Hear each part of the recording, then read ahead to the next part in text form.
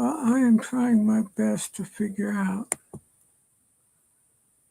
what is going on with this thing. Anybody got a word of advice? There we go. Now I'm on. Can anyone hear me? I don't know if my audio is making it or not.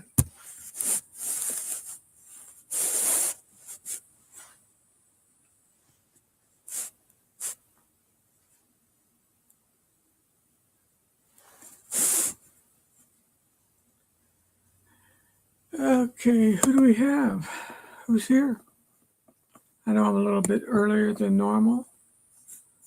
I woke up feeling not so good.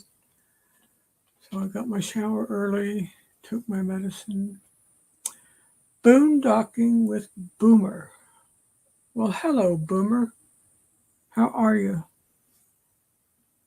I'm enjoying my coffee. It's the coffee of choice. Boomer, where are you? I'm assuming you're traveling somewhere. Where are you today?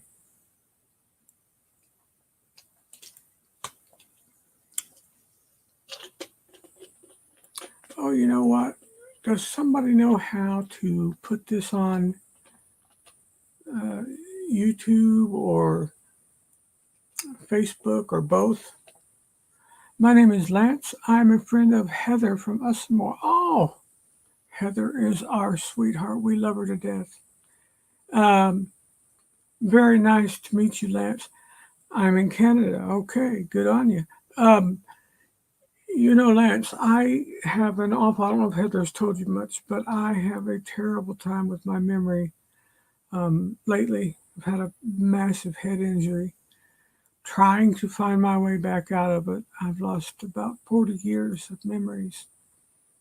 And I'm working real hard to get it back. So be patient with me, brother. Okay, I promise I'm a very loving and kind person. I just, there's that where I smacked my head. Ontario. Okay, excellent, excellent. Toronto. We got another guy named, oh God, what was his name? Rob. Rob. I know all about you. I heard. I've been watching you for a long time. Who knew? Who knew, Lance? But I'm so thrilled to have you, buddy. You're welcome here, of course, anytime. Um, Heather, oh my God. My wife and I celebrated 34 years of marriage this past May 30th. And we went to Fort Myers and ended up spending like 3 or 4 days with them at their house. And not everyone wants to take in strangers, but I think she knew we weren't the creepy kind of people. So my real name is Alan. Thanks, man. What is your first name? Lance wants to know. My real name is Alan. If you want to look it up on Facebook, it's Alan Ellsworth, Ellsworth. But any live stream I do, I used to do Facebook Live, but it wasn't as personal as this is, I think. I have put a link up here if you'd like to come up on the screen. You're more than welcome to. There's no requirements. I mean, you just have to be a decent human being and, don't trash anybody else. Hi, Alan. Nice to finally meet you in person. Right. Hey, Boomer, by chance, are you going on the Dwight and Heather, that cruise with all of them and Cindy Spiker, T&K Travel? Welcome, welcome, welcome. T&K, oh, wait, is this, oh gosh. Thanks for the invite. I can't right now, maybe later though. Okay, Boomer, that's fine. We have T&K Travels here. This is kind of ringing a bell in my head, so it's, I don't know, my memory is so sketchy. I'm trying. Oh man, I'm trying hard. Fat Matt, welcome, welcome. I'm a friend of Heather. Man, you guys, all of Heather's crew's coming in today. TK Travel is here. It's TJ. TJ. Oh, okay. TJ and Kayla or Caitlin, something like that. TJ and Kayla from Louisiana. TJ, yes, yes, yes. I do remember you. In fact, I think I have you in my phone, I believe. I am much more proficient at text messages than I am.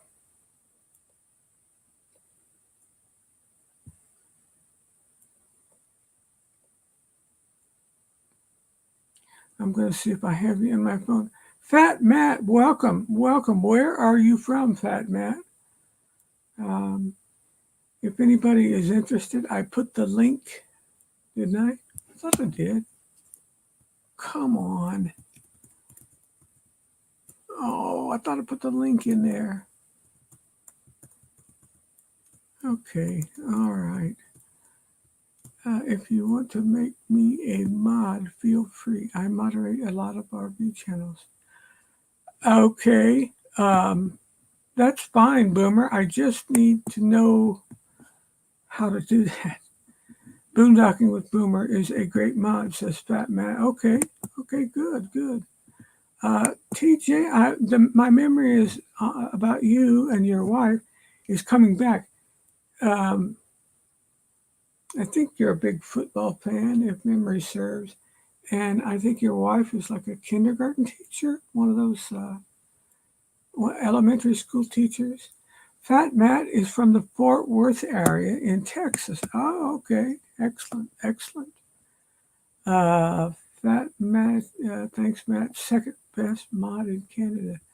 Okay, Midlife Crazy. These are friends. Brad and Kimberly. They're in the Simi Valley area of California, so it's always warm there. Even though they'll complain about the cold, it's not cold. We're having a nice day here and it's 30 degrees. Right click on the three dots of my name in YouTube. I'm not on YouTube. Who is that? Boomer. I'm in the, let's see. I see your name, but I don't see a way to make a moderator. Let me look over here in settings, maybe. TJ says, yes, big LSU, Louisiana State University, and Buccaneers. Oh, here we go. Settings.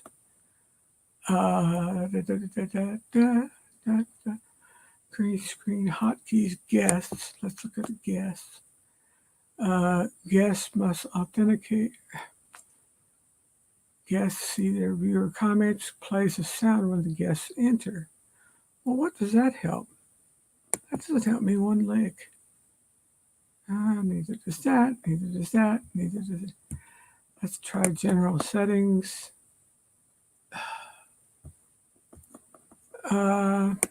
Okay, so the settings, you have to go to YouTube to make me a moderator. Let me try it on my phone. YouTube. Okay. I guess I go to my channel, right? Your channel. Okay. 5 people watching. There we go. Whoops. No, that ain't right. How do I? Let's see. You have to go to YouTube to make a moderator. She finished last year. Is finishing her teaching last year of sixth grade. Okay, I was a little bit off on that. I remember seeing a live show of yours. TJ, please forgive my memory. I think you know what happened. Let me see. I know there's a way to do this because you told me that there is. Okay, let's go to the people watching.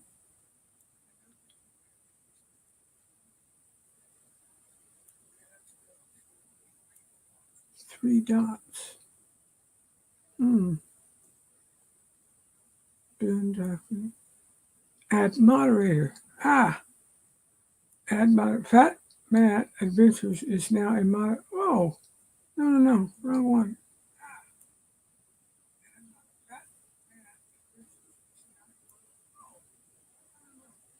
How do I change the moderator? I got the wrong one. Let's see. Go to your live on YouTube and tap on Boondocking with Boomer in the chat, and it'll bring it up to make her a moderator.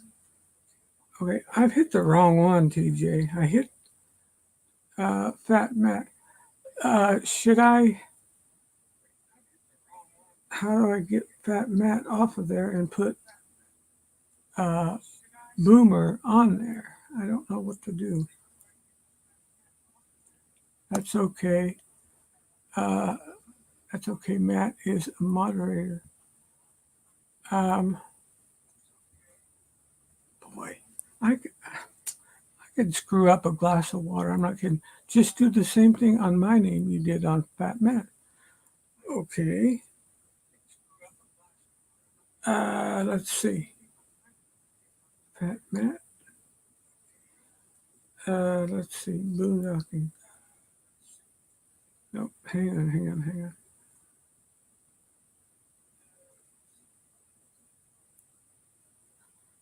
on. Just do the same thing. Add moderator. Boondocking with Boomer is now a moderator. Okay. Now, is there a way to remove Fat Matt, or do I even need to? Is this Eli family, 1983? Eli, welcome. Or is it ELL? My eyesight's not the best either. I'm going blind and deaf. Nevertheless, I've got enough love in my heart for everyone, and I'm so glad that you took time to be here, to show whatever support you can. God knows I've shown my support to the travel community, and I'm so glad I did. I don't have any regrets. You can have as many mods as you like. Oh, you don't need to remove anyone. I'm reading on my phone. There's on my screen too. I'm a tech idiot, folks. I hope you know that about me. He, a friend of mine, and Heather's, talking about Fat Matt, apparently. Okay, good. A friend of Heather's is a friend of mine. I love him to death. Same way with TJ and Kayla. That's starting to click back in my memory. That may not mean as much to you as it does to me, but believe me, it's a wonderful thing when I can come on here and even make one memory come back. It helps. Hey, I want you to see a friend of mine from the Philippines. It's none other than Mr. Kevin Adamas from Kevin Adamas Vlogs. Hello, big bro, Papamozo. Good morning there. Yeah, you got to remember, if you're talking to people in Asia, they're on a completely different time schedule, some between 12 and 18 hours difference. Kevin, good on you, my friend. Good on you. Kamusta? Kaibigan.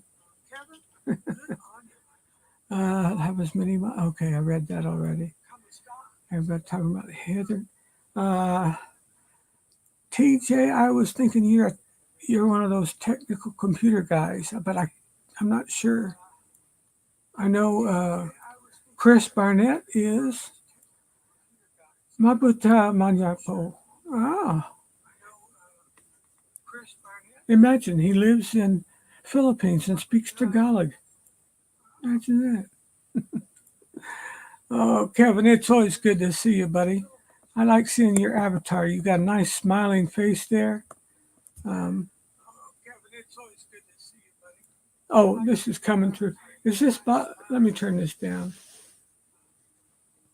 because I have the. come on. There we go. Yeah. All right. Now I can see what's going on. Whoops. No, I can't. Try it a different direction. I'm trying to watch this on my phone and on. There we go. Got it back. Okay. I got up a little bit earlier today. I was not feeling real well and kind of a tough night. So I got up and took a shower. Do you take a shower in the morning or in the evening? Two of my daughters actually like to take their shower in the evening time. Mommy and I both take our showers in the morning. It does help a little bit. If I'm feeling sick, a shower does seem to help a little bit. It kind of gets me awake and refreshed. I still feel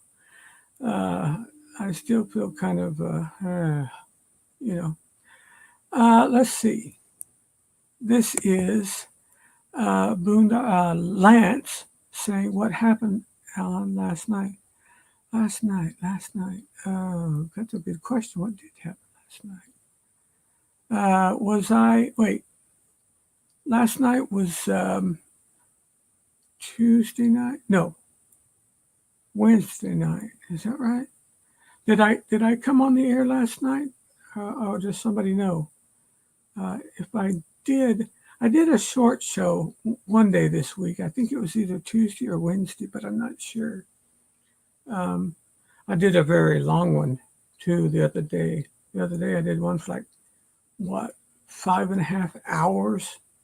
That's a long time to sit in my little camping chair. I got one of those camping chairs. You like those? Look at here.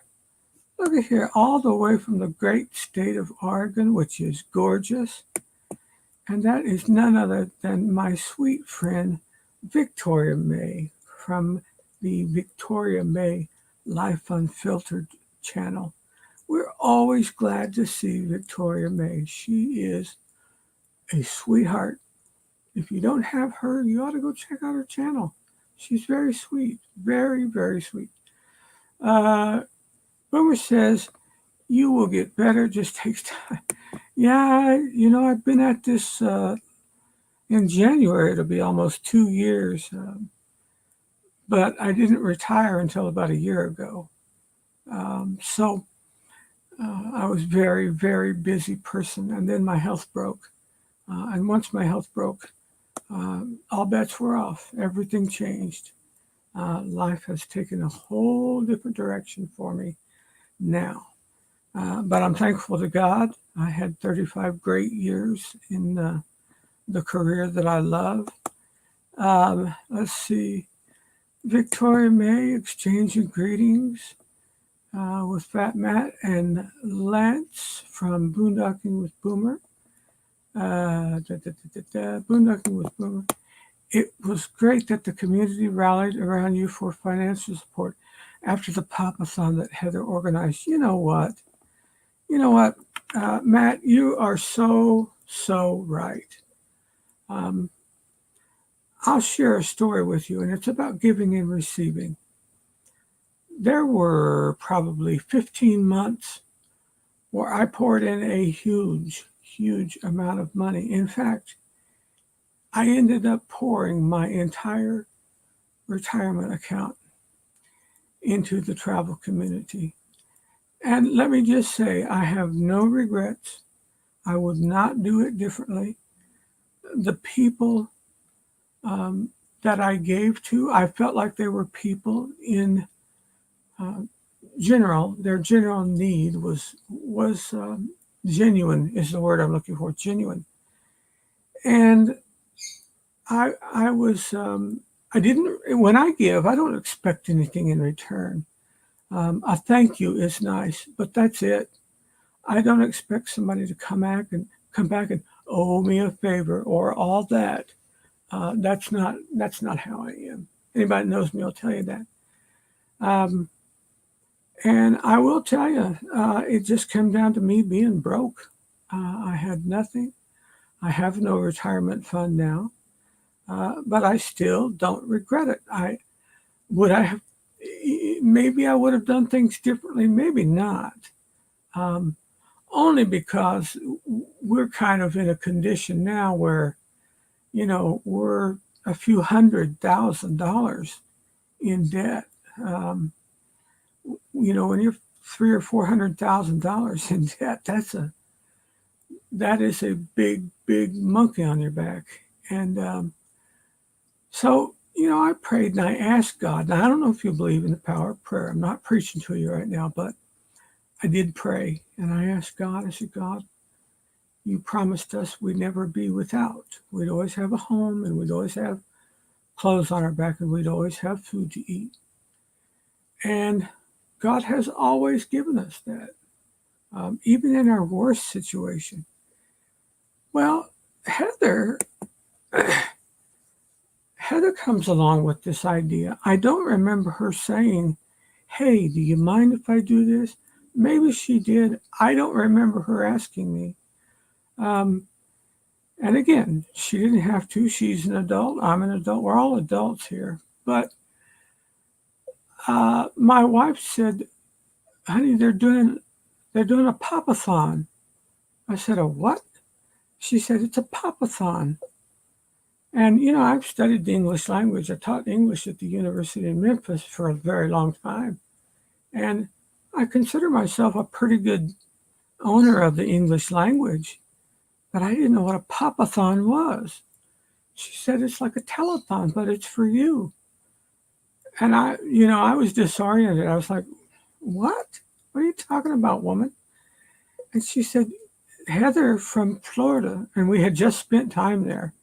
Right after we got back from there is when I had the bad fall. And she said, Heather wants to do a pop-a-thon. And I said, well, she can't do that. She said, well, sure she can if she wants to. And I said, well, yeah, I guess. Heather, let me know she was going to do like 36 hours, like a day and a half. And it took me back to Jerry Lewis. Does anybody remember Jerry Lewis? Do you remember who he was? And we all used to know about Jerry's Kids. I used to stay up all night and watch those whole thing. They were like 28 hours. Well, she was talking about 36 hours, and I'm like, no, you're not going to be able to do that. But she did. And not only did she do it, all of you on here participated. You just have to know my character and my heart full of gratitude, and I do mean full. I do not take for granted a $500 donation, but I also don't take for granted a $2 donation. It's all precious to me, every bit of it. Everyone's kindness, everyone separating with their money, that's a difficult thing in this economy we live in. And for somebody to spend 10 or 20 or 50 or 100 or 500, that's a difficult thing to do. Even if it's in your heart, it's still very hard to do. And so many people, I was a bit dumbfounded. I finally got on there. I think I was at hour 6 or 8, and my wife come in and got me up. She's like, honey, you got to see this. And at that time it wasn't near what it ended up to be. And I thought, oh, they'll get, $300 or $400 and that'll be nice. Victoria says, Lance says, Victoria, I still cannot see your comments. Lance saying hi to Victoria. Okay, good. Oh, I missed one. And all the other YouTube channels. Oh, I'm back up. Heather was great. Oh, and all the other channels that did the pop-a-thon. Yes, Lance, I can't even get it across to you how grateful I was. And, it wasn't the fact of the amount of money. It was just that so many people participated Anyone who knows me knows I've spent 35 years in the pastoral ministry. You don't get 35 years and a church of several thousand people. You don't get that by being unfriendly and by being a bit aloof and unapproachable. You don't get it. You have to be a people person. You have to be a lover of humanity. And I am. I love any of God's children, regardless of their religion, regardless of their color of their skin. In fact, I pastor an all-black church. Okay, we got somebody new on here. Not new, but new to us. Lance, you're exactly right. Yes, the whole community was great. I gotta tell you, I never saw anything like it. I don't know what channels raise when they get these, what do you call them, super chats. I don't know what they actually raise dollar-wise.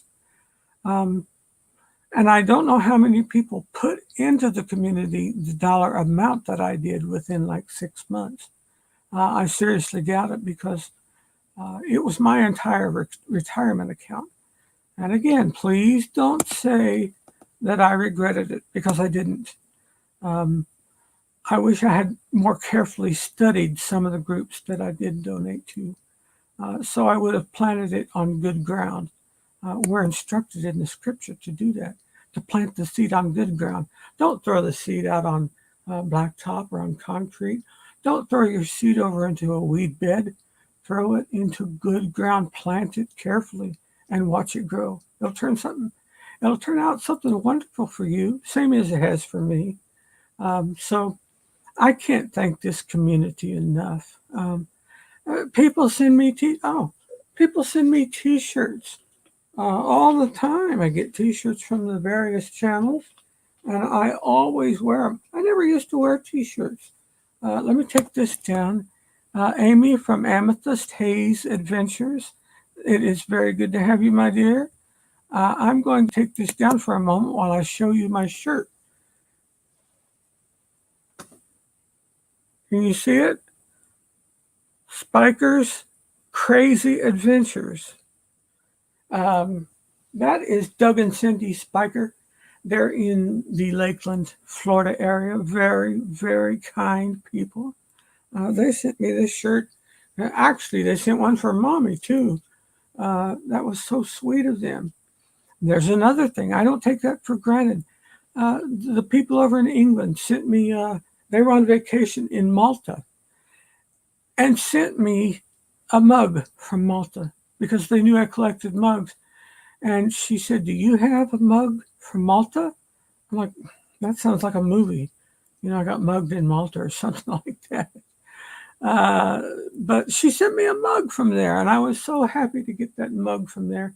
And then I think she sent me one from Bulgaria, too. They got stranded in one of those countries. Oh, my gosh. I think their like travel taste and tour different from the people in Pittsburgh to travel and tour. I think the people in England are travel, taste, and tour, something like that. Hey, I want to see who you got here. Look at this. Traveling with Nick P. Hi, Papa Mozo from Georgia. Hello, my peach friend. I love Georgia. Only one thing about Georgia I don't like, and that is their police force. Georgia and Ohio, believe me, are the worst. We've traveled all over America for many, many years. And you really, really have to walk the chalk if you're going to be in those states, Georgia and Ohio. Remember that. I'll tell you something else about Georgia. They're sneaky little weasels. They've got cop cars hidden in everything. I was waiting one day just to receive a ticket from a guy driving a Vega. That's a little bit of a joke, but they drive anything. Darian is driving and wanted me to say hi to you, Papa. Well, hello, Darian. Well, let me get this on here. Traveling with Nick P. says Darian is driving and wanted me to say hi to you, Papa. Okay. Are you with Darian and you're going somewhere for more spaghetti ice or something like that? That's Darian's thing. I've never had that I know of. Is it like ice cream, or is it spaghetti served cold? I don't know what that is. Victoria, you have 31 thumbs up on last night's live. Go check again.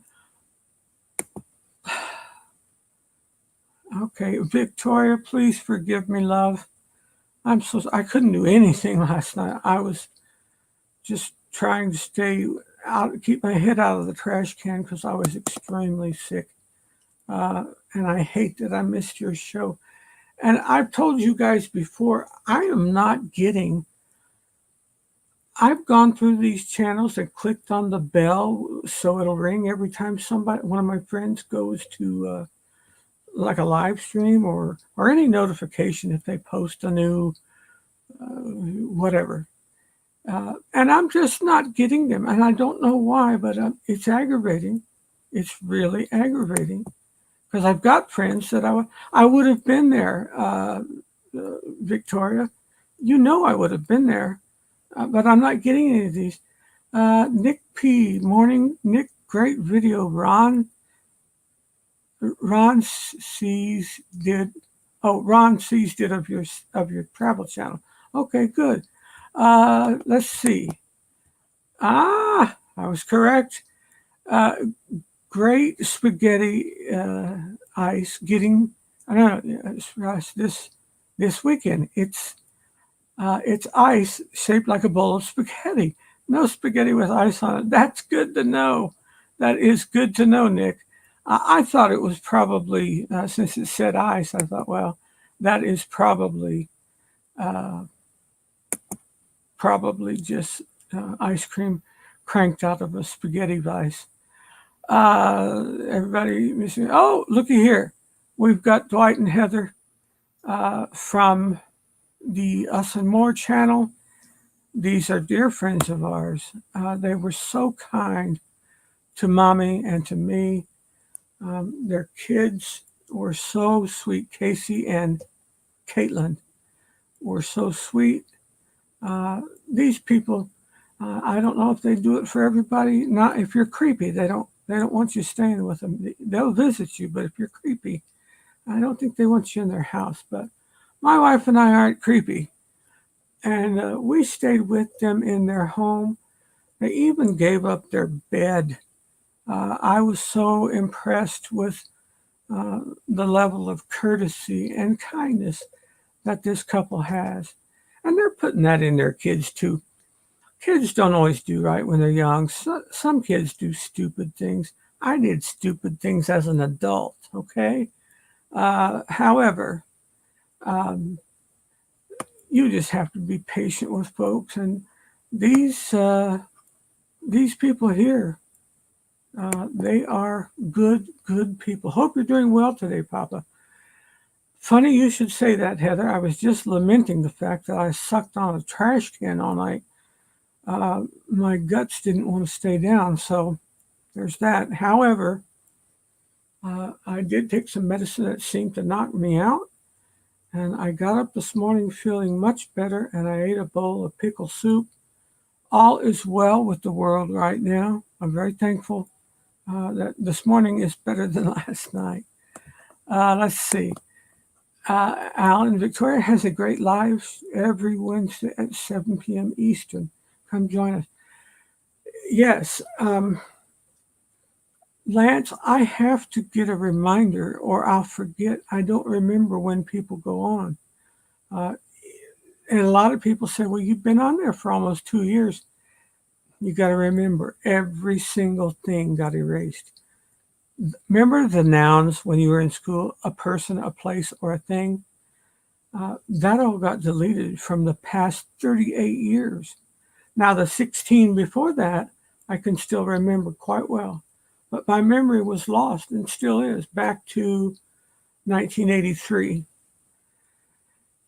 So, I will tell you, this has helped. Coming and interacting with you and people saying, well, I thought you should know that we went to a seafood specialty restaurant in such and such, and you really loved it. And they had a appetizer that was very good that you went on and on about. For some reason, and please don't hold this against me, but for some reason, I remember places a lot of times if it was a food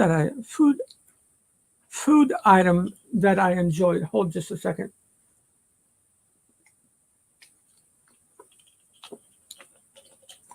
But Lance, that is an explanation. That's not an excuse. I should have been there, and I wish I could have.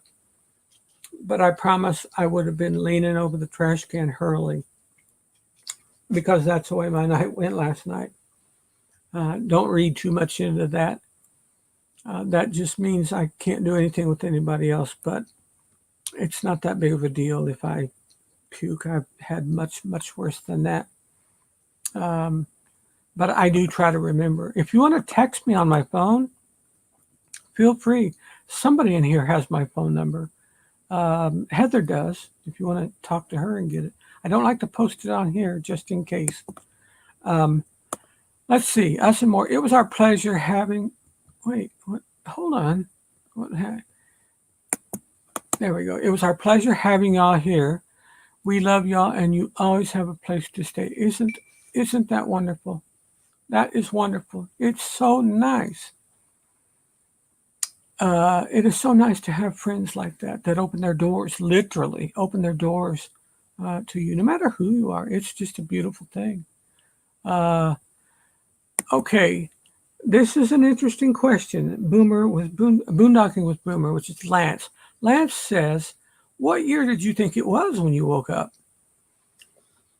Well, I will tell you, I didn't recognize the lady leaning right up into my face like this and saying, "Hi, sweetie, how you doing?"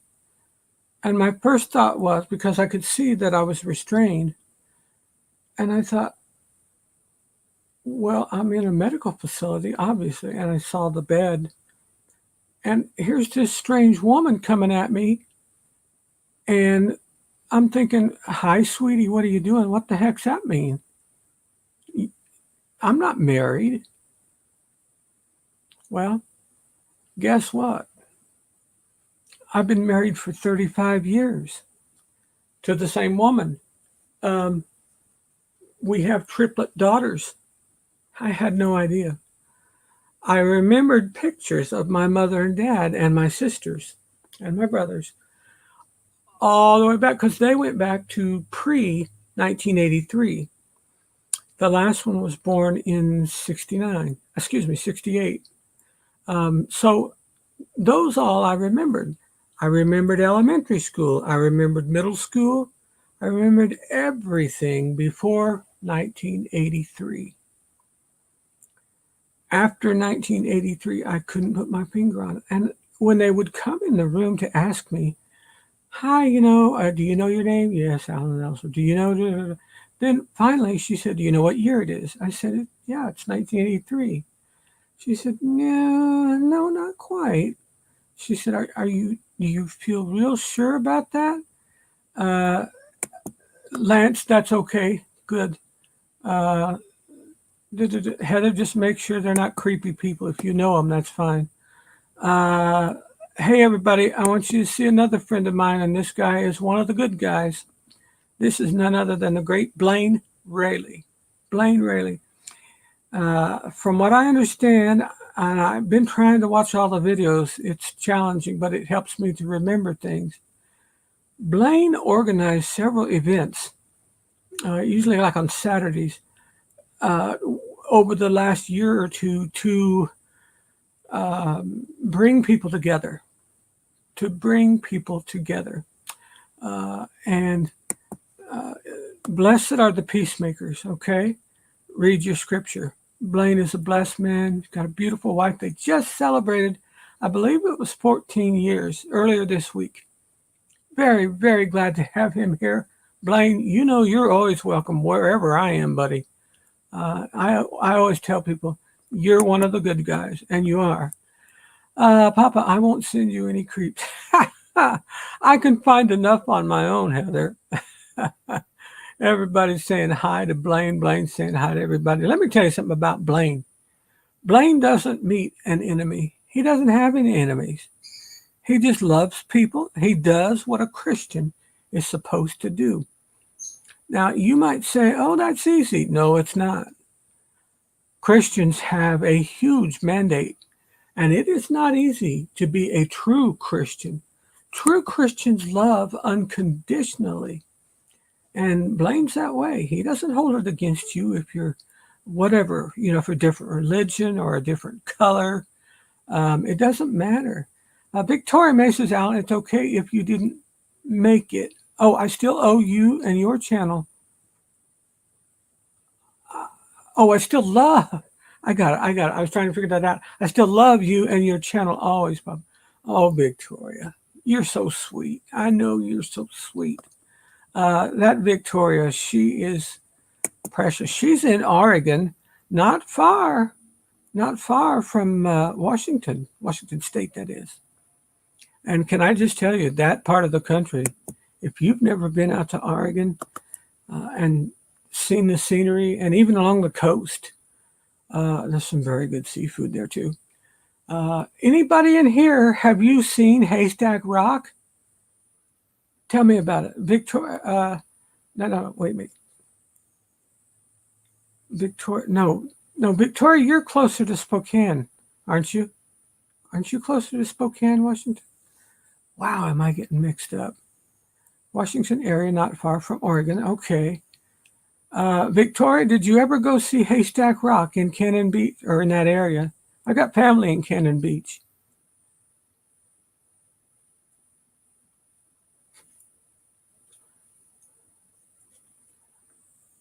Not far from Oregon. What's the big lake? Crater Lake? Is that it? I've been there, but I can't remember. I think it's Crater Lake. I believe it might be a national park. Blaine, you're the national park guy. Is Crater Lake? I went to a huge place out there, and it just looked like a gigantic crater. I know Blaine has covered many of our national parks, and oh my goodness, he puts pictures on here that are just beautiful pictures. Okay, let's see what we got here.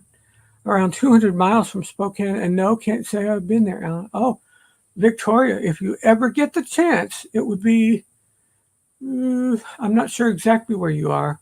If you're 200 miles due west of Spokane, then you're not far from the coast. But I'm not sure exactly where you are, and that's okay. You don't have to tell me.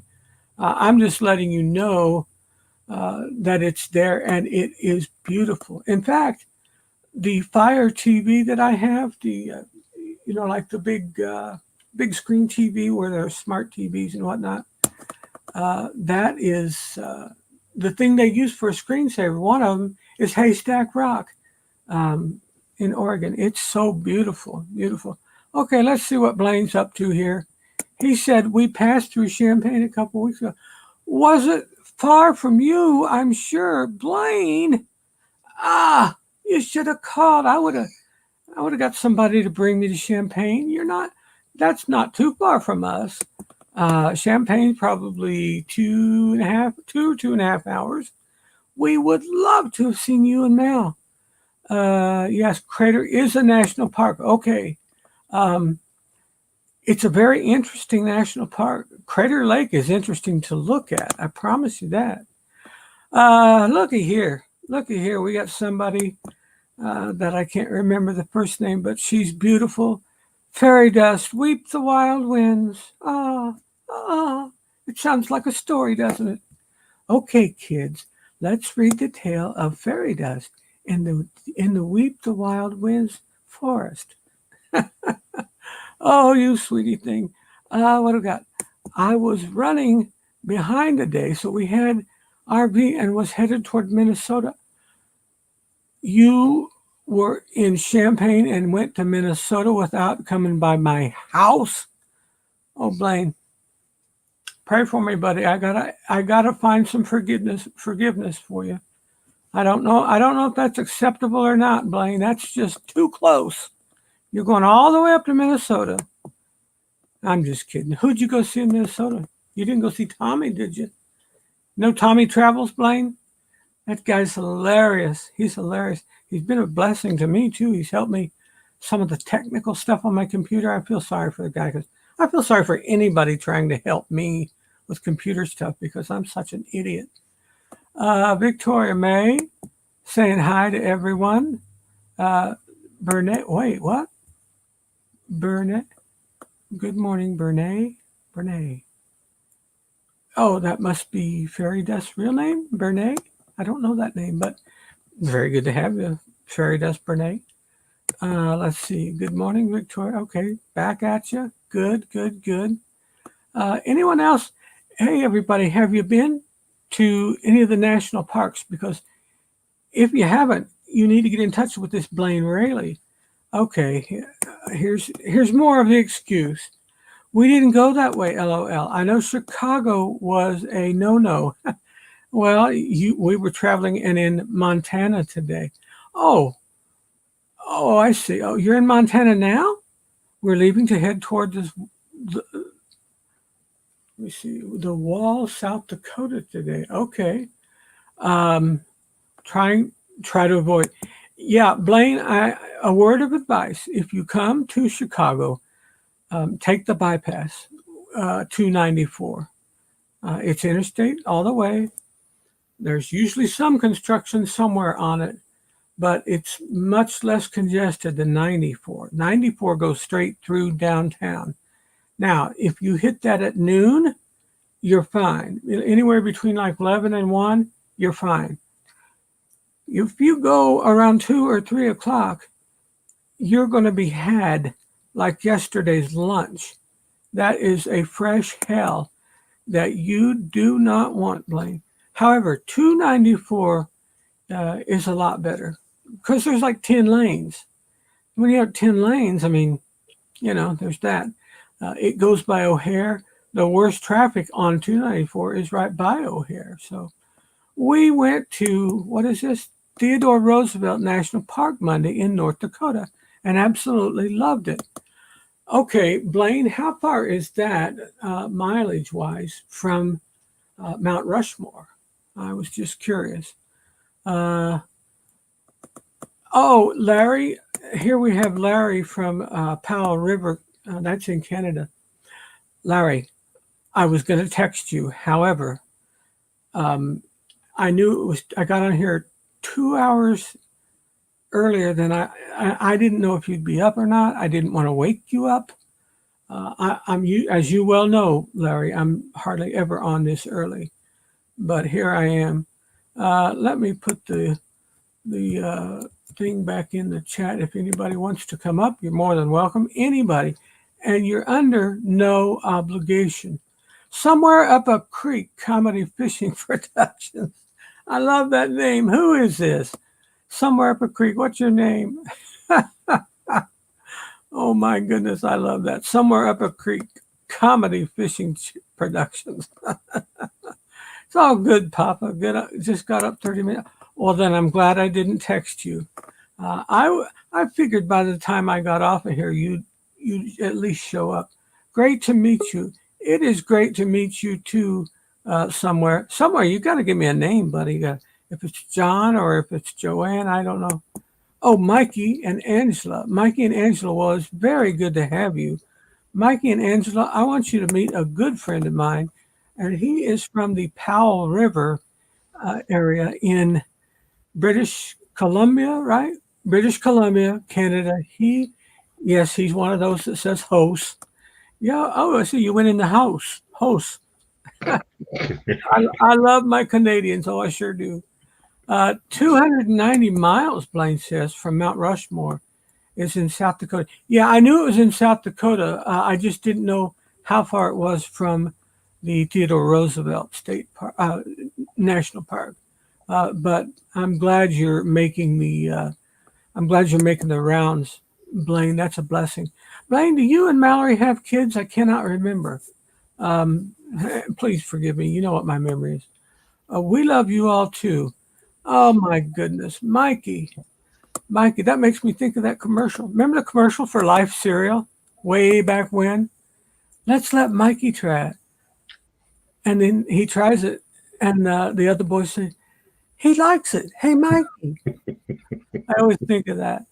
Oh my goodness. Now here we have fairy dust, and I got to get a name from this one. Add to stream. There we go. Oh my Hello, hello. My lighting's bad because I just woke up this morning. Oh, are you one of those that has to have your makeup on for your scene? I need to have the makeup on. You know what? My But wife no. says the same thing. My wife always says that. Well, good morning. I'm Morning. only coming up because when I go down to the chat, it's a blank screen. I don't see you. Larry? It's a blank screen.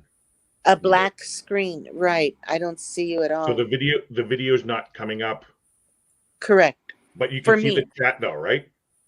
I can read the chat, but I can't hear him or see him. Interesting. Do I've I never have? seen that before. I wouldn't have her blocked, would I? Never blocked No, anybody. no. If you had her blocked, she wouldn't even be able to see your chat. I don't even. Okay, think that. because I've never blocked anybody. Okay. No, of course not. I'm going to continue on here. If anybody has an idea of what this is, try to let's help. Vic, what's your name, Fairy Dust? It's Bernae. Oh, Bernae. Oh, okay. Bernae. Bernae, Yeah. very nice to have you, dear. Thank you for joining us. Thank you. I've been here before, but can you double check to see if I'm blocked or anything? I mean, because I can't see the screen. Well, I don't think you'd be, like Larry said, if you were blocked, you wouldn't even be able to see the chat. Okay, the let me chat. go. I'll go back down but I don't hear you at all. Okay. Interesting. Okay. Blaine, love you, Thank buddy. you. Have a good day. Now, Good day. let's see. There's Najuma. Najuma's here. Hello, Our love. girl. It's our girl That Najuma. is right. That's our sweetie. We love her to death. Yep. Let's see. Amy says something. Well, why won't it go on the screen? Come on. There we go. There you go. Oh, saying hello to Yeah, hi. Najuma. Hi, Amy. I can't figure this out. Why she's not seeing? Is your no idea. There's computers are very difficult to understand fully. You know, there's so many variables that it could be. That's why if you're going to ask somebody for help, there's so many questions that they ask. Like, no, it's because there's so many variables that it can be. It's hard to say what the problem is. Because, like I'm saying, like with chat, I doubted if you would be able to see the chat also. You know what I mean? Hey, wait a second, Larry. I don't know. I've never been blocked. I've never blocked people, so I don't know. I've never been blocked either. I have a question. If I put this link back in here, can she click on the link? Yes, she did. That's what she did. That's how she came up earlier. Oh, I'm sorry, I'm a little slow. It's yeah, still the morning. I understand. Well, you know, you are welcome to come up, even though you're a child of darkness. You're welcome to come up and spend time. Light. Yeah, let there be light. Let there be light. Yeah. Good morning. Oh, Bernae is. Please forgive me, everybody, again if I don't remember your names. That's why I have good friends like Larry to keep my brain active. My goodness. My brain's just starting to do the chugga. You know, somewhere up a creek comedy fishing is Mikey and Angela. Was that it? Angela or Anita? And I thought I heard you say Angela. Okay, yeah. Mikey, right. I associate things and I remember that commercial from my childhood. Let's see. Yes, Fairy Dust, Weep the Wild Wind. I'm wondering if it was a technical issue on your end. No problem. We go through that. My wife's waking up. Morning, love. Good morning, lovely Ananda. Good morning. You know how it is when they wake up, Papa. Hey, I stand back and poke mine. I learned not to. I was going to lean down and give her a kiss on her forehead, And man, I got jacked. I mean, Yeah. and I'm not talking about a good jacked. I'm talking about bam. Yeah. She's like, "What are you doing? You scared me to death." I was like, "I was going to give you a kiss. Okay, I love you. Good night." Good news, Papa. Huh? She can see clearly now. The rain. Oh, fairy dust. Renee, she says, okay, all clear now. Oh, so she can see me? And She you? can see. She sees the light now. Excellent. See, all it takes is a little prayer. Yeah, right. Mikey, good on you. Where did I already ask you where you were? You and Angela? Fairy dust. Where is Bernae? Where's she from? I know I follow these guys because every time I get a notification, I always think, what is it? Up shit creek without a paddle or something, the expression that some people say, sorry. Somewhere up a creek comedy fishing production. That's what I thought of. I wasn't going to say it, but that's exactly what I thought too. Renee's in Southern California. Oh, I'd like to be down there. East Coast. Okay. Man. I'm from the East Coast.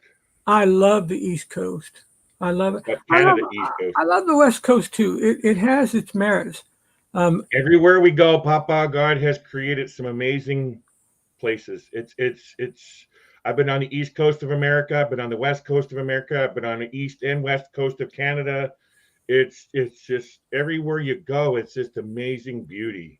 It all depends. Like, no, the East Coast doesn't have these, 8,000 meter mountains, but it has its own thing. We do fishing and comedy. Fishing and comedy, yeah.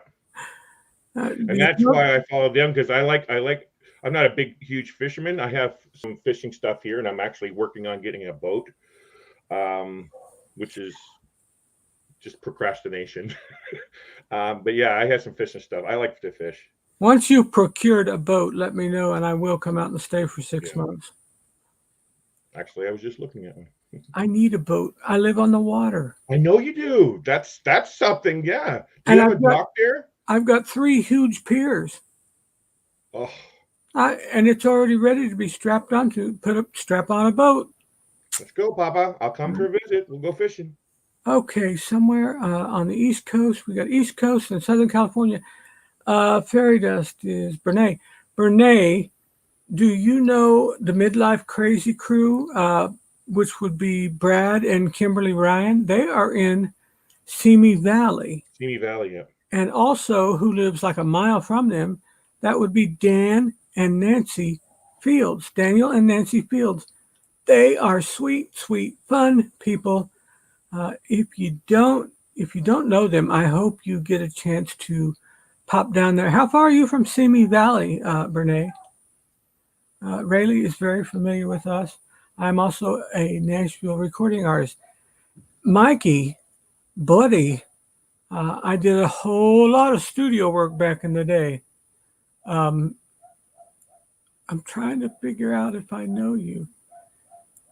Mikey, do you have me on Facebook by chance? Any of you, if you want me on Facebook, and put something on the invitation that lets me know you're not some weirdo. If you want to go to my Facebook, my real name is Allen, Allen, Ellsworth, ELLS Worth, Ellsworth. Which is so funny. I have a hard time calling you Allen. I just, it's what? I've had this title since I was in like middle school. Oh, okay. I have no easier too. I have no idea how it started. I really don't. And then when I got on here, I thought there's nothing anywhere like that. There's all kinds of papas, but there's no Papa Mozo. And I thought, I'll just stick with the name. Let's see. I just call you Papa, so right. Everybody does. Everybody does. Angela is a recording artist. Oh, okay. Excellent. What genre of music, Mikey? Then what is this? Bernae says, I'm between the 10 and 20 freeway by Arcadia, California, in the San Gabriel Valley. Simi Valley, I believe, is in the San Fernando Valley, which is about 20 miles north of me. That's close. I didn't know Simi Valley was in San Fernando. I actually knew somebody here in Canada that frequents up here. I think he's Canadian, but lives in San Fernando. Huh. That's interesting. So, wow, I'd like to put our heads together. Are you going to go? San Fernando Valley is Bernay. Bernay, are you by chance going on any cruises with the Crazy Crew or any of them? Oh, Facebook. Okay, let me put this out here. If anybody wants. Before that, look for at the. She's 1999 U.S. Female Vocalist of the Year. Yeah, look at the one before that too, Papa. Look at the response before that. Angela. Okay, let's see this. Angela Baker, who works with Wally Fowler of the Oak Ridge Boys. Mikey. Oh my goodness, it's a small world. I laid down some tracks for them 30 years ago. I laid down some keyboard tracks in their studio. Well, not their studio, but we were in not Kingsport, just north of Nashville, right on the north side of Nashville. And I laid down some tracks for them. I can't believe this. What a small world. I was there in like 91 or 92, and I laid down some keyboard tracks. It was a quick thing. I was in and out in about 3 hours. It wasn't like a 2 or 3 day thing. Back in the analog day too. Yeah, pretty much. I certainly played an analog. I played a big piano, which was weird because I'm not really a piano player. But Angela is the last music artist that Wally discovered.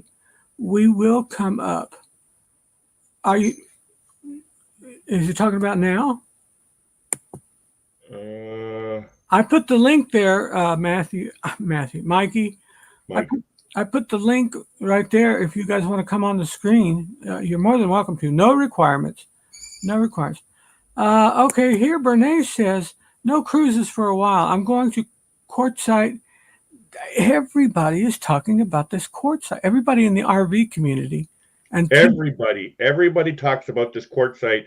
And I've seen some videos of that place, and I would love to go there myself, actually. I'm not an RVer. I have a van, and that's how I want to travel, is through a van, but I don't want to live in a van. No, thank you. No van down by the river? Well, we're setting up our van to down by the river. That was a joke. By the river, but that was a joke from the early 90s Saturday Night Live. We live in a van down by the river. But this Quartzsite looks like an amazing place to visit, though. Everybody says, that's kind of their snowbird place. And so I think we've got somebody new here, or maybe new to our live stream, and that is none other than the lovely Angela Jones. Hi.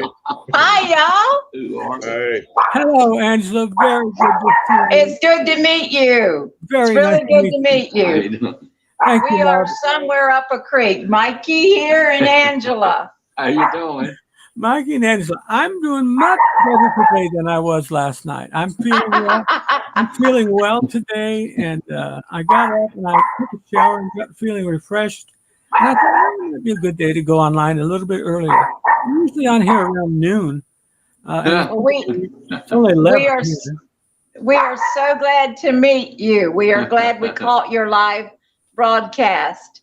And yes, I worked with the original Oak Ridge Boys, and Wally Fowler was my producer and mentor, and I'm the last one that was discovered by him. And he discovered. I was going to say, did Wally pass? Yes, he passed in June of 1994. Oh my goodness! In a fishing accident, actually. Yes.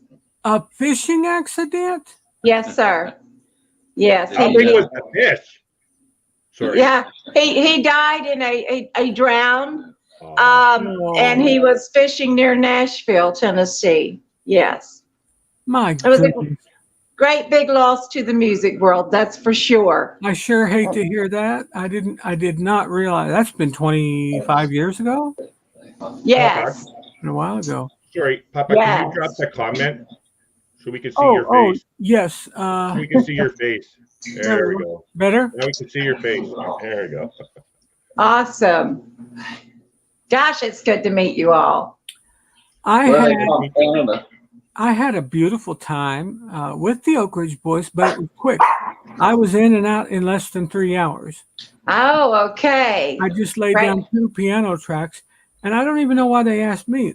In Nashville, piano players are a dime a dozen, Yes. and I am not traditionally. I'm not a piano player. I play a gospel organ. You know, I mean, Right. I've pastored an all-black church for 25 years, Gosh. but I Wow. retired last year. I'm in retirement now. Well, it's Man. so awesome to meet you, Papa. And I'll tell you, you can go on our Somewhere Up a Creek channel, and I also have some gospel recordings on there, and a lot of my music that I have performing live and that sort of thing. So Are you y'all can catch. are you able to travel still?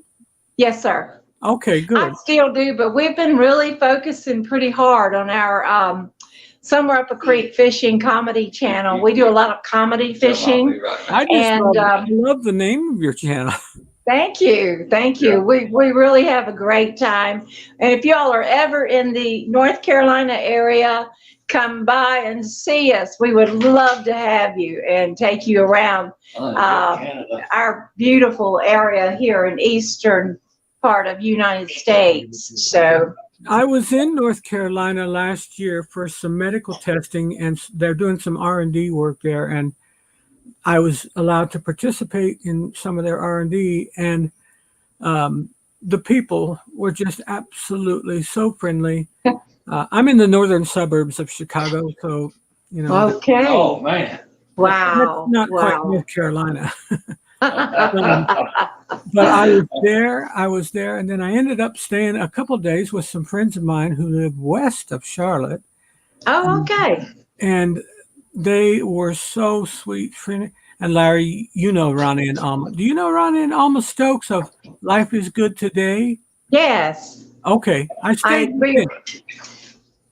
We follow everybody's channel on here, and I have been subscribed to you for quite some time, and I'm just glad I caught your live feed today I and am was too. able to come on and say hello and meet you all. In I person. keep trying to check those bells where it says, you check the bell and it's got the little parentheses outside, which means you're going to get everything. Awesome. I'm only getting 1 or 2 people. Yeah, a day. YouTube's not. They're not sharing the notifications like the Down Under Cruisers. I physically manually have to go look for their thing to set a reminder when it comes on. They're not doing a great job at all. You I are have so correct. We're I have to having do the same thing. problem. Same here. Wait. It's like you I gotta follow go over and- 500 channels. There's no way I can keep track of who's who, right? So Right. Well, we are uploading daily videos. We've been working pretty hard, and we are fishing a lot and making a lot of videos. So y'all be sure to come over and check us out and stay in tune with us. We are going to start trying to do some live stuff soon, as soon as I get Mikey. You see, we did name Mikey after eating because he's always eating. Y'all see? We're not kidding about that. Mikey will eat anything. You see, this is what I deal with every day. I got you. We are not joking. I'm always hungry. I always got to keep him fed. Somebody Fishing Productions. Oh, he's looking up your channel. Make sure you catch it. I took a subscriber fishing. No, that's not it. Somewhere. Awesome. 328 people. Yes, sir. We're still growing. Okay, now you're going to have 329. Awesome. Well, I know I'm thank you. surprised.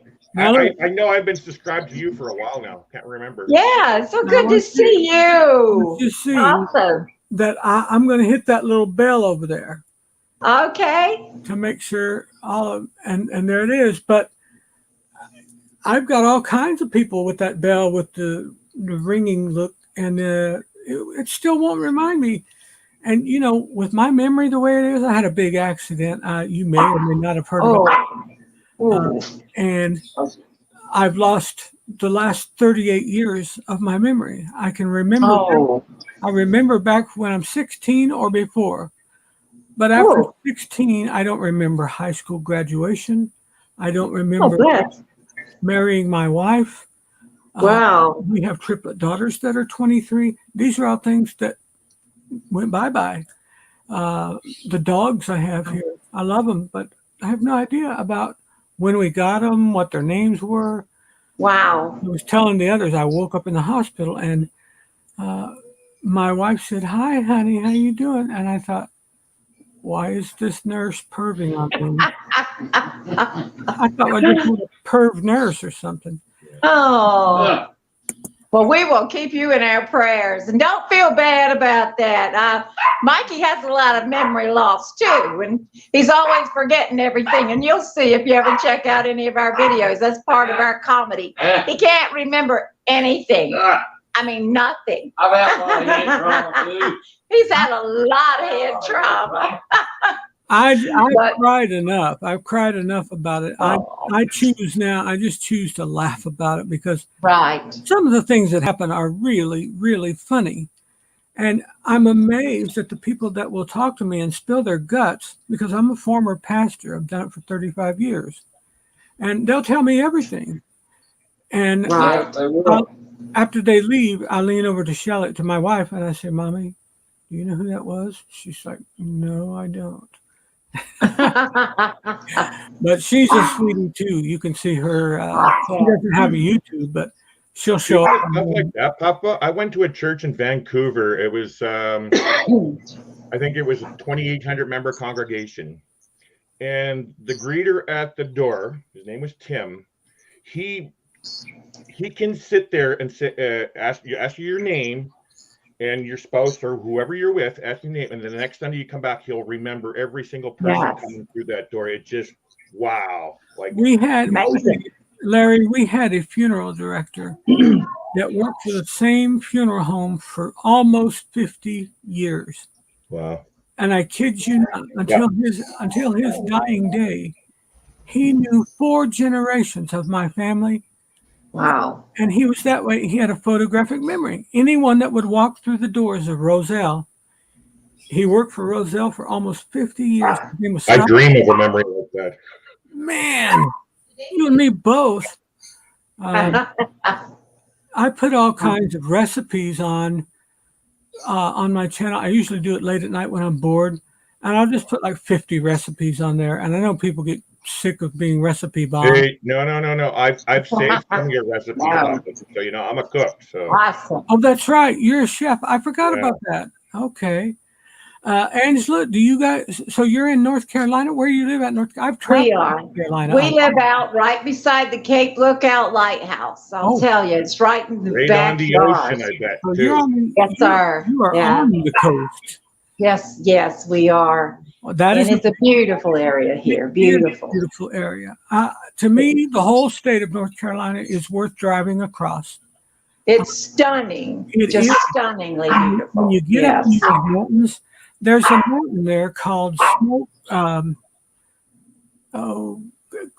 Clinch Mountain. Is that it? Clinch Mountain. It would be far west of you. It's in the Blue Ridge. Clingman's Dome. Is that it? No, Clingman's Dome. Clinch Mountain or Lynch Mountain. I Yeah, think Leech Mountain. We have a Leech Mountain, Clingman's Dome. one, and then there's another one that's called Smoke in the name somewhere because Smoky Mountains. when you look down, when you're up on the highway up here, you can pull over to the lookout and look down on the clouds that are over some of the mountains, and it looks like fog, but it doesn't hardly move. And Yes. you just think, oh my gosh, I'm in an airplane way above, but you're not. You're on the No, highway. that's the Great Smoky Mountains. Known for that.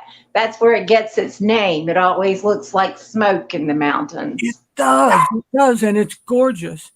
But Absolutely you know what? gorgeous. I've been exactly where you are, and that's gorgeous too for a different reason. Well, golly. If you're ever here again, you make sure you look us up. We'll take you fishing. I'll do it. There's a cruise port at where you are, right? Isn't there a cruise port in South Carolina? What kind of port? Oh, you're talking about Cruise Charleston. port. Charleston. Oh, That's the Charles. yes. Charleston there, yeah. Yeah, Charleston. And Yeah, we I'm originally from St. John, New Brunswick, which is on the east coast of Canada. I've been to Boston on the east coast and then all up the west coast. Basically. I live on the west coast of Canada right now. Hey, Awesome. Renee's saying, but hope to see you guys off on a Bon Voyage party in October. Bernay, wait a second. If you live She's in talking about in Miami, Papa. Huh? She's talking about our Bon Voyage party that we're having in Miami. Okay, that's fine, but she lives in San Fernando Valley, or She might go. It sounded like the last time I saw that she might go because she's on the Down Under Cruisers channel one night talking about this too. Well, go to do Miami. tell. If Hey, memory serves me correct. Bernay, do tell. Now, you know what she just said here? No cruises for a while. I'm going to Quartzsite to meetups in January and thinking about Florida. Uh-oh. Time to pray the prayer. I'm actually looking at. I'm doing work today, Papa. Still looking for a hotel. Mommy, you got Mommy all spooked out. She does not want to stay at that Hilton. She trusts those reviews. Right. Whenever she reads those reviews and there's a bunch of bad ones, she just says, uh-uh. And Well, I personally want to be downtown where that Hilton is, close to the port, and truthfully, it's not hard. I'm just waiting for them to give me quotes because I've already seen like the averages of what they can charge, and I have room for negotiation. So there's a couple that I'm like the Holiday Inn, like I can't afford like $400 a night for a hotel, but Right. $200 a night it's okay. Well, you really about have to pay that in Miami. $200 a night is not overpriced. It's expensive, but depending on the season, Papa. What I with my research, you can get it down. Like there's the YVE. It's a 3-star one, but right next to the cruise port, $149 a night. $149 a night. $149 a night. That's the YVE. It's a 3-star, but now the Holiday Inn, they want $318 a night. Can't do that. Wow. Hey, You got it. Good. you know that review that Don Terrace did, that review of the Hyatt Regency, that review looked pretty good. Yeah. Now, again, like my wife just said, out of season, it all depends on what the seasons are right now, right? You could hear Dawn staying there in July and it's like $500 a night, whereas in October it's $200 a night. You know what I mean? There's a big. You want to stay there. You want to stay there, not buy it. Yeah. Right. So, and then everybody's worried about the cruise shuttles, like to get to the cruise port. Yeah. Well, if you're downtown, yes, it's nice to take the shuttle, but it's no different than taking an Uber or a cab or anything. It's just like a 5-minute drive to the cruise port. Like you look out the window of the hotel and there's the cruise port, right? So, Oh, wow. the shuttle isn't really necessarily needed, but you can get it, right? You know what I mean? Right. Not all hotels. Angela, what about you and Mikey? Would you want to go with us in October? We're going, it's an Aruba cruise out of Miami. Wow. We'll have to check that out. Where is We've always wanted to go on a cruise. Larry? It is Aruba, and then 2 places in La Romana. Aruba, Bonaire, La Bonaire. Romana, Dominican, and Amber Cove, Dominican. Wow, that sounds awesome. I didn't go to Amber Cove, but she did, and she said, "Oh wow, that's a nice. It's a good place to spend a day."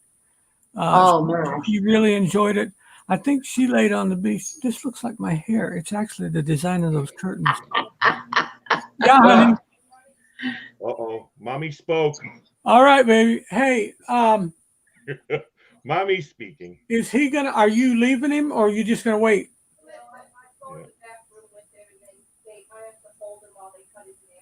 Oh God. Good luck, honey.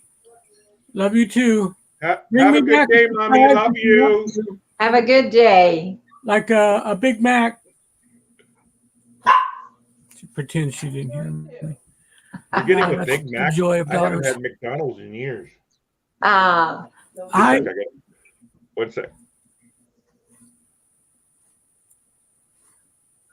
Anyway, what I was saying, Angela, there's actually quite a few of us going on there now. Plump can tell you more okay. about exactly who is going. My wife and I Okay. will be there. Do you have us on Facebook? Do you have me or Shelley? I will join you. I'll look you up. My I name sure will. on there. My name on there is Alan Ellsworth. Alan Ellsworth. Yeah. I need to write that down. And all you got to do is just request it, and But I'm telling you, honey, I'm terrible with technology. I can take it to an all new low. I am an idiot. I'm a total idiot when it comes to technology. It's all I can do to figure this thing out. And the guy that gave me this computer, and he was sweet enough to give me this laptop here, and he gave me one of these circle lights to shine in my face. I didn't know how to work any of it. And I'm coming for a visit, Papa. You better have a room for me when I come visit. I'm going to set you up and make sure you know everything by the time I leave. Well, he's doing a good job. Yeah, he is. Yeah. He's doing a really good job. You know, I have one benefit. I've spent, all my life either in front of people performing or preaching or teaching, something like that, or I'm a very gregarious personality. That's just me, Right. And I love people. There's no end to that. I love people, and Absolutely. I've had Same here. people. I've had so many people that are so kind to me. I can't even tell you. Yes. And I'm blessed for it. But That's a gift from God, I'll tell you. We would love to meet you and Mikey in person. Absolutely. Absolutely. And as If we I can get believe him to in stop divine eating. appointments, I believe the Lord set this up. I believe in divine appointments and I meeting certainly you I agree. through I all our certainly do too. blessing. Absolute blessing. We believe it too. And you know what? It isn't really everybody you can trust to be with on vacation. Absolutely. I don't want to go with a bunch of weirdos or creeps. No. You know what I mean? No, absolutely. That's right. You have to be careful nowadays. World's just so messed up and it's becoming so dangerous. Oh my goodness.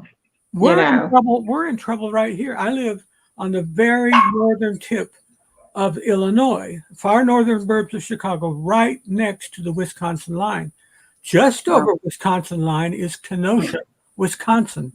I don't know if you've seen the news lately, but Kenosha is a Yeah, hotbed. the world's looking at Kenosha right now. The world Very is looking seriously. at Kenosha for all the wrong reasons. Yes. There's Yeah. so many wonderful people there, and it's a beautiful town. If you've seen their courthouse, I mean, it looked like Buckingham Palace. Mhm. And here they got, another black-white thing, and it's like, oh God, Horrible. Here we go again. Horrible.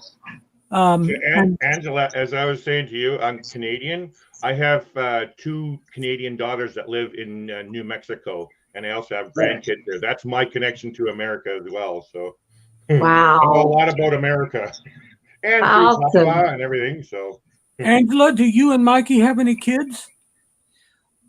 Yes. Between Mikey and I, between the both of us, we have 4 children and 6 grandchildren. Wonderful. We're blessed. Are you Blessed. God has just blessed us. amen. He's Yeah. blessed us. Do you absolutely spoil the grandkids? Well, in a good way. I'm one of these, I believe in, you can spoil them, but so far. But you don't want to spoil them where you ruin them. You know, That's right. That's right. terrible. The last time I saw my grandkids was in 2018. I go down to visit them, and I'm going down in April. Goodness. I didn't know there was a good way to spoil them. Yes, they get what they need. They don't get everything they want. No. Well, I've taught my daughters. I've got triplet daughters that are 23, and 2 of them still live here. One of them lives over in South Bend, Indiana, with her boyfriend. And I've taught them. I'm like, you gotta work. Grandkids are coming. Don't think Exactly. you get anything if you don't work for it.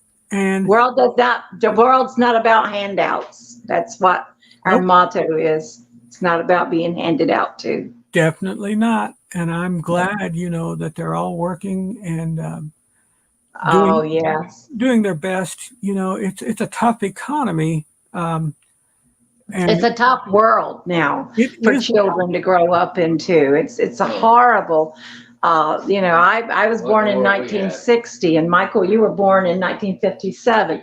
Boy, I'll tell you, the world has changed so much, and we are now seeing the end. I'm telling you, we are. I It believe, wouldn't surprise me if he doesn't break that eastern sky any day now. I totally And that's believe- exciting, I but it's totally a agree horrible with you. time. I agree with you 100%. Mhm. I feel like we're living in the last days. We are. We I absolutely are. remember when I Oh. was a little boy 100 years ago, and my mother said, "Oh, honey, we're living in the last days. Jesus is gonna come back in the sky and He is. bring us up in the rapture." I've heard that for 50 years, but it just seems like, from 50 years ago until now, the world has Yeah. quadrupled in its Changed. wickedness. And there's It's- That's an right. environment. There's an environment of entitlement like I have never Right. seen before. You owe Right. me this. No matter who a person is, we were talking about spoiling kids. Well, Right. I should get one because all my friends have one. I'm like, well, you will if you work for it. And like, well, they didn't have to work. I'm like, well, their parents make $2 million a year. Exactly. When their parents make that kind of money, and they're like, well, why didn't you? I said, that's not the career I chose. I chose the ministry. And there are times when I wish we had a little more to do certain things and we don't, but I cannot complain. But I was His grace is sufficient, right? that's Grace is sufficient for thee. the Apostle Paul knew all about that. And that Absolutely. was something that bugged him for many, many years that he could never get rid of. And finally, God just told him, my grace is sufficient, just like you just said.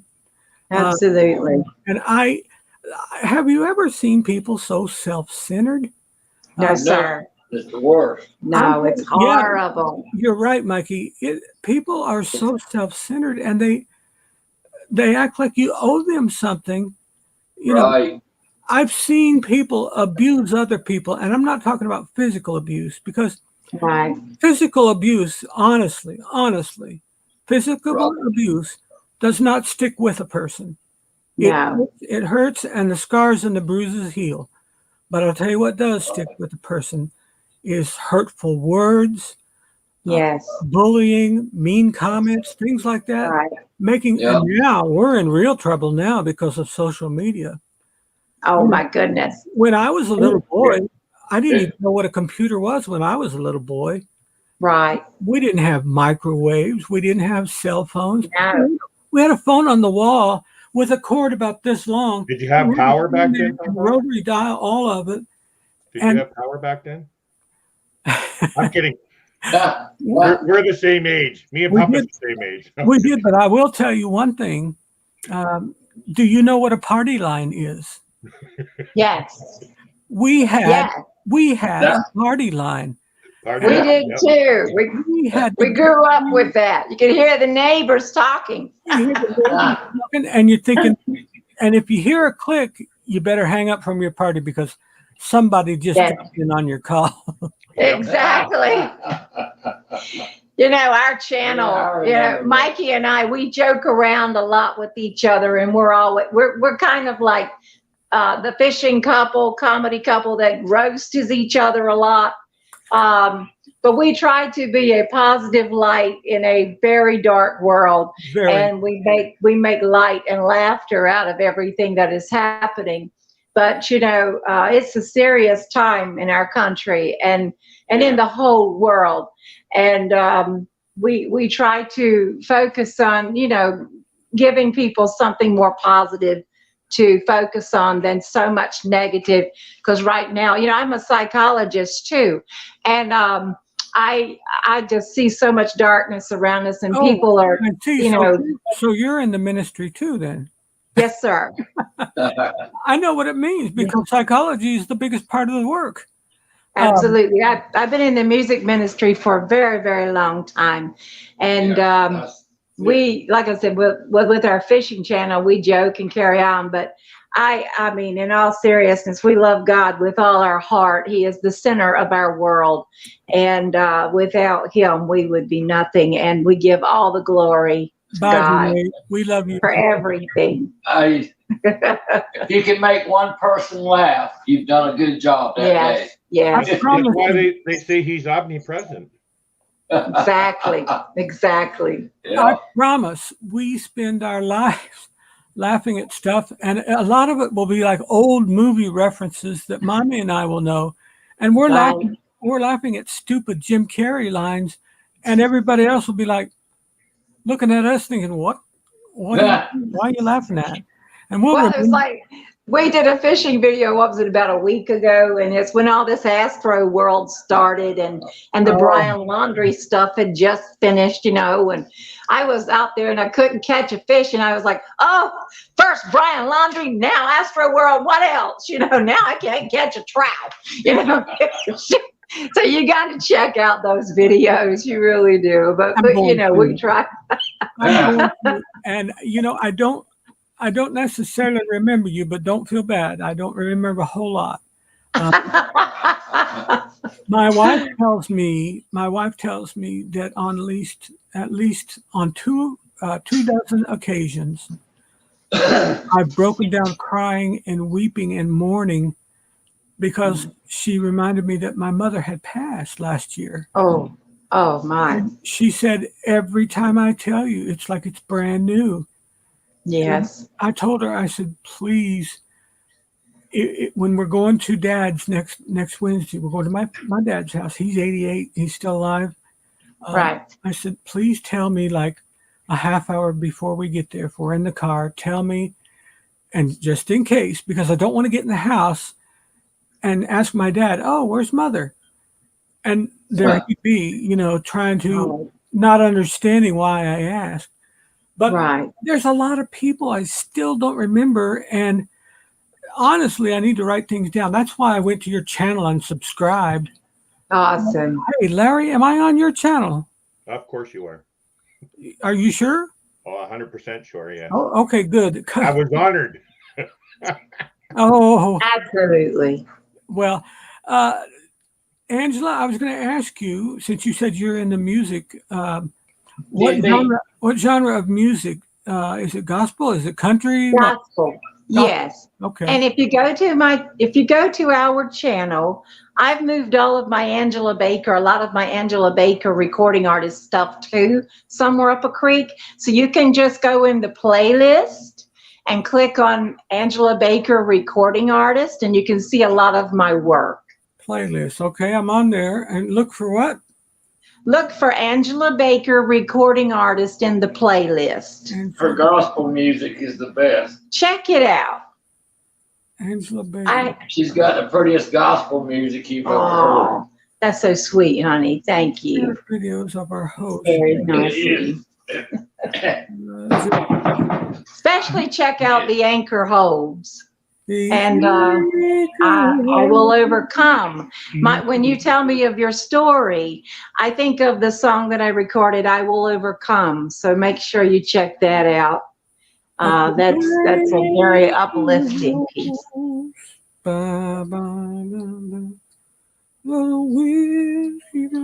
Papa and Mommy, I saw a video of them singing in church one time. Oh, amazing voices.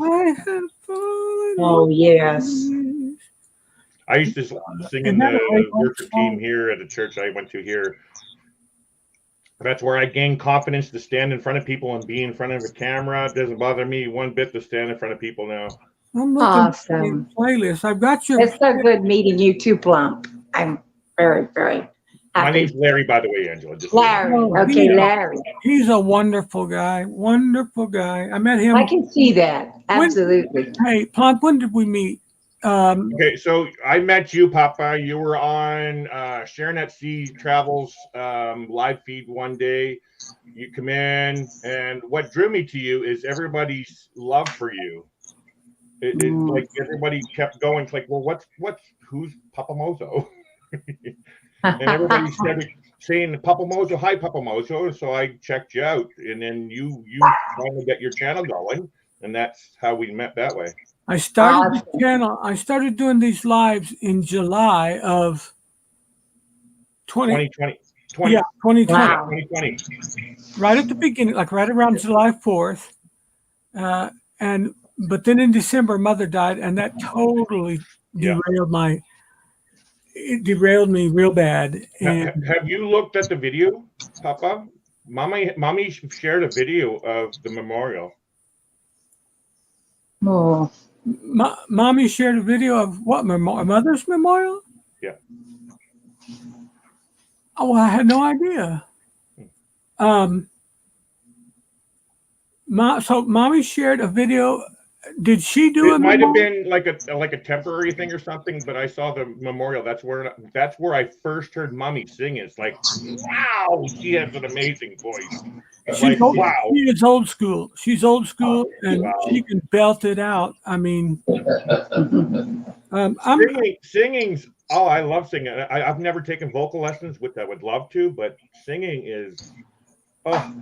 Okay. Oh, yes. I have your. I'm on this. What it says playlist up at the top. Yes, sir. When I click on that. Nope, not channel. Playlist. I got Christmas spirit videos of our host, something. Fishing action videos. Fishing videos with our G something. Just being silly. That looks funny. Live broadcast from the something. Eastern North Carolina. Something. And then recording artist Angela Baker videos. That's it, right That's there. the one she's talking about. And also Christmas spirit videos. That shows you a lot of Christmas parades and things we've done with children and kids and stuff like that that you can check out too. Okay. So that's the one at the bottom, right? Recording artist. Yes, sir. Okay. Let me see if I can put this save to library or share. All right, now, so if I want to watch it, I have to hit share to library. Yes. Share the library. Save to library. Okay, I got to save in my library and I can watch it now. There you go. It's nice having my phone handy because my life is in this crazy phone. Yes. That's another thing. When I woke up out of my coma, the girl, the little girl that was not little, but the young lady that was taking care of me, she's like, oh, she said, do you want your phone? And I said, no, it's right here. I don't need it. And she said, no, it's my phone.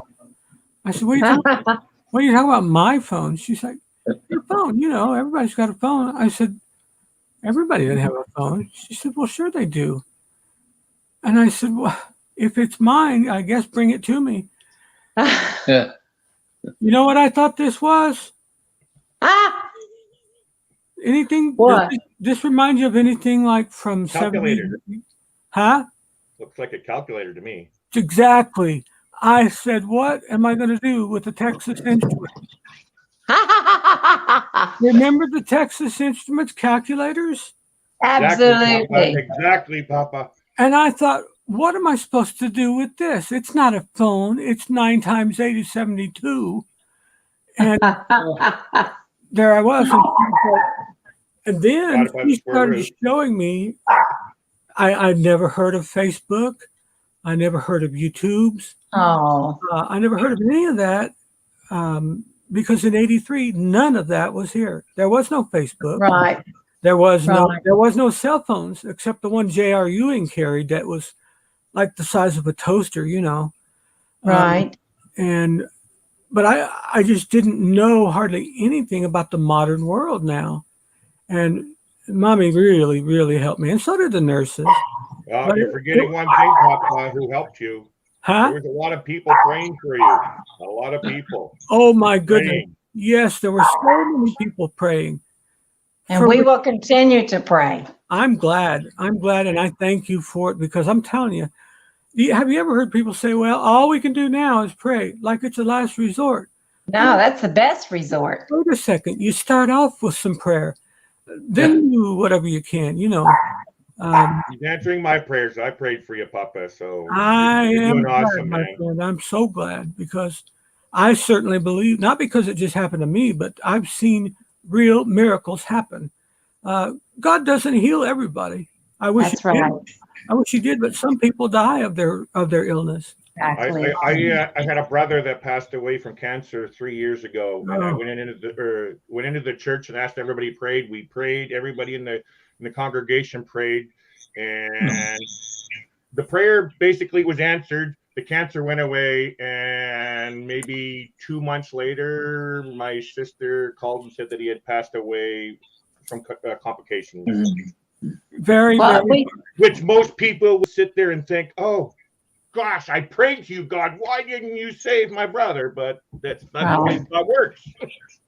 My parents need prayer right now. We just found out my mother has lung cancer Oh, God. in both lungs, and I have a father that she caretakes, and they are both in my father's 91 and my mother is 85, but she caretakes him, Oh, my and he goodness. has dementia really, really bad.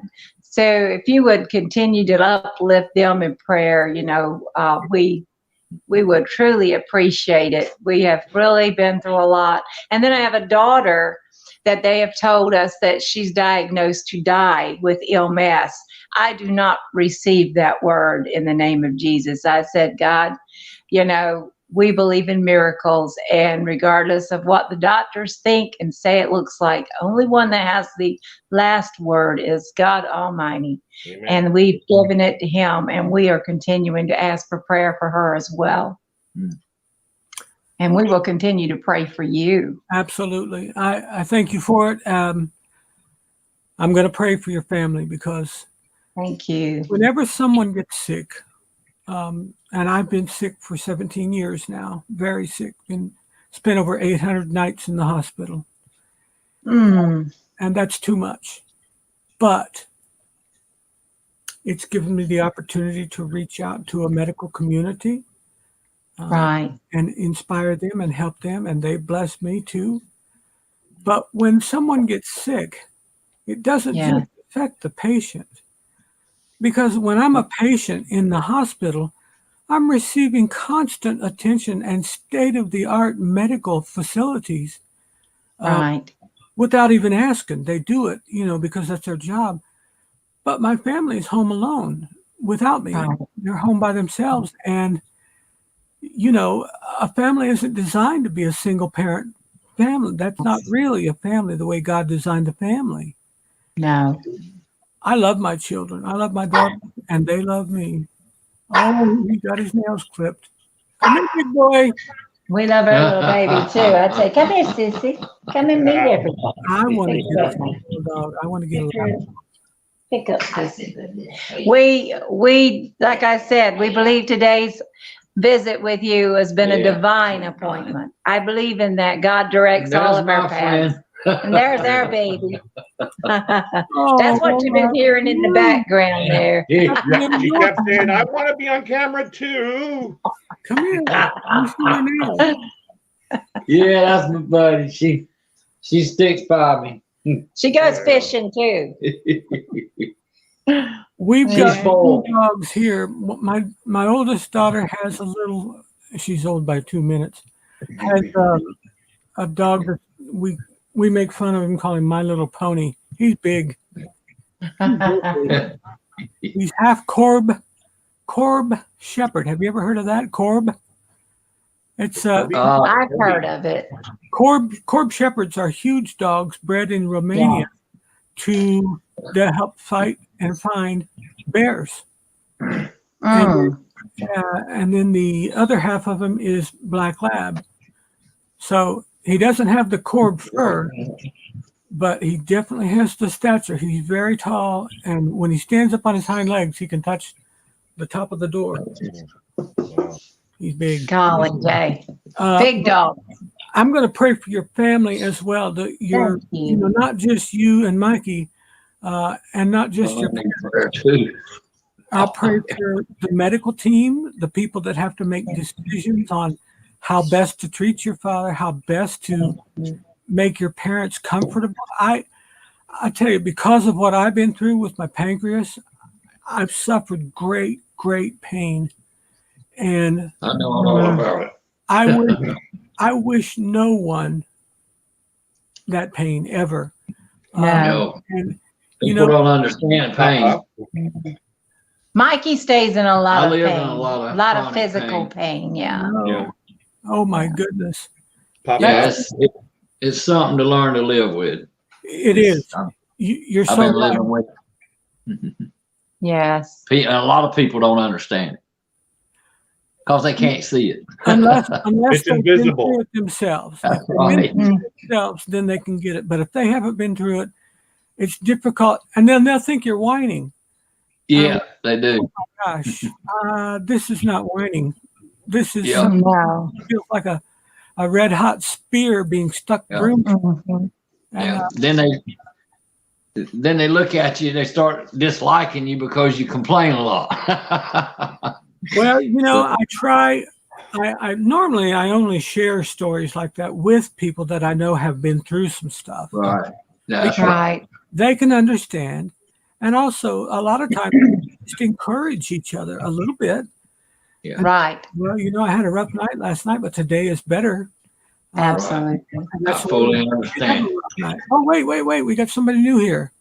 we got 2 new Awesome. people. We got What is Jeff. this? Yes, Chad Rico Bella. Just Chad Rico Bella. I don't know. I do not know Jess Chad Rico Bella. Anybody know this lady? No, Looks don't like a know. lady. Jeff. Well, Jess, we're so glad to have you. You are always welcome here at the Papa Mozo Show. I call it Love's Home because love lives here. And then you got somebody else special underneath too, Papa. Looky here. We got our friend Dewey. Dewey. That's Did you hear the awesome. latest with Dewey, Papa?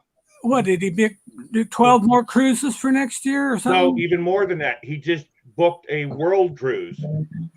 The famous world cruise that I think it was Royal Caribbean put out. That's going to he like just booked it. 150 ports. No, I think it was the 201. 200 and Oh, something my ports or goodness. something. Dewey, buddy, I told you need a traveling pal. I was actually going to say that. You took my words, Papa. Thanks. I told him a month ago, I'm like, I'm retired now. Yeah.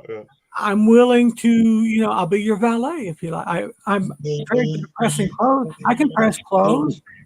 I can have your dinner suit all ready for you, whatever.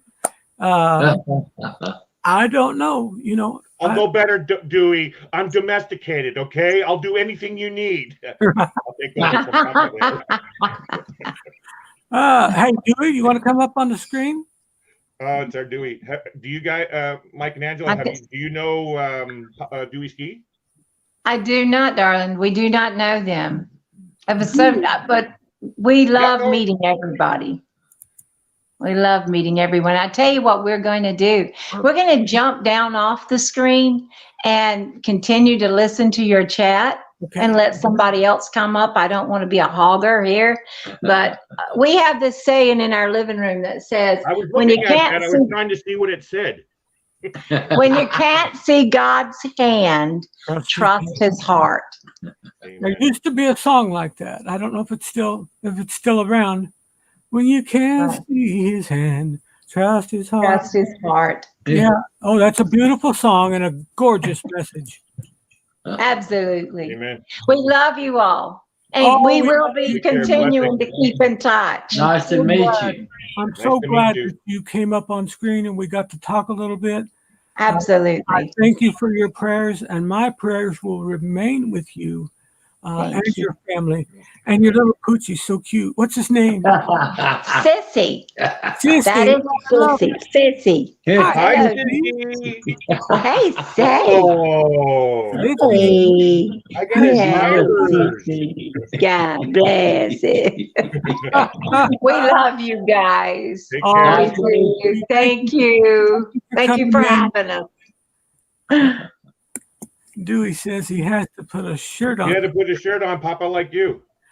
You know, I'm only doing this for these lives. I still hate him. Look, Red's here too. Oh my goodness. I popped in at just the right time, says Red. Well, Red, we're thrilled to have you, honey.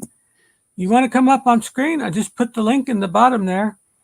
You are welcome to, as you well know. When you, what's that say? When you can't to see his hand, trust his Yes. heart. Oh, that's a beautiful, beautiful song. I can't remember all the words. I just remember that hook line. When you can't see his hand, trust his heart. Amazingly, Papa, here in Canada, we have gospel music, but it's not as popular as down south, right? So when you guys are singing the gospel music, I don't know the music. I know the words. I know what the words mean. But yeah, I don't know gospel music much at all. I know hymns back when I was a youngin'. There he is. There's Where- Mr. Dewey Ski. Good morning, everybody. Good Morning, morning. Dewey. sir. And there's Red. Good morning, Red. Red, Red, Steve. Always good to have Red. Always good to have Dewey along with us. Very So, glad. Dewey, before Papa speaks, like I said, I'm domesticated. I get in there before you, Papa. Well, I already told the agent, I said, as much as this is costing me for that second person that I don't have, whoever gets to be the second person, I'm getting friends with benefits. Sorry, Uh-oh. Papa. Or sorry, Dewey. No. I'm not- gonna have No benefit from me, sorry. I'm not spending 274 days as a monk, so. Is that what it is? 274 days? Yep. 274 days, 150. What did you say? 150 plus ports. Wow.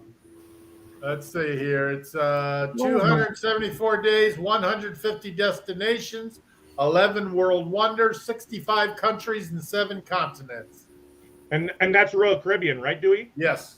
Which ship? Serenade of the Seas. Serenade. Yeah. Their You're very gonna first have- world cruise, and boy, they're doing it up right. Boy, I wish I could do it, but Dewey, I wouldn't give you benefits, but I would stay with you.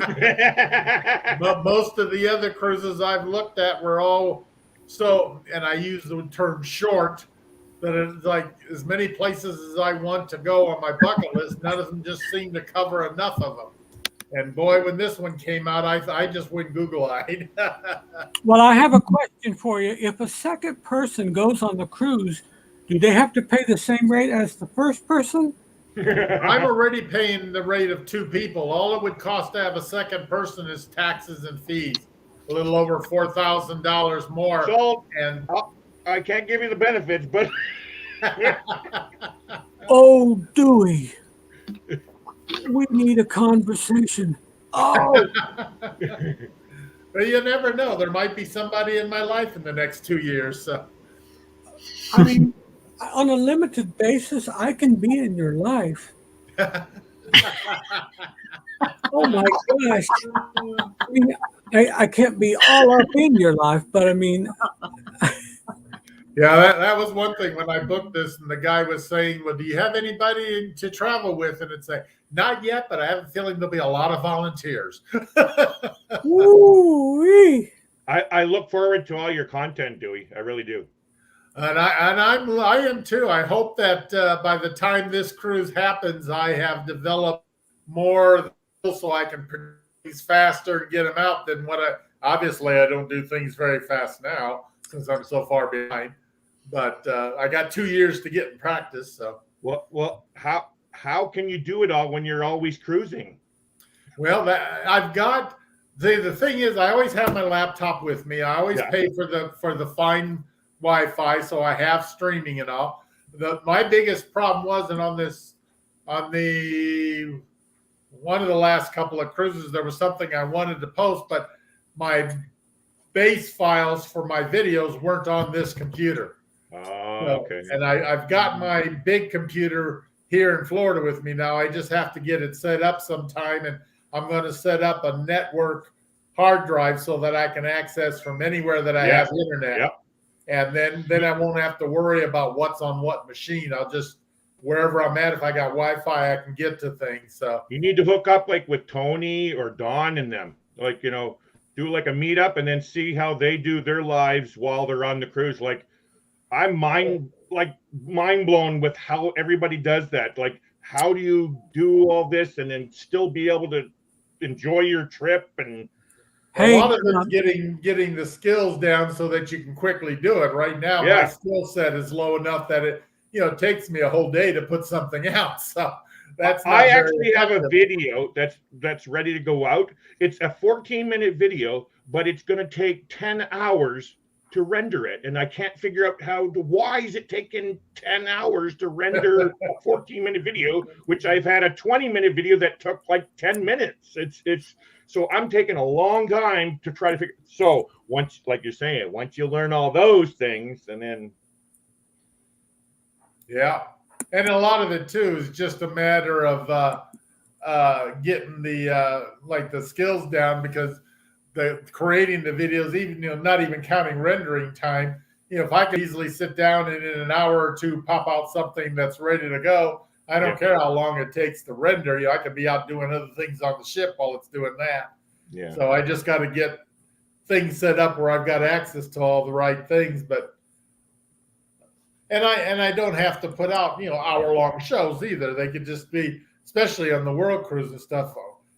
Most of the time when I'm traveling on a cruise that is already either loaded with YouTubers already, or else a lot of YouTubers have done it. So there's nothing really new and exciting that I can put out that somebody hasn't done. Believe it or not, Dewey, every person that when they're on their live, I love seeing live feeds because I feel like I'm there with you. Like, and I had a ball with that one piano bar night where we did the entire where you set up your camera and And of course that was a multi-purpose. I wanted to do a live feed, but we wanted to prove to that guy the power of social media. Yeah. And we were able to, with YouTube or PayPal donations, we got him over $500 in that 3 hours. Nice. 1 second. What camera? That's what I was going to ask. What camera are you? That was just using my iPhone. Oh, you're using an iPhone. See, that's the thing. I'm an Android user. Yeah, I've got 2 iPhones and I've got 2 GoPros, an 8 and I'm 9. actually going after the GoPro. I'm going to get the GoPro with the handle, and that's all I'm going to use. Truthfully, I don't want to deal with the phone part because, like, this will do a trick, but it's just I don't want. I even have a gimbal, all that. It's just too bulky and everything. I want something small. Press the button. There you go, and I can record. And so I'm going after the GoPro. And I use my GoPros mainly for in the water, and I love to set it up for time lapse stuff. Yeah. Pulling away from docks, sunsets. Which GoPros do you have? 8, I have 9, the 8 10? and the 9. I'm going after the 9. I got Black the Friday's 8. got a good deal for the 9 and the kit for $4.59 Canadian. So that's not bad. Yeah. When I had the 8, but then I left it in Illinois, and I was down here traveling, and I wanted it, so I went in and bought the 9 just so I'd have one to use. And I figured, well, 2 won't go to waste. I love to set up stuff for time lapse and stuff like that. Or if worse comes to worse, I can be a 3-camera outfit going if I have to. Yeah.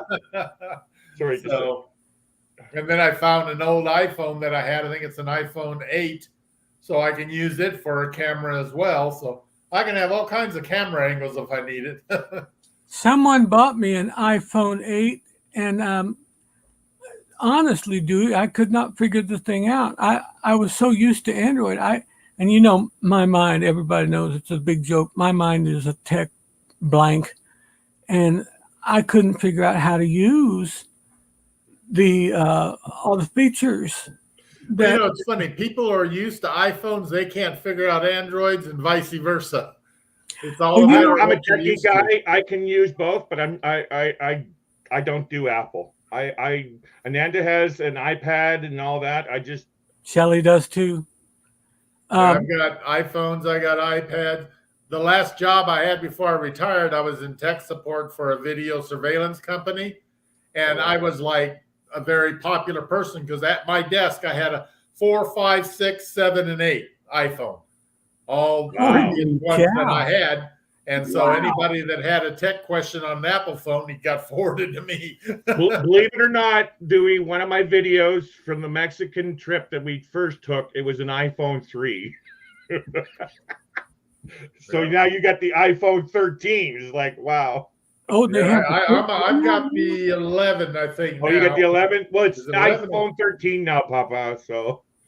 Oh my 11 goodness. or 12. It's either 11 or 12. What's the latest one they got out? 13? 13. Okay, then I think mine's a 12 because I've had it for about a year now. Hello, Amy. Hello, my dear. Hi, Amy. I actually have a DSLR camera also. But it's only a 70D. It's fine. It does basically the same as the phone, but well, you know, I thought about getting a better camera, especially for this world trip now. But you know, based on the fact that I'm not a high-level photographer, my phone and the GoPro. Exactly why I haven't moved up into that. I'm just learning. I don't like that idea of people buying, you know, $5,000 cameras and they're just starting out on YouTube and they got the best looking thing, but their footage isn't the greatest put together. Right? And I can do just as good with my iPhones and the GoPro as I would accomplish with the expensive camera. So why invest in more? Right. Most of it's in how you edit the video and the. Well, it's how you tell the story with your video and how you edit it with it. And so I follow this guy's Matty Hopaya. He's Canadian from Toronto. They're like in the filmmaking business in Ontario. And I just signed up for they're starting this thing to help out YouTubers. And if you watch the video that he used, he'll walking, talking, and it'll go into another scene. So you know he created that scene beforehand. Like he's got a script that he's writing. I got to go this way. I'm going to say these words, and then the next scene, I'm going to be doing this off in this thing. You know what I mean? I just love how he puts all of his videos together into a story, right? Makes it interesting. I am getting better while I'm shooting pictures and videos of envisioning in my mind how I want to put it together and filming, especially the video part, doing shorter clips so it's easier to 30-second clips instead of having to edit a great big video to pull out the parts I want. Yes. And that's the way I've been doing things, is recording everything and coming back and, let's cut this piece. I'm not doing that no more. So I was told 30-second, do little 30-second clips to build the story and edit them. And it's much easier. Yeah. When I was before the Mardi Gras cruise, I was in Orlando for a couple of days at a resort I wanted to take a look at and see because they had a real cool pool with grottos and waterfalls and stuff. Unfortunately, it was too rainy to go swimming and enjoy it, but this rain stopped enough that I could go out and tour the property and get a bunch of pictures and videos. And I did just that. I did a whole bunch of shorts. That was the one I wanted to put together because since it was raining, I had all that time in the hotel to put together, but I didn't have my right intros and outros. So I've got the videos in a folder. I've got them kind of sorted out and stuff. It's just a matter of putting it all together into something that's publishable. So once I dig out my intro and outro stuff and get it going, I should be able to throw that one up pretty quickly. I wanted to ask, I'm pulling up a map here. What part of Florida do you live in, Dewey? I'm in Fort Lauderdale. Fort Lauderdale. So let me see. Fort Lauderdale. That also has its own cruise. Oh, wait a minute. Fort Lauderdale, duh. Fort Lauderdale is basically Miami, that old. But you know what?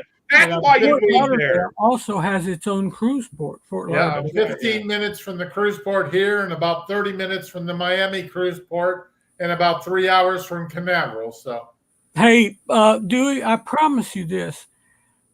If my wife wouldn't divorce me, I would definitely go with you. I can't believe it's already paid for and you're offering it to somebody. I assume you're serious and not joking, but I would do it in a heartbeat if I thought my wife would go for it, but she would be so nasty to me. well, I do have And Papa, I'm pretty person sure he in wants mind. like what would you call it? A friend? I'm not a man of the night, No. a man of the evening. I'm sure he would want some company along that 274 days. Well, I do have a potential person in mind to accompany me on the trip. It's a developing relationship, and I'll just leave it at that. So, Aha. so we'll see if it develops into that point at any time. Well, I have to keep my relation going. What's that? What do they do in the TV shows? To be continued? To be continued. Right. There you go. To be continued. So if that relationship works out, I'll definitely have a traveling companion. Amy has a question for you, Dewey. Well, that's going to be an interesting question. It all depends. Right now, they're both older animals, so maybe by then they'll be gone. I don't know. If they're not, I'll have to definitely find a home for them because it wouldn't be right to sit there and make them, just have a sitter come over twice a day to feed them and tend to them. Because that's too long. Do you know anybody? Do you know anyone in the area that you could trust to stay in your home, just home sit? Not yet, because most people I know already have their own home, and I have a guy that lives right here in the complex that I live in, who comes and takes care of them twice a day when I am traveling. So it's worked out real well. So I'm hoping that maybe somewhere along the line, I can't remember if he's a cat person or a dog person. But I thought, you have a cat or a dog, Dewey? Do what? I got one of each.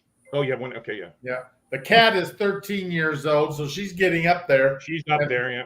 And the dog is 9, so and they're both here. in good health. I had them checked before we moved down here just so I'd have a baseline in case something happened on the trip. Sure. We have a cat. He's 9. We have my mother-in-law that watches whenever we do things. So this Christmas is my next trip to my mother-in-law's up north. And so I'm getting my sister because this is for Christmas. So it's going to be a little longer than a week. I did have a fellow traveler who last night offered to foster my dog while I was on that trip. So if worse comes to worse, and if she's still alive and healthy and all that stuff by then, that's always an option too. So when is the cruise? 2022? It leaves December 10th, 2023, and it runs till September 10th, 2024. Actually, let me ask you, Dewey, have you done a Christmas cruise? Not yet. I was going to ask because we're planning one for 2024, 2025. Yeah, the closest I've done my Panama Canal cruise was early December, and it got done like on the 21st, so it was Christmas. Okay, yeah. Christmas Eve. I want to experience. I want to know what. I haven't talked to anybody that's done a Christmas one yet, and I wanted to know what it's like waking up Christmas morning. Did Santa come onto the cruise ship? Next week will be my first actual holiday cruise because I'll be gone for Thanksgiving on the Edge. Okay. And then I'm going on New Year's Eve. I'll be on a cruise for New Year's Eve. Oh my goodness. And on that cruise, the world cruise, Christmas will be a sea day. So that will be different. See, I would like to experience that. That's exactly what I want to experience. Yeah. New Year's Eve will be in Rio de Janeiro. You're celebrating New Year's in Rio. Oh, yes. Oh. Now, are you in port? Are you in port for that day? We're in port in Rio de Janeiro on New Year's Eve, and on New Year's Day we're somewhere else in Brazil. Oh. So that night will hopefully that night it'll leave late enough that we'll see the fireworks from Rio. Fireworks, yeah. Wow. And you got Christ the Redeemer. Got to go there. And So it's going to be awesome. Then my birthday, I'll be on the French Riviera. I'll be in Nice, France for my birthday. Oh, When's your birthday? July. So it's funny because as I scroll through the itinerary and all these dates pop up, it makes me realize, wow, I'm really going to be gone a long time. Yeah. So Ironically, I've never been on a cruise yet, so I don't know what you experienced. So, all the phones are ringing. We all checked our phones. yeah. dude. My travel agent Kim was calling. Oh, she has a full-time job with you. Oh yeah. Hey, Yeah. Dewey, when is your birthday? What day is your birthday? I'm just the new travel agent. Those are the kind of clients you want. Dewey, what is your birthday in July? July 6th. July 6th. Okay, we got to mark that in our calendars. Here we go. But it was so funny because viewing all of that list of itineraries or where we'll be when, it's like, and passing all these dates, that are something like Easter, family birthdays, all this kind of stuff. It's like I've got a niece who's getting married next December, so I've already put her in a big block in December just to make sure I don't schedule anything when she gets married. And my youngest daughter's getting married in April in New Mexico. So actually, I'm buying her a cruise just so I can get them hooked into cruising. There you go. Yeah, and trying to schedule doctor appointments. I have one whole calendar that's nothing but blocked out dates of when I'm on cruises, so I can find open gaps.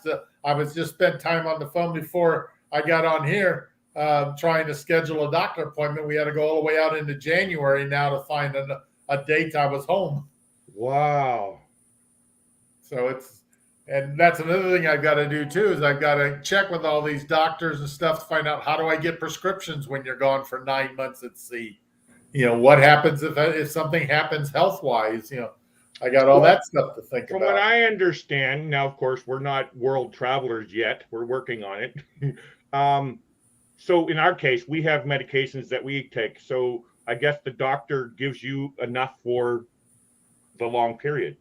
Well, I was talking to my care coach, in Florida here, they can assign you a care coach that helps you coordinate all of your different doctors. Interesting. I didn't know that. I've never heard of one of those. Yeah, I had something like that in Illinois, and I was glad they had something like that here because it's nice to have one place to check into when I had questions, issues, or whatever, and they help find the proper people, help programs, whatever it takes. Just like me, I want to try to get in better shape before that cruise because a lot of those walking, and I want to make sure I can do it all. So actually, I want to ask you, because you're basically my size. I'm 6'2", 3 something, and bad knees, bad back, bad shoulders. Anyway, the walking. How are you finding all the excursions? I try to walk as much as I can when I go on things, and some things I just don't sign up for because I know it'll take too much. And my biggest issue is my legs. That's for some reason, my legs are very weak. Yeah, same here. So, and I have problems like getting up and down out of chairs and stuff. If I'm sitting on the ground, I mean, forget it. I'm like same. Okay, sounds like we're totally the same, Dewey. Yeah. So I want to find a way to strengthen up my legs because, I think if I can do that, everything else will strengthen up along the way too, and I'll be able to withstand it. Because like when I go to the Great Wall of China, it's not going to be just a couple blocks. I'm going to have to be able to walk a ways to get up and enjoy it. You don't want to just take a picture of the Great Wall of China and that's it and go back to the cruise ship. You want to walk all bit. Yeah. Plus, when these places are once in a lifetime visits. Yeah. I want to make sure that I do it up properly so that I can enjoy it and not say, well, I had a chance to do this and I had a chance to do that. So have you ever thought about, now I have my own brand new electric scooter, but have you thought about renting one? Because a lot of a lot of places, especially if you're going out of, are you going out of Miami? Yeah. Okay. But he's also on our group cruise too, Papa, just so you know. Well, I was going to say, if he wants to do the stuff, I don't know what the Great Wall of China is like or different places, but an electric scooter, I'm taking mine because my issue is I can walk, but I can get from here to the bathroom and back, and my legs are fried. And I don't have a big house. I have a small house. I got like 1,600 square feet. And So- my limit is about a mile or mile and a half. Anything more than that, I'm shot. I can't do any more. I'm basically like that. See, sounds like you're just exactly like me, Dewey. Wow. Yeah. So, you know, it's fine walking around a ship because you can stop and sit anywhere you want when you have problems, or even on a lot of excursions. The hardest excursion so far for me is going to Roatan, because if you've ever been to Roatan, you have to walk. That's on our bucket list, Dewey. You have to get completely out of the port area before you can get on your excursions, because Carnival only allows people in their area if it's their excursion. So like all these excursions you usually go on, it's probably a good mile or more, and it's all uphill. But we did find out something this last time we were there. For $2, you can hop in a cabin. They'll take you all the way up there. Oh, gosh. So That's that was well a worth it. godsend when we found that. I'm okay. As long as it's not over a $20 cab ride, because like we were in Mexico, to go from our resort to Playa del Carmen, it was a $20 cab ride. So I don't mind paying $20, but anything over that, then so $2. Yeah, for $2, I can handle that. It's like, because let's put it this way, almost any price I'd handle just to be able to make me be able to do something. That's right. So, Dewey, what year were you born? 1950? 59. 59, okay. I'm putting this in my calendar for your birthday. That's why I wanted to do this cruise in 24, because that'll be my 65th birthday present to myself. You're what? I'll be 65 in 24, so that'll be my 65th birthday present to myself. Just the young poppy is. I see. I'm 51, Dewey. Well, you know, it's funny because nobody ever believes that I'm as old as I am, so I get away with hanging around with a lot of youngsters, and I usually outlast most of them. So I get the same thing. Everybody thinks I'm 30, and I'm actually 32. So Papa, remember last night, 1987? when they ask me in the hospital, the nurses, they always come, you know how they come in to verify everything and give you, oh yeah, What's the date of birth? when they do the admission, and they'll come in the room like, okay, now what's your name? Alan Ellsworth. What's your, this, and what year were you born? I'll say 1987, and I'll do one of these numbers. Or they'll pause, and they'll be like, well, I want to take him at his word, but he sure looks older than. But then I said, no, it's 67. I'm sorry, dear. and I always get the opposite when I tell people my age and stuff. They look at me like I'm fibbing, and that's like, no, you're not that old. It's like, yeah, I am. So, and I'm doing better and better as I do more traveling, because I feel younger and healthier each trip. So. 2 years ago when I was cruising, I was just the old fuddy-duddy on the cruise as far as what I like. Well, now I'm getting into a lot of the younger activities and the energy and all that kind of stuff. I think that's awesome. I really, really do. I think it's awesome. I'm thrilled. I'm thrilled that you're staying active. And listen, you will add two things. You'll add years to your life, and you'll add quality to your life.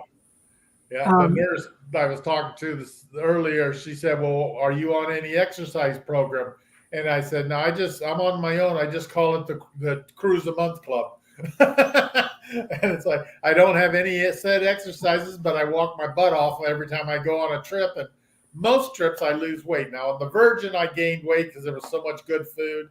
And on the last Mardi Gras trip, I didn't gain, but I didn't lose anything. But I did lose a few pounds on this weekend cruise, so that was good. When are you going on the Edge, and do you have a second person paid for on that one? The Edge I take off on Sunday, and I do have a second person on that one. Papa's trying to get in there. Dewey, now you said it leaves the world cruise leaves when? December 10th, 2023. 10th, okay, and it comes back in September 10th, 2024. September 10th. Well, you know, it's funny because I don't have one thing scheduled for that time. What a coincidence, huh? I mean, feature that, will you? I'm just wide open there.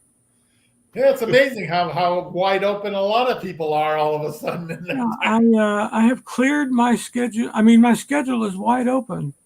Yeah, I hadn't scheduled anything for 2024 yet, so, and I only have 4 cruises for 23, so Oh no, only I'll probably 4? keep that year down a little bit on the cruise levels, just so that I don't get myself burned out before I get back on the big cruise. Oh, I agree. That's terrible. I can't imagine getting burned out as much fun as I have with them. So You'll never get burned out, Dewey. So would you ever consider doing what Super Mario does? that's my dream. It is, yeah. I would Wait. love nothing better than to be able to just eventually move on to a cruise ship and spend, all my Truthfully, time like there. I don't have the income like Super Mario, but when you heard, like when Alana Zingano Super Mario. showed, and they were talking about what the budget's like, it's really not that bad actually. The price What of is Super living Mario? on a What is cruise that? ship. What the is cost Super to live Mario? on a cruise ship for a year is cheaper than going to a nursing home for a year. That's right, yeah. Hang on, I got to answer my wife. My wife's grandfather was just in a home, and it was $5,000 a month. It's like, but then you hear what Super Mario pays on a cruise ship's like, and you get free food. Yeah, it's got like the- $60,000 all to the eye candy you $70,000 a year, which sounds like a lot of money, but Oh my goodness. $60,000 to $70,000 a year. But when you figure everything is paid for you, if you don't go spend happy with drinking and shopping and excursions and stuff, I mean You can don't do a need to lot. because you've already been to every port before, but at least you're living globally. And I'm already kind of getting to that point here in the Caribbean because there's so few places you can go. Yeah. And as many cruises as I've already been on just this year alone, it's like every time we go somewhere, it's like, yeah, I've already been there. I don't need to go offshore for that. Unless there's something, like a really nice beach resort or something that we like to go to.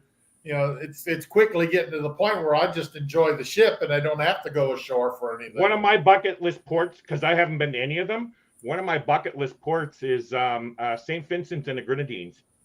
I have a friend who lives in St. Vincent's. I was just talking to him quite a few times, actually. He works for MSC. He works in the stores department, I guess, that supplies all the cruise ship with everything. He's over in Europe right now. I don't remember the ship that he's on, but yeah, he works for MSC. But St. Vincent's, I would so love to go there. That's a place. And then St. Martin's that I just canceled in January. Oh, that I've got coming up. Well, I'm going to be in St. Martin, so. Which cruise is that one? You That really need one- to go to you need to go to Barbados when you're at it. Well, Barbados is one of the stops on the World Cruise. Wow. See, Papa, that Barbados, that's where you need to cruise out of in order to see St. Vincent's. That's the only one that I found, cruising out of Barbados. Check Martinique, because Martinique's not that far. Yeah. You can fly into Martinique, but I mean, I wouldn't, but you can.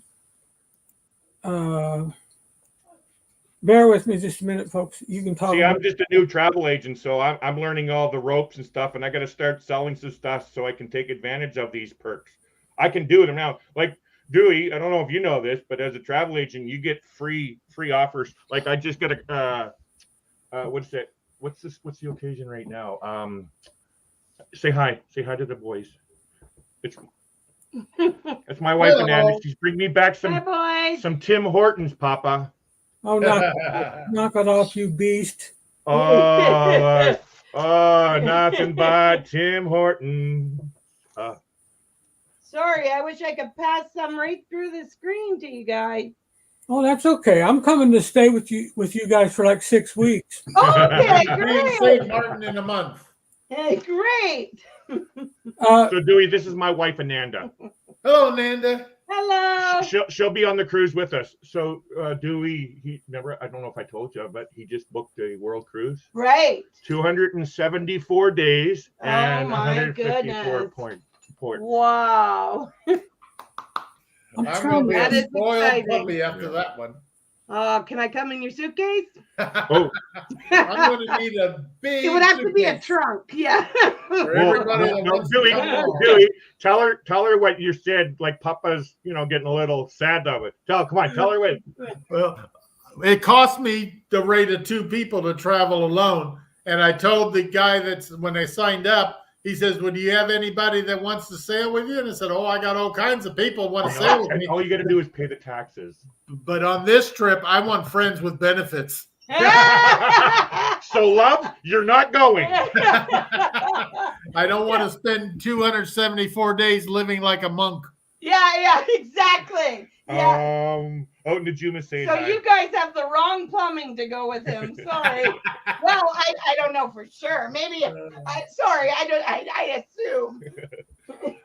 Najuma says hi. Hi, Najuma. Hi, Najuma.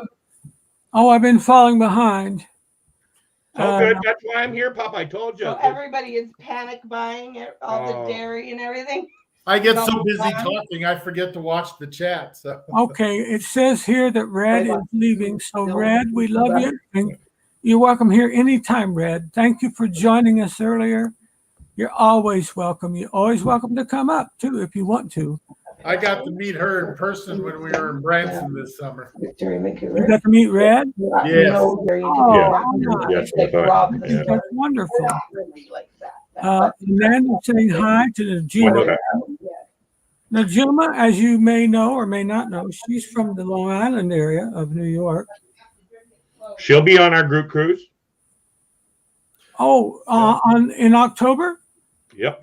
And I'm just signing up for another cruise here in February, I think, that's on the horizon again. So by the time I get on our cruise, that'll Wait a second. that shit forward and backward. Do you have a friend without benefits on the February? because here's the thing, February 23rd is my birthday. I'm going to be 29 again. So Thank you, though. Was the one that Kim was trying to call me about because she's trying to get payment on it because that's the Horizon one. That's the one in February, and then I'm getting on the Harmony in January, and then I'll be on the Meraviglia in February. So which one in February? Are you going to be on any of them over February 23rd? He said Horizon. The what? Horizon, Carnival Horizon. Oh, the Horizon? yep, I think that'll be on the Horizon. Yep, I'll be on the Horizon for your birthday. There you go. There you go, buddy. So How can you, February 23rd. let me ask you something. How can you look at this and turn down these puppy dog eyes? Papa Mo's birthday. I'll There it just is have right to there. squeeze you into my luggage after the January cruise and keep you with me. Oh my goodness. We're going to January 29th through February 6th. Mommy and I are going, well, it's an Aruba cruise out of Port Canaveral.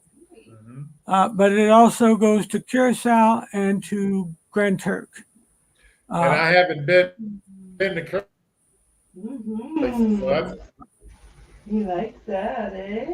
We're breaking up a little bit. Hey, Yeah, little leg on your end there, Dewey. Najuma, I'm putting the link back in there again. If you want to come up, you're welcome to, but you don't have to. Papa, I wanted you to see this. Okay, but So, Papa, hold on, let it zoom in. Hold on, there we go. Focus, there we go. Oh wait, hold on, I gotta turn it. Hold on, come on, camera.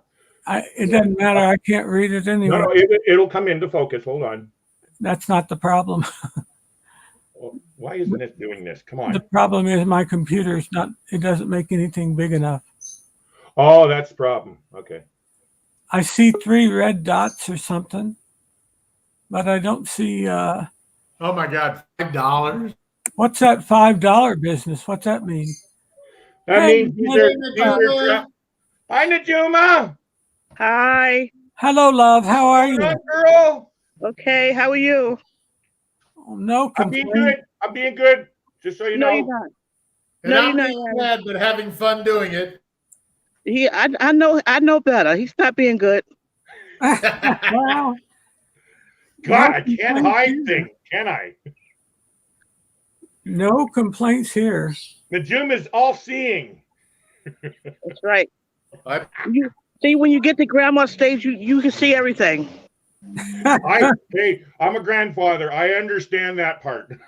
You see everything, and I still got the kids wondering how I do it. And I said I can't give you my secrets. No. Oh, Actually, I was just thinking about you last week, Najuma. Who was it that cruised out of New York? Somebody staring at sea cruise, or was it the ship show? I've seen a bunch of them were on that cruise and from I New think York. that's the cruise that Wanda was on. Yeah. Yeah. So I was looking at that. Like, I don't know if you remember, Najuma. I told Ananda I want to go to New York. I've never been to New York. I always want to go to New York every time. So I was looking at New York, and it's really not that unaffordable for us to go to New York. Basically, and I've said this before, out of Vancouver, where I live, I can go anywhere in America for roughly $350 return Canadian. Roughly. oh, that's ridiculous. And on Like the our world trip cruise, down to we went New Miami, York. it was $378 for return per person to go down to Miami for our cruise in January that we canceled. So New York, I saw prices in New York for $350 return. So I don't get to say I don't know New how it York is for before you guys then, for it'll be there on the affordability, but world for me, cruise. $350 return for that distance. Like, to go that distance in Canada, you're looking at $900 to $1,000. So going that distance in America, oh, I'm sold. And I got my 10-year passport. So I'm like you, Dewey, but I don't get to go on the world cruise, and then they wouldn't let me do that.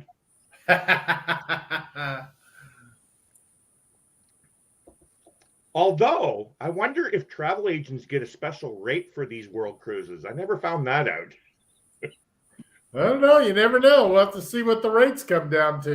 How long would I get along without you? 274 days. I think an interior cabin on the world cruise for the whole thing is like 60 to 65 grand. Wow. Man, I just wish mommy wouldn't divorce me. I'm telling you right now, I would be on that cruise. Look at the bright side, Papa. By then, she may be so tired of you, she'll send you on it. Yeah, go. She's already tired of me. She's tired of having to wipe my butt. How's the weather in New York? Is the floods all gone now, Najuma? I guess so. Where I'm at, we didn't have that problem. No, because you're on Long Island, but New York had it really bad. What's that channel? What's her name? They live in New York. I can't remember their channel name. She Sarah? met with the president. They met with the president. Sarah from Coos. Oh God, I can't. No, they're from Syracuse. No. Yeah, but that's upstate New York. That's still in New York. It's a husband and wife. They're on TikTok, and their house was flooded, and the president and what's her name? The vice president. What's her name? Sorry. What's the vice president's name in America? I don't know. Kamala something, I think. Kamala Harris. Kamala Harris. Okay, so they were in New York dealing with the floods, and she got to meet with the president. I don't know, because the only one that I can think of right now is Sarah. But like I said, she's upstate for me. Yeah. I can't I'm think. gonna I find it. can't think right now. I I'm can't gonna think. find it because they're on my. I love watching their TikToks. And I because probably know. I love probably know seeing- them, but I can't think of who it is right now. Yeah. I love watching her TikToks because she does a lot of TikToks of New York and the Christmas scene going on there because that's happening right now. And I just love that. There's Nick. Nick, Hello from Georgia. Hey, Nick. Hello, buddy. Georgia. He's in Georgia now. Georgia. Yep. Back in Georgia for the rest of today, and then tomorrow me and Darren are heading up to Helen for tomorrow. And then most of the day Saturday before he drops me off at a hotel Georgia. Saturday night. Georgia. I'm gonna find this here. Just give me a second. Give me 2 seconds. Ooh, it's time. I wonder. Because I'm on my way on Sunday morning. I'll be on my way to New Orleans. I actually, when I saw your picture with your foot on a line, the white line, I actually thought that you were finished your trip already. No, How much time you got left? I'm talking about 30th. Georgia. Oh, New York City rocks. Najuma. All this it's Did you hear them? New York City rocks. just an old sweet song. Keeps Georgia. I'm gonna have to check this channel out. NYC rocks you. Yeah, but no, She rocks you. we just got back maybe 10 minutes ago. I bought a box at Walmart on our way back into town. I got that thing plump full of everything that I don't need between Bucky's stuff, magnets, different shirts I don't need anymore on the way that I'm going to ship out to Minnesota. That's a bucket list thing for me, amazingly. I know some people might find that funny, but that is a bucket list place I want to visit is Bucky's. It's okay. No. It's not okay, Nick. It looks like it's amazing because I want to try their food. That food that they sell in the middle there. I'm not too worried about the very clean washrooms and the 15,000 sodas that you can drink. No. I want to try this brisket sandwiches and Ooh, brisket sandwiches. I love brisket. I love brisket too. We got a place here called Mission Barbecue. It's not bad. The only barbecue place I've experienced in Canada, it's called Memphis Blues. And that's where I fell in love with brisket. Let me tell you, I spent years in Memphis. I taught at the college there. Memphis is a haven for awesome barbecue. Every May they have a festival called Memphis in May. You can walk down to the end of Bourbon Street and there's dozens and dozens of kiosks set up. They're all cooking their own. I so want to visit all these places with barbecues. Oh, Memphis, their barbecue is a dry barbecue. It's not messy. And that's what I like. I Yeah. like the dry where there's is it Texas brisket that's really juicy and stuff, right? More messy. Yeah. Mission Barbecue is the same way. It's real gooey. It's real gooey. But I'm okay. I'm a foodie. In Canada, we don't have the variety that you guys have Larry, in America with the different foods. It's just plain food here and healthy food. And I want some. Larry, you can't be plump travelers and not be a foodie. You can't be plump travelers and not be a foodie. That's right. There we go. Thank you, Nick. It's kind of there by default. Yeah. They were That's a well paid for stomach.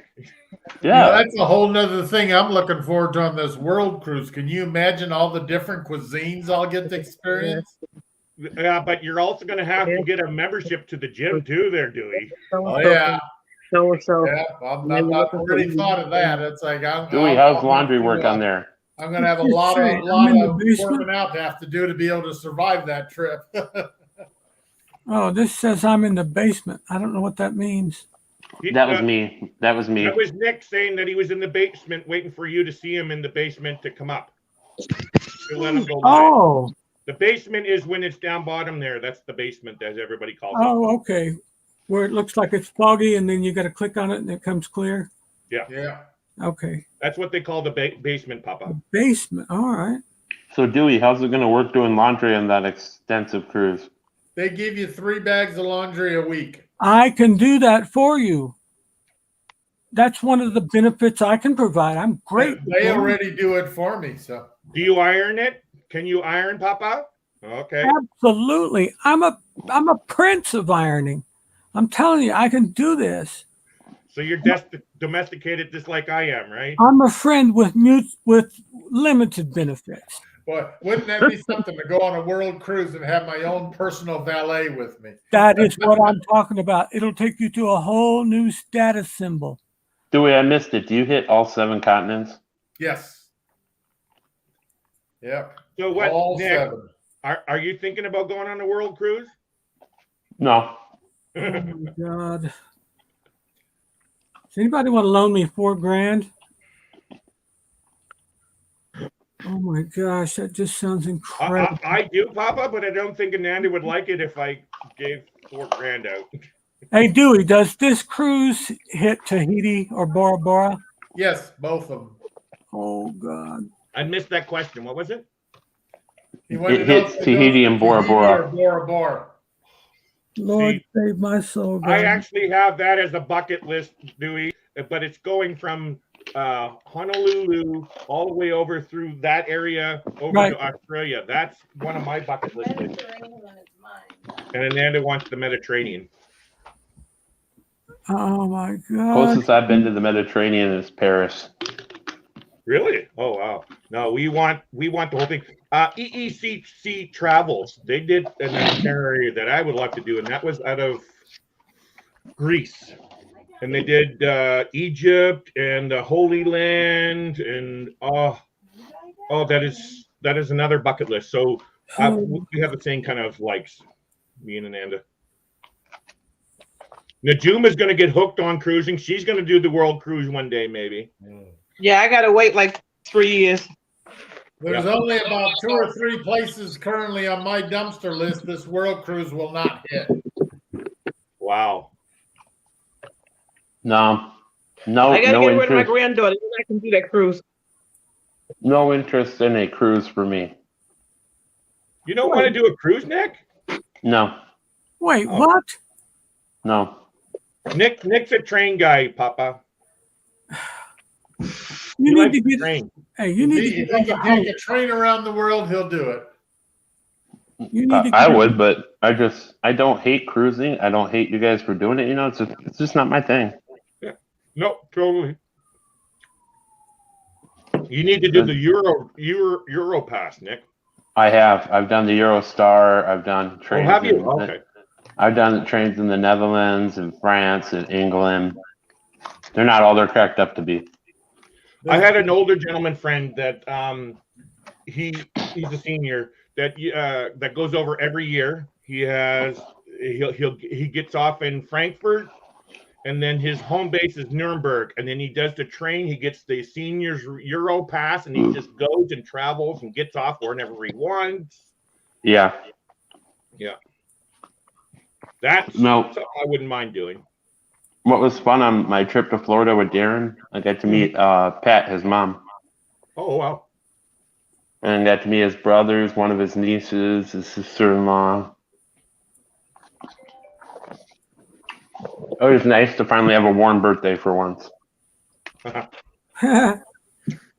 When's your birthday, eh? 2 days ago.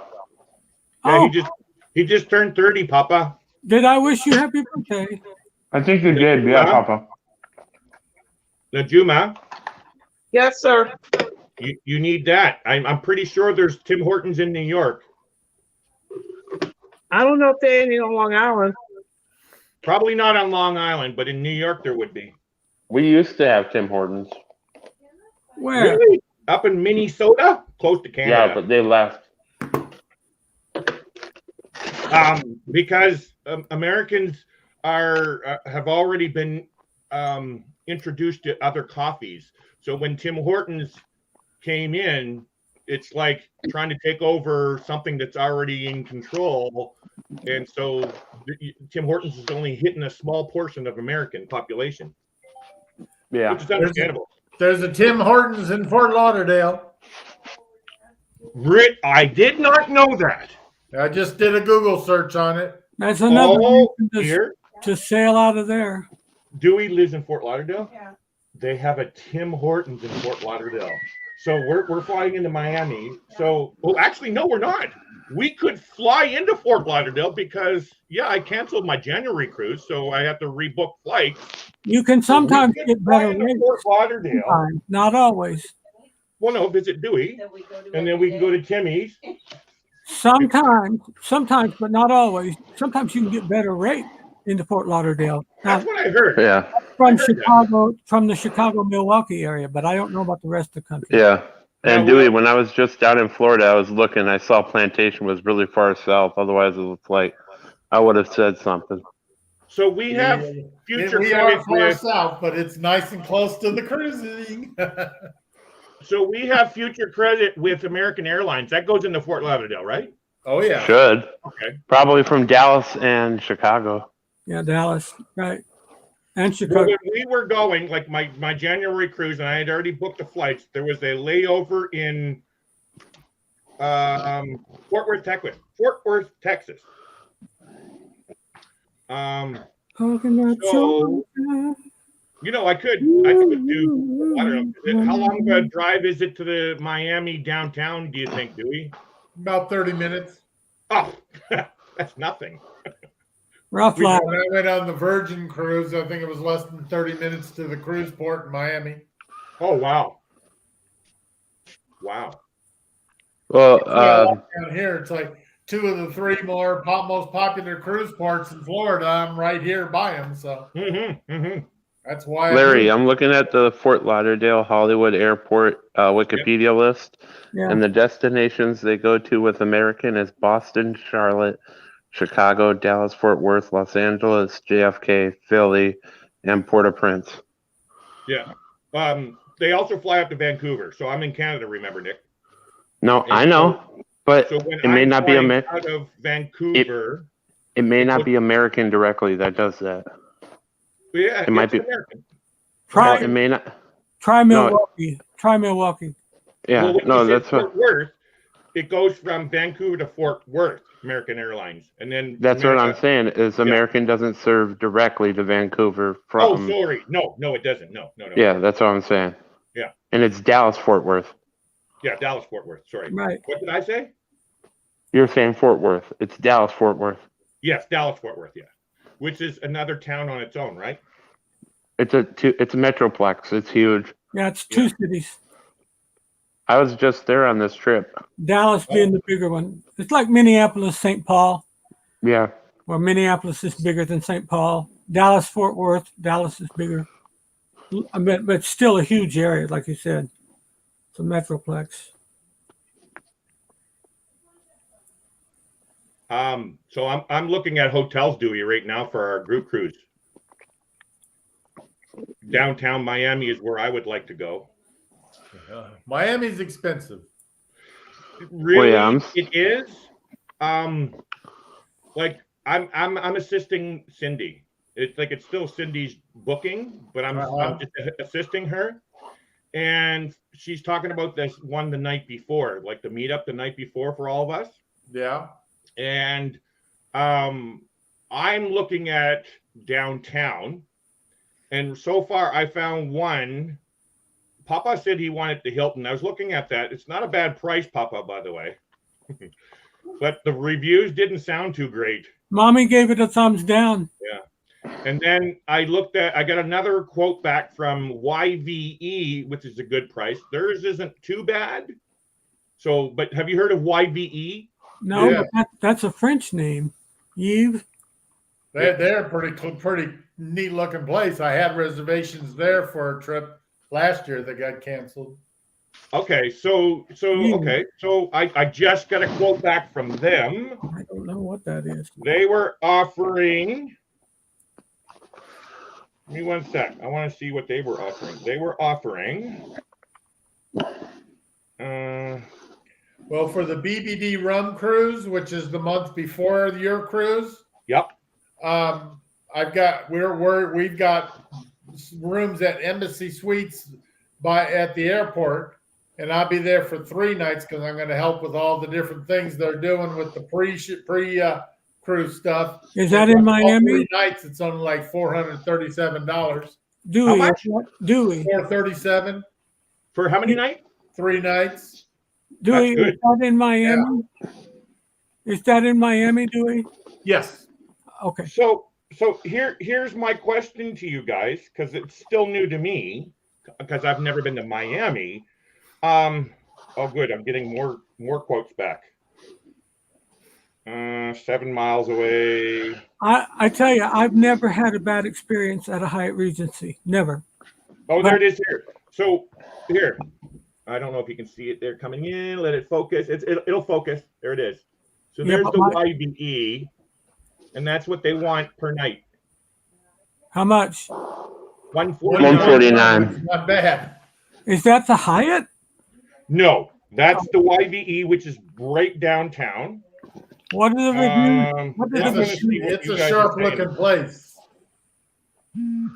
Any Larry? Are there any reviews? I've never Yeah. heard of Yves. Yes, there are, Papa. Najima, have you ever stayed in one of those hotels? Yves? No. I've never heard of it either. But I mean, I will So tell you, this is- my wife goes on reviews. If she reads the reviews and they're mostly negative, she's like, yeah. And the big thing she wants to avoid is a nasty place where there might be bugs or anything on the floor or Well, bed. that- Don't go to Red Roof Inn. That's why I'll never touch a Red Roof Inn. I got a quote from them. It's like, nope, next. Red Roof Inn or a Super 8. Actually, Super 8s aren't that bad if you get the right ones, Nick. I have stayed in both at times, and they were okay. But here's my wife again. Excuse me. Hello. Oh, and Dewey, with that Eve one, it says 1 suite upgrade Oh, every no. 10 rooms booked. I'll call 1 them. suite upgrade for every 10 booked. Yeah. Waived amenity fee, normally 23 room per night. So they're waiving the $20 $3 a night Okay, love you. resort fee. Unlimited high-speed internet, unlimited use of the fitness center, complimentary toll-free local calls, coffee in each room, bottled water daily, 1 signature YVE beverage, alcoholic or non. Excuse me for Preferred just a 1 minute. second, I'll be 10% back. off. No worries, Papa. Oh, gotta get out. I'm actually gonna check out that YVE one. That one's, but I'm doing multiple. I'm getting the best offer. Yeah, that was, I think it was Alana Zingano's cruise that was supposed to be at the beginning of this current year. Yes, We were it gonna was. be- we were going to be staying there, but of course, once the cruise got canceled, so did the Mhm. hotel. But I still get mail from them all the time with offers, and I wouldn't mind staying there. It's kind of an it's kind of a trendy type place, but a good price too. Yeah, Well, I me, noticed- Go ahead, Nick. I'm usually loyal to the Marriott brand. They've been good to me for the last couple of years.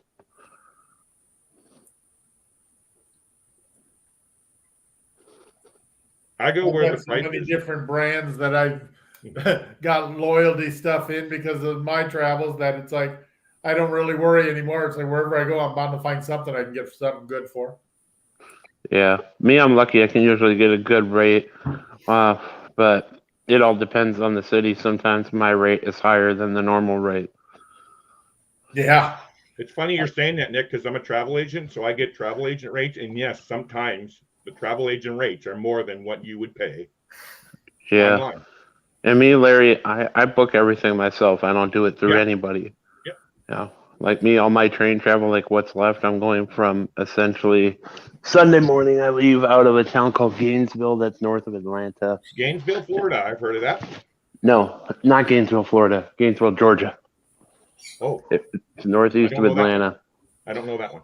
It's northeast of Atlanta. And then I go down through Atlanta, Birmingham to New Orleans, spend the night in New Orleans. Then I got 2 nights on the train from New Orleans to Los Angeles. We get in at about 5 a.m. into LA, and then we got all day in LA.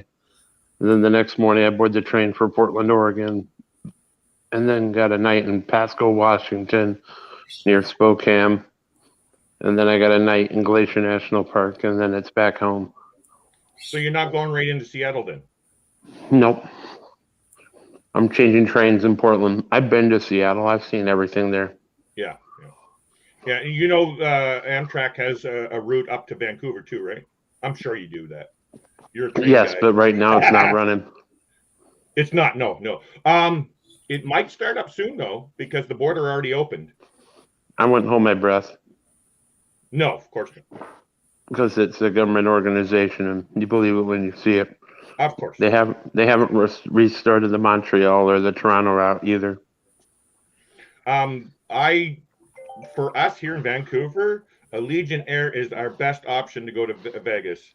I can get $30 one-way flights to Vegas out of Bellingham, Washington. So all we do is just cross over the border, and there's Bellingham, there's the airport, get on there. I can go to Vegas for $200. Yeah. I've never been to Vegas. Never been to Vegas. Ooh, I can't wait to get back to Vegas. Closest I've been to Vegas is I've been to Little Vegas. I've been to Reno. Oh, Little Vegas. I was going to say Little Vegas. I've never heard of Little Vegas, but Reno I have, yes. Now I understand why you're saying it that way. Yeah, because Reno is similar to Vegas, but a little version. A little harder version, yeah, that's right. And Dewey's been to Vegas. Yeah. Dewey's been just about everywhere. I've been everywhere, man. Yeah. Looks like I need to buzz out of here, folks. I got some people to touch base with and get some things taken care of. So Good to It's see you, been Dewey. amazing talking to you, Dewey. same here, and I will catch all of you later. You have a great one. Be safe. Good to see you, Najuma. Nice You seeing too, you Nick. too. See ya. And bye, Nanda. There, Dewey said bye. Bye. We'll see y'all soon. All right. It's definitely been interesting meeting Darren for the first time in person. I was going to say, I thought he had a trip to Germany already around this time. Actually, no, that's not the case. No, he had to cancel September. July, he hurt his leg in July. Yep. He's supposed to go in about a month, but that might be up in the air with some changes coming from Germany. Mhm. So it's wait and see. I can't wait for these changes to stop. Please. Like you I guys wouldn't are hold my all breath. proving it. Like, I'm sorry. Coming from a Canadian looking down at America, you guys are proving a point. You can travel. You can do it. You don't need all these freaking restrictions. Nick, you've been how many freaking states? How many towns have you been through? You're around A lot. people. You're not giving it to people. Like, Yeah. I'm staying within my own country. yeah. Like here in Canada, we're like Australia. They want to keep us locked up because they're afraid somebody might get one case of, if you can say it this way, a cold. Kind of. Yes, there are people still. Can you go from province to province right now? Or anything, but Larry, could you go to Alberta? I can travel all across Canada. Okay, I thought they were It's still not- locking you in the province. Huh? I thought they were still locking you up in your province. No, as of September, was it September or November? Either September or November or July. Anyway, we're now able to travel nationwide, but it's not it's not encouraged like it is in America, where you guys are free. You know what I mean? Yes, we can travel, but it's like, you're made to feel guilty if you travel. You know what I mean? Like, even though I can buy a ticket to fly to see my family in Ontario, but it's not as free as you guys down there, and it's not a jealous thing. And I just wish that we could open up that way, because it's not as serious as they make it out to be. Yeah, and Larry, I would say avoid Allianz travel insurance. They are giving me the runaround. Okay, so on- that's Go ahead. that's a good thing that you're saying that. I'm not allowed to sell insurance to. I don't know if you want to try to use this. Hi. Hi. I'm not allowed to sell insurance to Americans. I only can sell to Canadians. Yeah. But when I go to recommend insurance in America, I hear people keep talking about Alliance. I use Alliance. Alliance. Allianz. And so that's who I've been recommending. Don't. Oh, okay. Because I've had my bag delayed. I proved my case saw November that, yeah. 2nd, and they're still fighting me on it. I'm about to step outside soon and get on the phone and they'll probably give me the same answer, but I'm going to keep calling until I get the right answer, because they say cases are taking up to 30 days to be approved. BS. And you Straight. also said you had insurance for that. So why is it taking so freaking long? Yeah. Like, you're paying money for them to fix your problem. Yeah. I'm about to go railroad somebody there. I want, no pun intended, but I'm about to go railroad some heads there. It's like, I paid you all this money for a policy. Wow. You should be able to hold up to your end of the bargain. You're right. I agree. Amazingly, the one time I've never bought travel insurance like you, Nick, but I think when I go in April that I'm going to buy it. But yeah, like I said, but Larry, go with somebody else, not Allianz, because I'm sure they have a Canadian version. They do. They actually do. I actually, with my travel agency that I work with, we use Manulife. So I can get good rates with that and stuff for myself. Yeah. But I've never used travel insurance. I've only used medical insurance. And so when I went to Mexico for our wedding, I ended up having to go to the infirmary there, and I had to use it. And it's like I went to go to book out, and because I thought when you bought medical insurance, it was already taken care of once you report it and stuff like that. And I went to check out of my hotel, and they said, "Well, you got this bill for $478." It's like, what? No, I got insurance here. Like, it was a bad thing, like you're saying, like what you're going through. But eventually I made the phone call to the insurance company and said, "Oh, Mr. Drobe will take care of things." And within 5 minutes it was taken care of, and I left, and it was really good.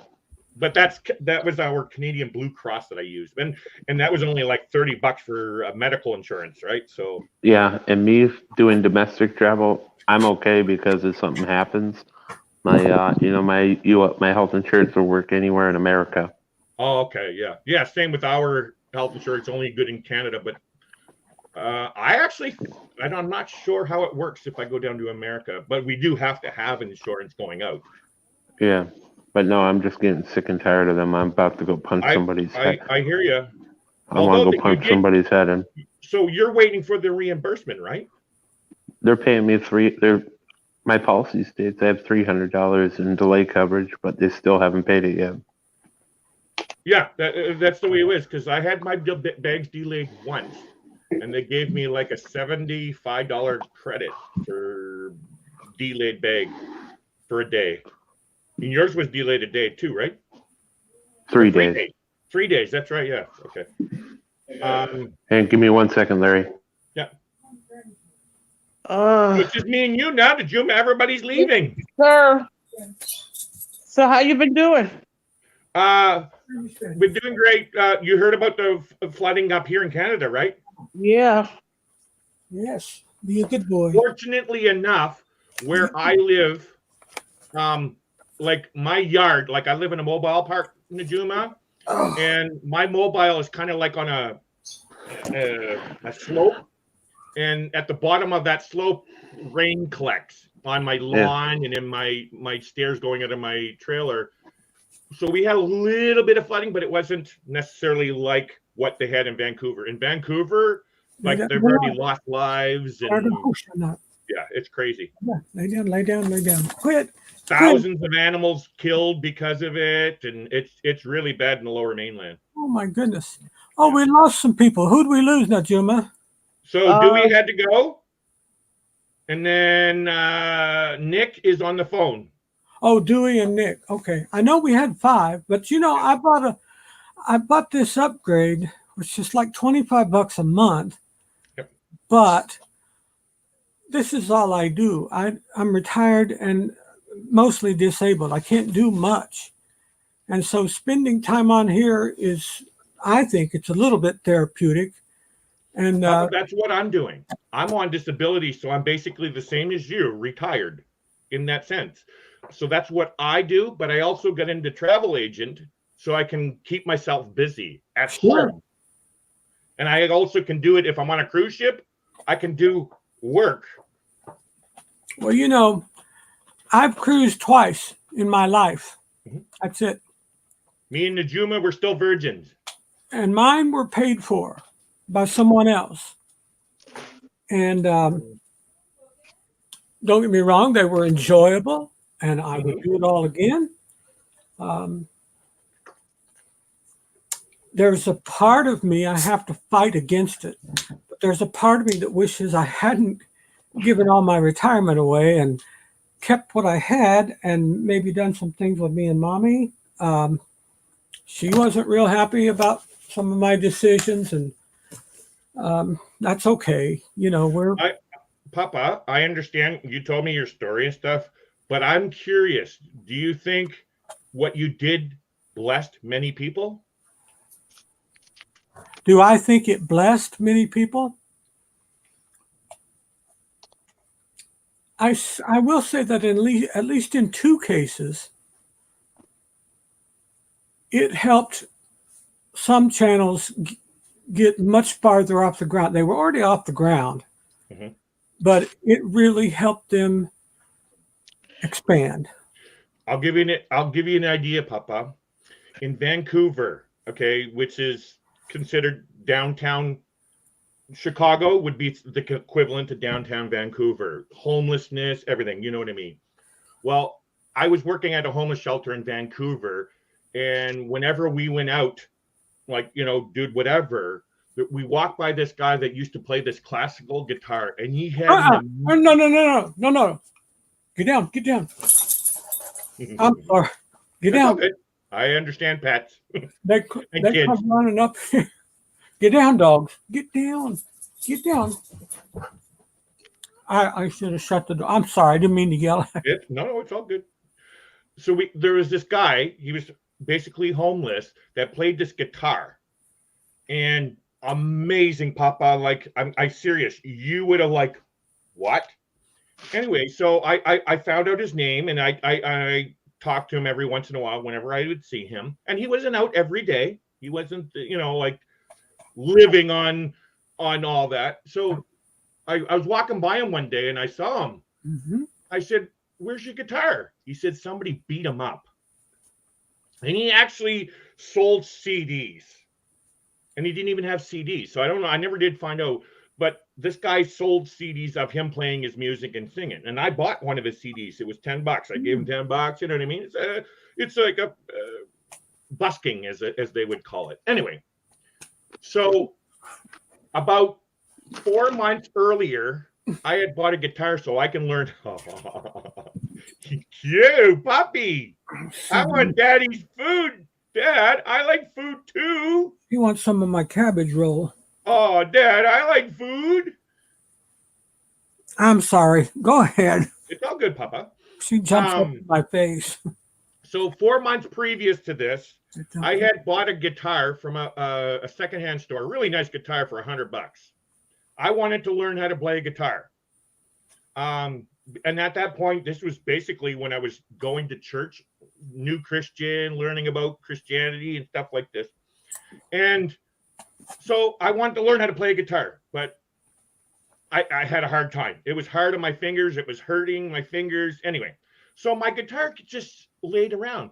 So when I found out that somebody beat him up and took his guitar, I said, you know what?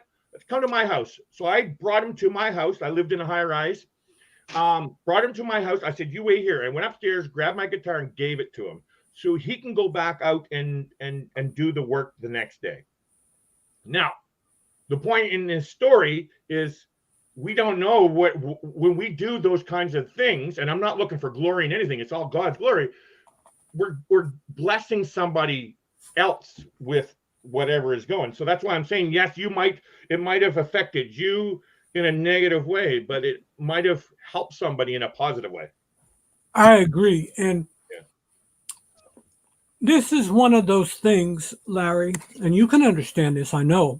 Yeah. It's one of the things where the flesh is at war with the spirit. Yes. You got the Holy Spirit in your life, that will make you do good things. Mhm. If we rely on our carnal flesh, no.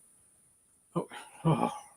If we rely on our flesh, normally we do stuff we really right. know better most of the time. We know better, but we want to have our own way and say, well, God, I'm going to do this.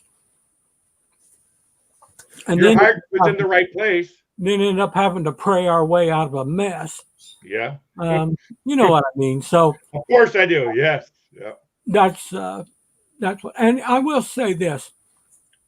I don't regret giving anybody anything. I wish I had done my homework a little more, Of course. Totally understandable. Yeah. because there were people that I gave to that I thought they would go a certain direction. Mm-hmm. And if I had just researched it more, I would have understood that we were kind of going different directions. And I didn't contribute to anything evil or anything like that. They just didn't do, I guess they didn't do what I would have done with it. They didn't provide the fruit that you were looking for. Right. And, I gave it expecting them to give something back to many other people. Blessing others with their hearts and their spirits and their gifts that God provided for them. Well, you can pay it forward. If you get a $5 donation, that's good, but you can't do a whole lot with it. But if you get a $500 donation or $1,000 or $1,500, you can do something with that. He came in. He said, For me, with my channel, Papa, I haven't received anything left. Like I have a PayPal stuff, and I don't expect anything at all. Zero. and If I do, I do. Right? Like if I make anything out of this YouTube thing, it'll go right back into it, and it's for that reason. My heart's always been is my channel, Plump Travelers, is about inspiring others to get out and travel. That's my thing. It's not about Larry making a business to make money in his pocket so he can go travel the world. It's blessing others, and that's my whole focus. Hey, there is no substitute for the happiness that comes with giving to others. Oh. There's no substitute for it. It's fun. It's fun when you get something in the mail. It's like, oh, I got a check in the mail. But it's much more heartwarming when you can say, oh, I was able to give something to somebody, It's a beautiful feeling. People that don't understand that, they don't agree with that, I feel for them. I feel for them because they're only going to have a limited amount of happiness in their life. Receiving, especially when you need, is wonderful. And I was just dumbfounded when Heather told me what the amount was. I said, "You're kidding." I was thinking I might get $300 or $400 because I didn't even know she was going to do this. Mommy came and woke me up. She's like, Heather's got this thing going on called a Papathon. She started telling me about it, and I was like, oh my gosh, no way. Subi, get down, go see Mama. Go see Mama. Liv, call Subi. Liv, go see your mama. Go downstairs. You stubborn, go downstairs. While you do that, I'm taking a bite of my food. By the way, it's egg, sausage, cheese on a tea biscuit. Oh, okay. Well, I think, and I will say this too, Najuma's on here.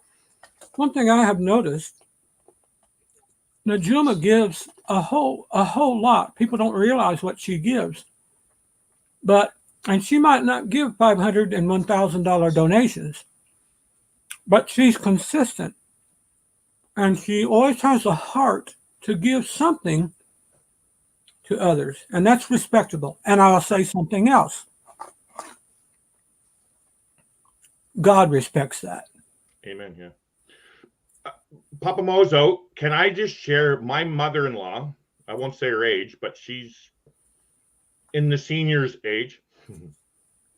And I love my mother-in-law. It's Ananda's mom. She shared something today, and I shared it on my Facebook today, and I really love it.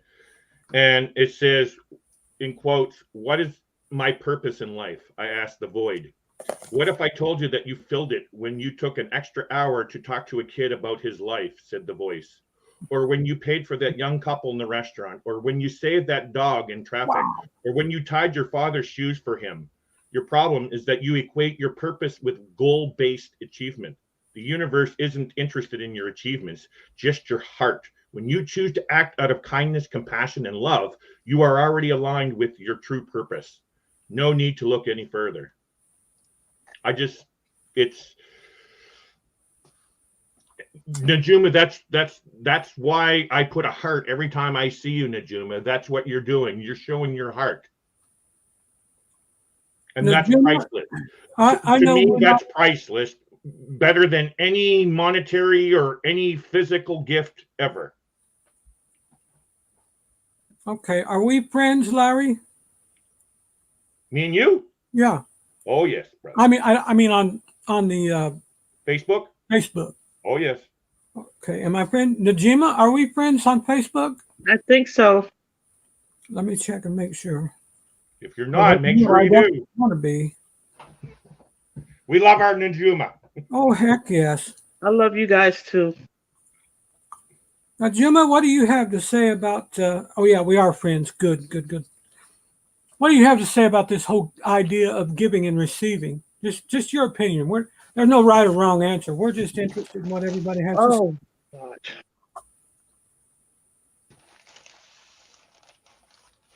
Because you give often. Well, I give, like you said, when I give, it's not much because I'm like you. I'm not working. I'm not retired, but I'm not working either. Mm-hmm. Because the only thing I have coming in right now is the widow benefit that I get from the VA. And, I can kind of give out of that, so much every month because I'm fortunate enough right now to be staying with my daughter. So I don't have rent to pay or any bills to pay. I just have to worry about food and clothes for my husband's granddaughter that I have custody of. But I'm getting ready for a new grandbaby. Oh, congratulations. My youngest daughter is getting ready to have her first baby. She's due in January. Oh my God! How So wonderful! That's gonna be grandbaby number 11. Oh Lord! I have 3.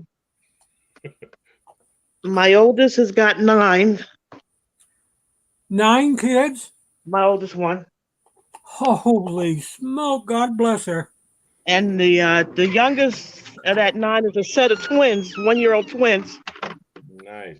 Oh, I love it. My I love multiples, because I have triplets. I love multiples. Oh, My middle daughter has a 13-year-old. And I said my youngest one is getting ready to have her first one in January. nice. And she already knows she's having a boy. Oh wow. Oh, So- okay. And she's due when? January? Yeah, January 21st, according to the doctors. Well, And outside of my first daughter, I don't put too much stock in what the doctors say because my oldest one is the only one that actually came on the date that the doctors gave me. The other 2 were almost 2 weeks late, according to the doctors. Wow. I'll tell you something that I've said many times from the pulpit. Doctors, and I'm grateful to doctors, I really am, but they only practice medicine. Mm-hmm. Whereas God has it all perfected. Mm-hmm. Yep. And if he decides to heal somebody, that's wonderful. And if he decides not to heal, that may be hard for us as human beings. Bubby, no. like babysitting for 3 2-year-olds. But if the person doesn't make it, that doesn't mean that God didn't care. There just may be something down the road. You know, I lost a 16-year-old son. And I got to tell you, that was 15 years ago, almost 16 now. And man, you talk about tough to take. You know, I just taught the boy how to drive. He was helpful to his mother. And he never gave me a moment trouble in his life. Never. And one night, he decided to swipe his mother's keys and slip out. And it was raining. It was January, and it was raining here. Well, January, if it's raining here, you're going to have an ice situation. And that's exactly what it was. And at about 3 a.m, he was going over a hill. And as soon as he topped the hill, he saw a curve and didn't make the curve, slammed into a tree and wrapped his car completely around a tree. And I questioned and questioned and questioned God, even though I knew better. I know what I had preached for years and years and years, but suddenly I was faced with this dilemma of not understanding God and disagreeing with God. And I said, Lord, you could have let him live. And all that kept occurring to me was, God knows what he's doing. He doesn't need any input from me. I could have my way, but God let me know there may have been something a little further down the road when the boy was 17 or 18. Maybe he would have got involved with a gang. There's a lot of gangs around here, and they do horrible things. Yeah. Even their initiation stuff. They kill people, they sell dope. You know how all this goes. It's everywhere in America. And I thought, well, maybe Joey would have, God forbid, but what if he ended up in that kind of a lifestyle? And there I'd be, mourning not just his life, but even the things that he was doing to affect others. And Papa, if I can say this right now, believe it or not, looking at your screen, and Najuma, this is for you. This is for you. Keep your screen just like that. Do you believe it or not that Najuma is blessing me right now as we speak, looking at that screen? Do you know what it is? I'm going through depression, deep depression right now, okay? And where I live, it rains so much, it's so dreary and dark, and it's depressing, okay? Right now, Najuma's sitting on her porch or wherever she's at, and I can see blue sky and sunshine. That is a reminder to me that, you know what? Yeah, I'm sitting here in Powell River, and it's probably pouring down. I think Ananda said it was pouring down rain. Well, this is blessing me. I get to see blue sky. It's still there. It's God's still there helping me and blessing me and giving me a great time by looking at your sky, Najuma, behind your head. I can see your blue sky. That's a blessing. But not everybody looks at those kind of blessings. They think, well, no, I don't got no cruise. I don't got no world cruise. I don't got this or I don't have that. No. That's not what blessings are all about. Yes, they're gifts, and you do get gifts, but that's a blessing. You show me, and I just saw a plane. That also blessed me because I love planes. I take what's the word? Love planes? I love planes. My father was who passed away when I was 3, was a pilot, and I've loved planes all my life. I love aeronautics. Love it. Well, I was telling my daughter, I said, I got to go over. It's like the next town over, Formandale, and they have an airport. So I got to go over there one day and go live and hope Larry sees it. Oh, yeah. Please do, Najuma. Please do. Yes. You can watch the planes take off and come in. Because I know my oldest granddaughter used to work, because it's like a little shopping center there. And she used to work there doing telemarketing. And I had, I dropped her off one day, and then I had her sister with me because she wanted to, Grandma, I want to ride. And Of course. coming into the complex, we saw planes leaving and coming. So she was like, oh, Grandma, we dropped Tati off. I want to stop and watch the plane. So we stood there for like 10 minutes. But then she got cold because it was like this time of the year. Yes. And neither one of us had a jacket because I was in the car. And New York gets really cold because I'm from the East. I know what the cold you guys all experience. The cold. I know.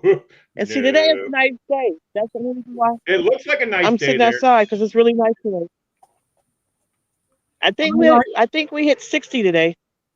Oh my goodness, that's real good. I'll take 60 right now. Here it is. It is. Although we get rain, so the rain keeps it warm here. Right now it is 36. Yeah, it's 36 here. Now, see, that's Wow. funny. That's funny because you just said the rain keeps it warm here. Usually. When we get rain here in Chicago, it is nasty, nasty cold. Very, very true, Papa Mozo, because you got that lake wind, you got Ooh. the ice storms. Ice storms. That's further south, like Indiana, Kentucky, Georgia. Yeah. They get terrible storms. Amazingly, where I lived in Ontario, I lived in a town called Oshawa, which is 25 minutes outside of Toronto. And the ice storm hit Toronto north of where I was and all the way east, all the way back to New Brunswick, where I'm from. And amazingly, it missed where I lived. We didn't deal with it. So that's actually the time that my youngest daughter was born, and I was going back to New Brunswick, and you could see this, it looked like a nuclear blast because all the trees were knocked over because of the weight of the ice. It's just, yeah.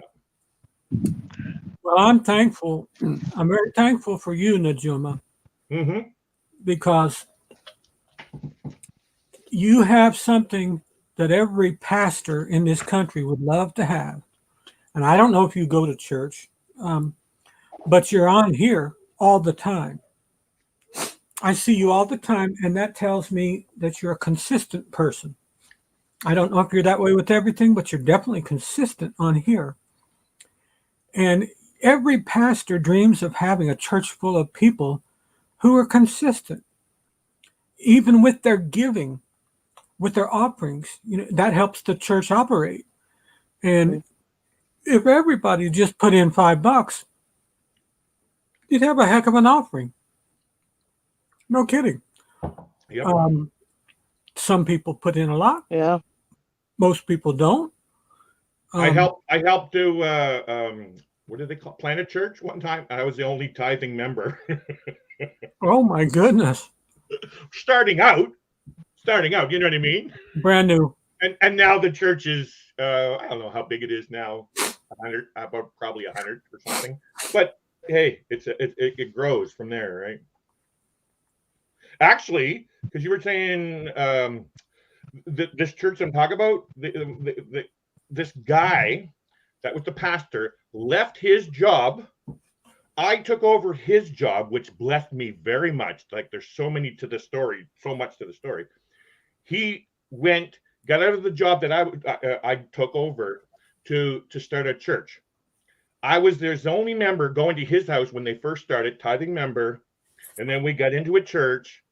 I consider him a friend, Gaston. They were both from Africa, Ghana.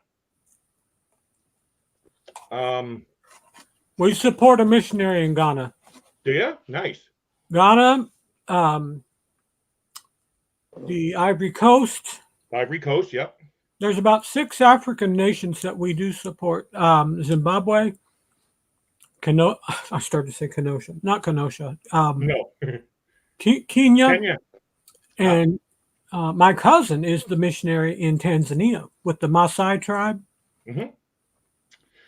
One of my friends who's from Ghana, he's from a town called Kumasi, which is the Asante tribe in Ghana, which is like the richest gold part of Ghana.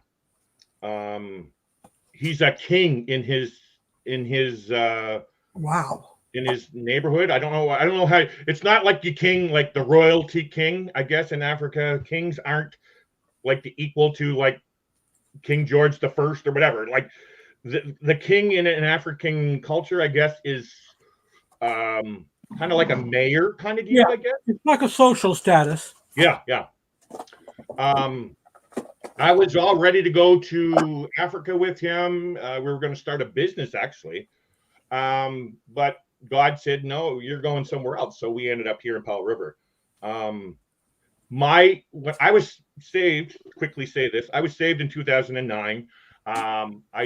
Here in Vancouver, every January they have a convention called the Missions Fest, and so new Christian, I'm trying to find out where does God want me to go. All right, so I go to this Missions Fest, and the one thing that tugged at my heart, and this was before this, I watched the movie called Rwanda.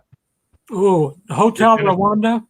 Hotel Rwanda. Oh, wow. And so amazingly, during this Missions Fest, they had this documentary that was filmed in Rwanda about the survivors and stuff. And they had the survivors at this documentary, and I went in there, and it still does to this day. So I thought God wanted me to go on a missions trip to Rwanda. I was already, me and Andy were all ready to go, but it didn't work out. So like you kind of wonder, but I realized later when I looked at Missions Fest, I thought it was being a new Christian. I thought it was, I'm going to another country to change who they are. Their ways are, hurting people. You know what I mean? So I got to come from Canada where we don't hurt people. And you know what I mean? That was a warped understanding of what I thought missions trip. Now I totally understand what it's all about. But Rwanda still plays a huge, massive. I did so much research on that. And the one thing that really hurts me is the fact, and I know you know this, Papa, is the fact that one of our Canadian generals was part of that genocide, like dealing with it and the way it happened. And they couldn't do nothing because of bureaucracy. They couldn't get involved because of bureaucracy. And it angers me, but that's my own lesson. That's something that I need. He wasn't part of the killing, was he? No, not part of the killing. Oh, okay. The Rwandans, sorry, I can't say the Rwandans. They were going to, he was the general for the UN, and they kept going to the UN trying to seek help, and they couldn't help them. Yeah, he was one of the peacekeepers. Yeah, he was a peacekeeper. Okay, So even in Hotel Rwanda, it shows the peacekeepers and stuff. So that actual person was General Hillier, or I can't remember his name right now. Anyway, it shows in the movie where the peacekeepers are driving away, and they're coming. Please don't go. Please don't go. Like, and then you know what's going to happen after they go, right? So it's like I as a Canadian, I feel as though I kind of feel responsible for that. It really, it still affects me. I wasn't there. I will tell you this: the burden will not leave you. Is something you will have that burden for Rwanda for the rest of your life. Yeah, of course. And there must be people like you who are willing to take time every day to say a prayer for Rwanda, say a prayer for Zimbabwe, say a prayer for Bangladesh, say a prayer for the Koreans. God knows they're oppressed. Anybody and everybody, whatever you think of, take your own time and spend it on other people. And the reward, here we go again. The reward is so great. Okay, you know what reward I got out of this? Okay, there is a reward. Okay, after this documentary, I got to talk to the survivors. Sorry. All right, take your time. Okay, I got to talk to these survivors, and they showed what happiness really is. What they went through, but they can still come and show happiness and love and compassion and all that. That helped me to understand love and compassion a lot more than, because again, Papa, this is when I was becoming a new Christian and trying to understand what life's all about in the Christian world. is true compassion and love and understanding, is that they went through so much hurt and pain, like that we'll never know, but they can still come out smiling and being happy and thankful for life. I will forever be amazed at people who can go through that kind of hell. Yeah. And I'll tell you 2 countries that I know of personally that come to mind. And I've got a lot of family. I've got a lot of family in the Philippines. Yeah, you told me that. Yeah. And then I don't have family. Well, one of my brothers lived in Haiti. Mm-hmm. And Haiti's the poorest country in the Western Hemisphere. And I have a story to that one too, just so you know. every time I see these people, because you just have to see how they live. They don't survive. They survive, but they don't succeed. And they'll laugh and smile, and they'll come and cook you foods that don't really look appetizing, but it's nice to them, and it's an act of kindness, and you eat it, so it's respectful. But you're thinking, oh, Fufu. I could really use a Big Mac right now or something. Have you tried fufu? Have I tried fufu? No. I have. No, with my hands, and it was very delicious. Now, he made it with fish. I'm not really a fish guy, but they made fish. Uh-oh. But I did love the juice from the fish. Because I guess their fufu is like their bread, and that's what they dip into like their soups and stuff. It's kind of like polenta and stuff. It was really yummy, actually. I loved it. I've had polenta, but I've never had fufu that I know of. Nick kind of reminds you of the same thing. Nick's back with us again. Good to have you back, Nick. Nick, yeah. No, I don't. Okay. Oh, I got it. Okay. Nick's that was his old comment. I'm here in the basement. Yeah, that was the old one. Yeah. This has a private comment. Oh, okay. I see. You can type in there. Wow. That was at 10:24. It's now 11:24. An hour later. Oh, that's right. I keep forgetting about this. You've been on for 3 hours and 39 minutes, Papa. Wow. Doesn't Time seem flies when you're having fun. Doesn't seem like it.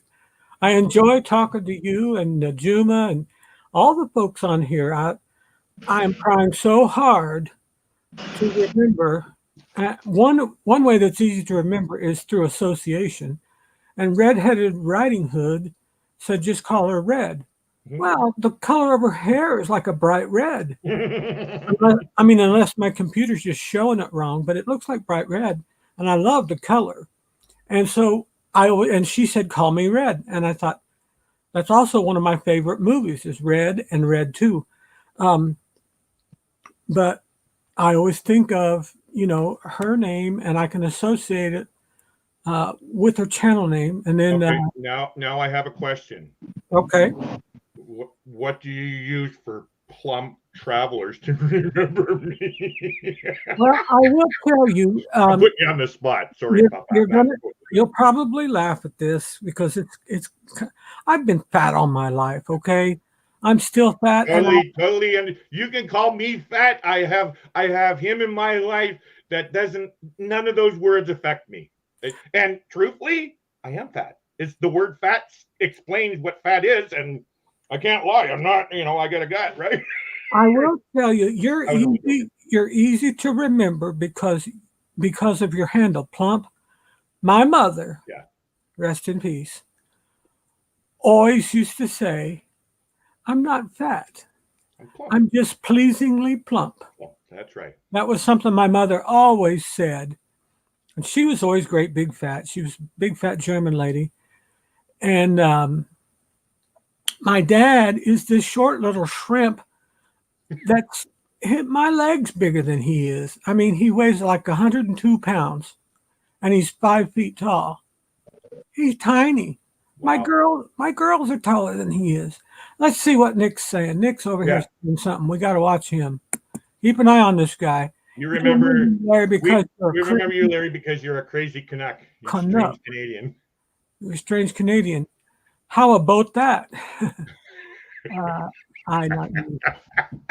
Hey, Nick, I put the link back in there. If you want to come back up, you're more than welcome. You know how to behave yourself, so it's not a problem. It looks like the foliage is real nice there where Najuma is. I can see Yeah. a little bit of Yeah. leaves kind of behind you there.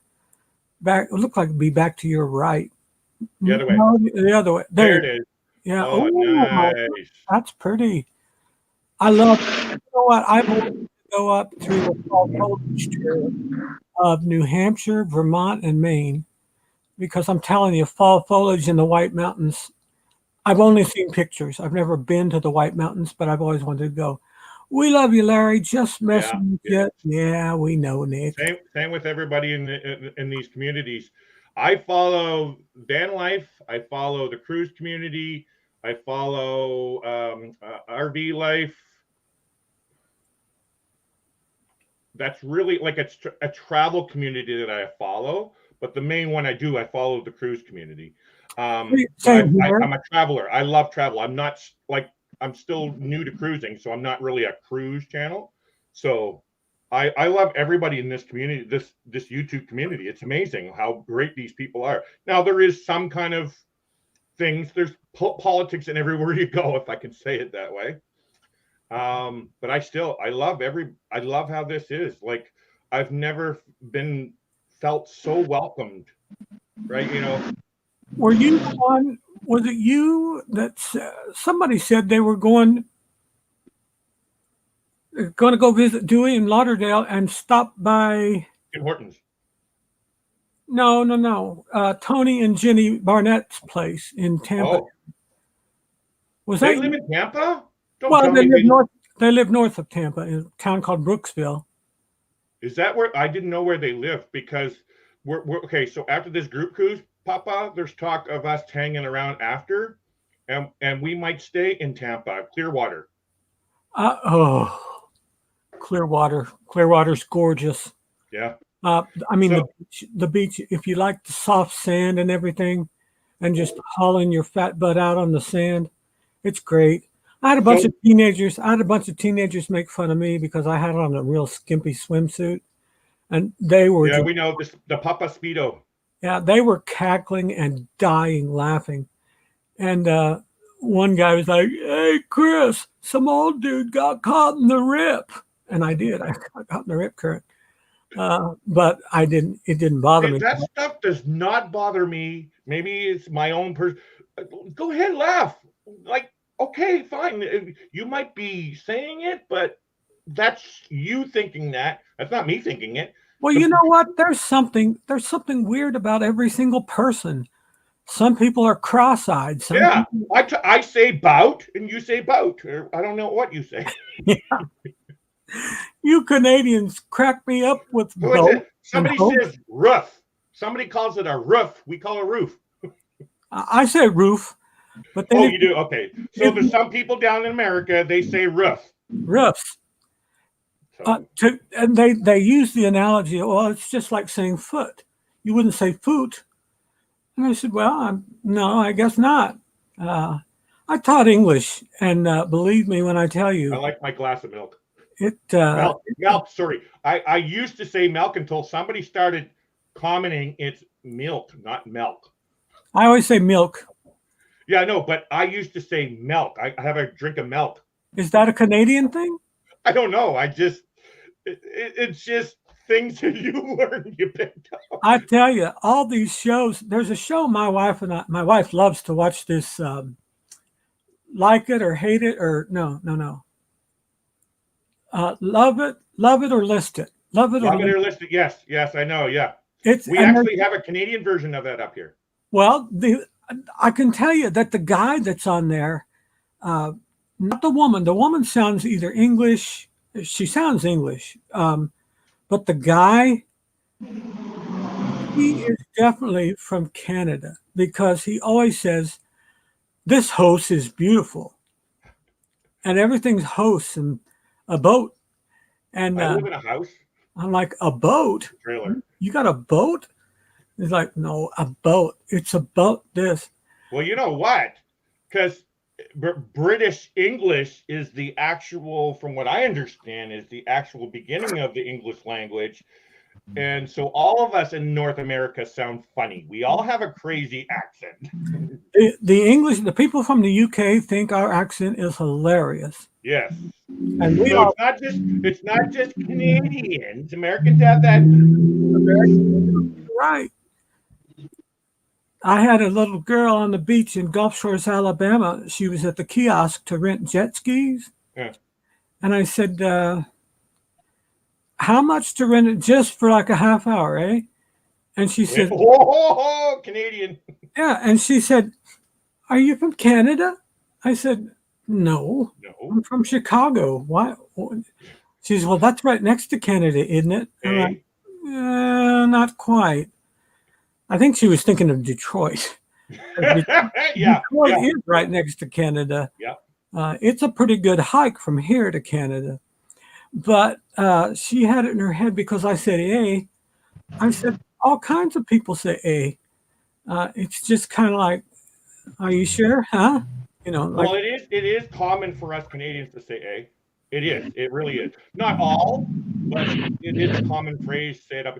And again, it's your community that you hang around with. It's like, why did Texans all sound the same? whew. I saw it's not you all, it's y'all. y'all. Well, that's the American South is definitely that way. And, you know, I've spent 25 years as pastor at an all black church. Yeah. And a lot of black people in America, especially up north, like Chicago, Detroit, Cleveland, all that area across the northern tier there, a lot of them have their roots from the South. Some of them have actually moved from the South up here, but if not them, then maybe their parents or their grandparents migrated north whenever the big job boom in the industrial north started taking hold. Well, Detroit got all the car industry. That brought a lot of people from the South because they could come up here and have a good middle class living. Yep. Whereas down in the South is more polarized. I'll tell you, there's a lot.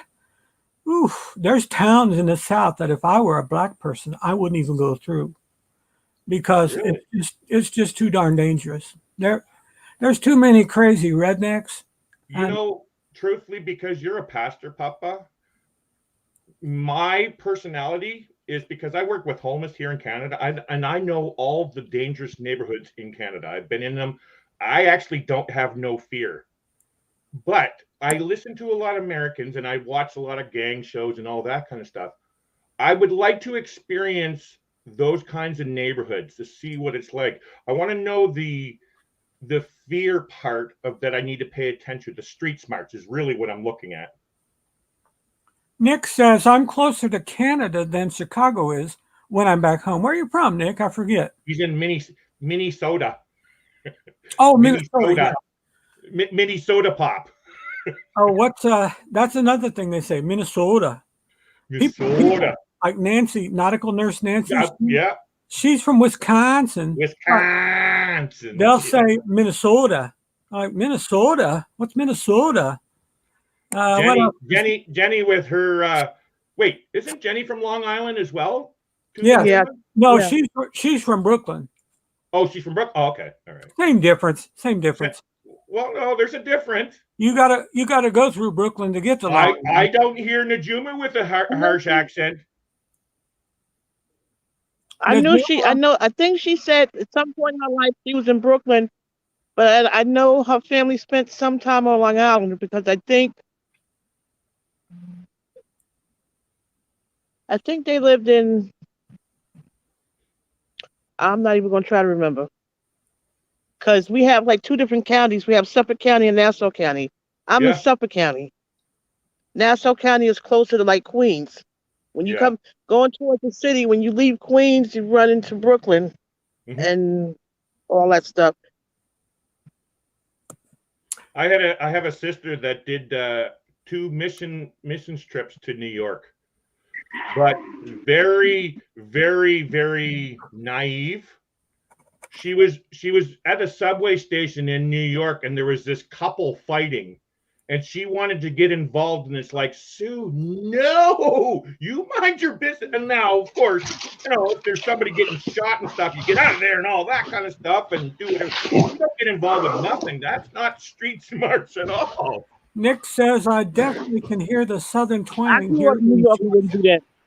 So interesting to hear the differences in our American accents, says Nick. I Darian, I agree, Nick. Very interesting. Did you say Darian's here? Yeah, Darian just walked behind Nick. No, in the camera. Nick's at Darian's house. Oh. That's not coming up on my screen. I got it. Darian looks really busy. Methinks he's trying to find another spaghetti ice joint. Yeah, I think so. Researching the spaghetti ice. Doesn't Darian lives in Georgia, doesn't he? Yeah, What town? Where? near Macon, Okay. just south of Macon. Oh, I hear it. I'll never forget Macon. Please don't tell me it's spelled Makin. No, it's Macon. Macon. Making bacon, No, but no. If you want to pronounce it correctly, up back home, we just say Minnesota. Minnesota. No, just Minnesota. I know, Nick. I know. Yeah. No, that's I'm it. just razzing you too, Nick. Remember? Weren't you just I know, saying right? something? You crazy Canuck. Yeah. No, I got this thing loaded up with a bunch of stuff that's going to go out tomorrow.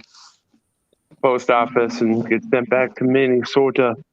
That is one thing about America. You have your postal rates are like amazing. You guys might not think that compared to our rates. Well, that's because Larry, Canada privatized their post office. Yeah. Where ours is still semi-government. Yep, I agree. They'll never be privatized. But you also have population that makes those rates go down. Yeah. Like it's because Canada's it's one rate. Population is 37 million. America is 330 something. 30 something million, right? So yeah, you have the population to bring the prices down. Well, it's still regulated pretty well. This box is pretty darn heavy. But no. So that kind of box looks like roughly 30 pounds? Probably. It's filled with a bunch of I had that from my previous divorce. That's all I had from an 18-year relationship.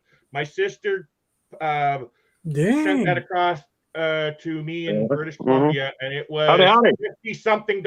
Hi, Darian. Hi, Darian. Hey, Darian. Oh, he can hear us. Oh, okay. I thought there were some familiar folks.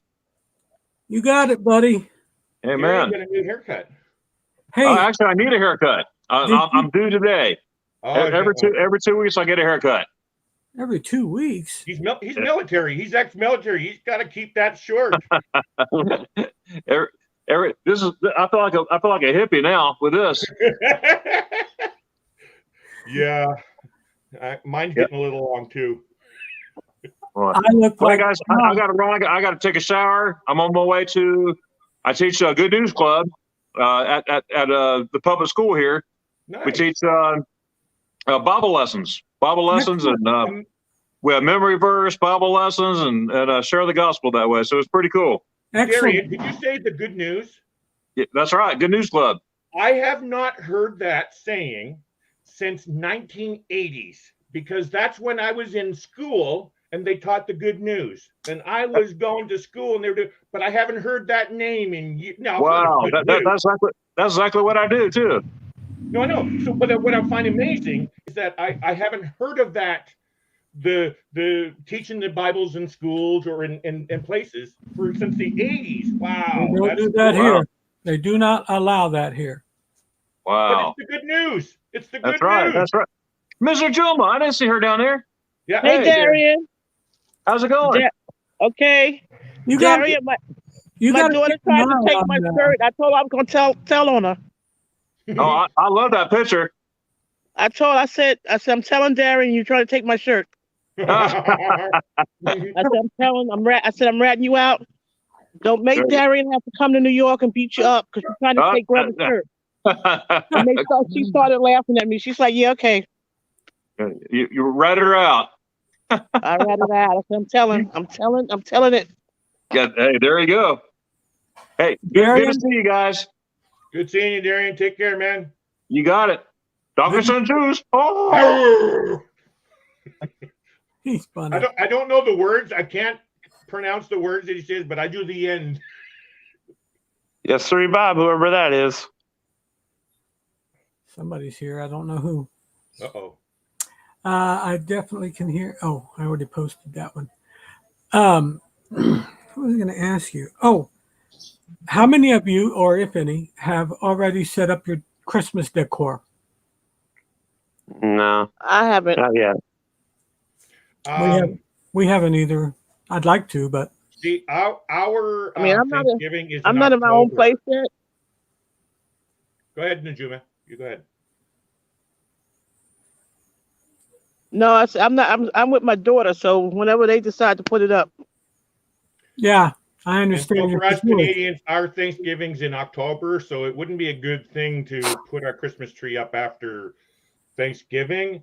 So we celebrate our Christmas with my mother-in-law, who's 7 hours away. So we leave our Christmas lights up all year long. And we take a tree. We put up a tree.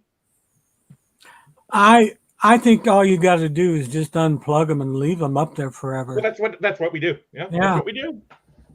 What's weird down here is seeing all the hanging moss Oh, I love it. I love that. and then the Georgia snow. That is one of the coolest things I love about that area, man. Georgia, hanging and I will moss. tell you, there's areas that if you ever go to Savannah, I've been to, that's where Darian picked me up, was in Savannah at the Savannah train station. Gorgeous, gorgeous town.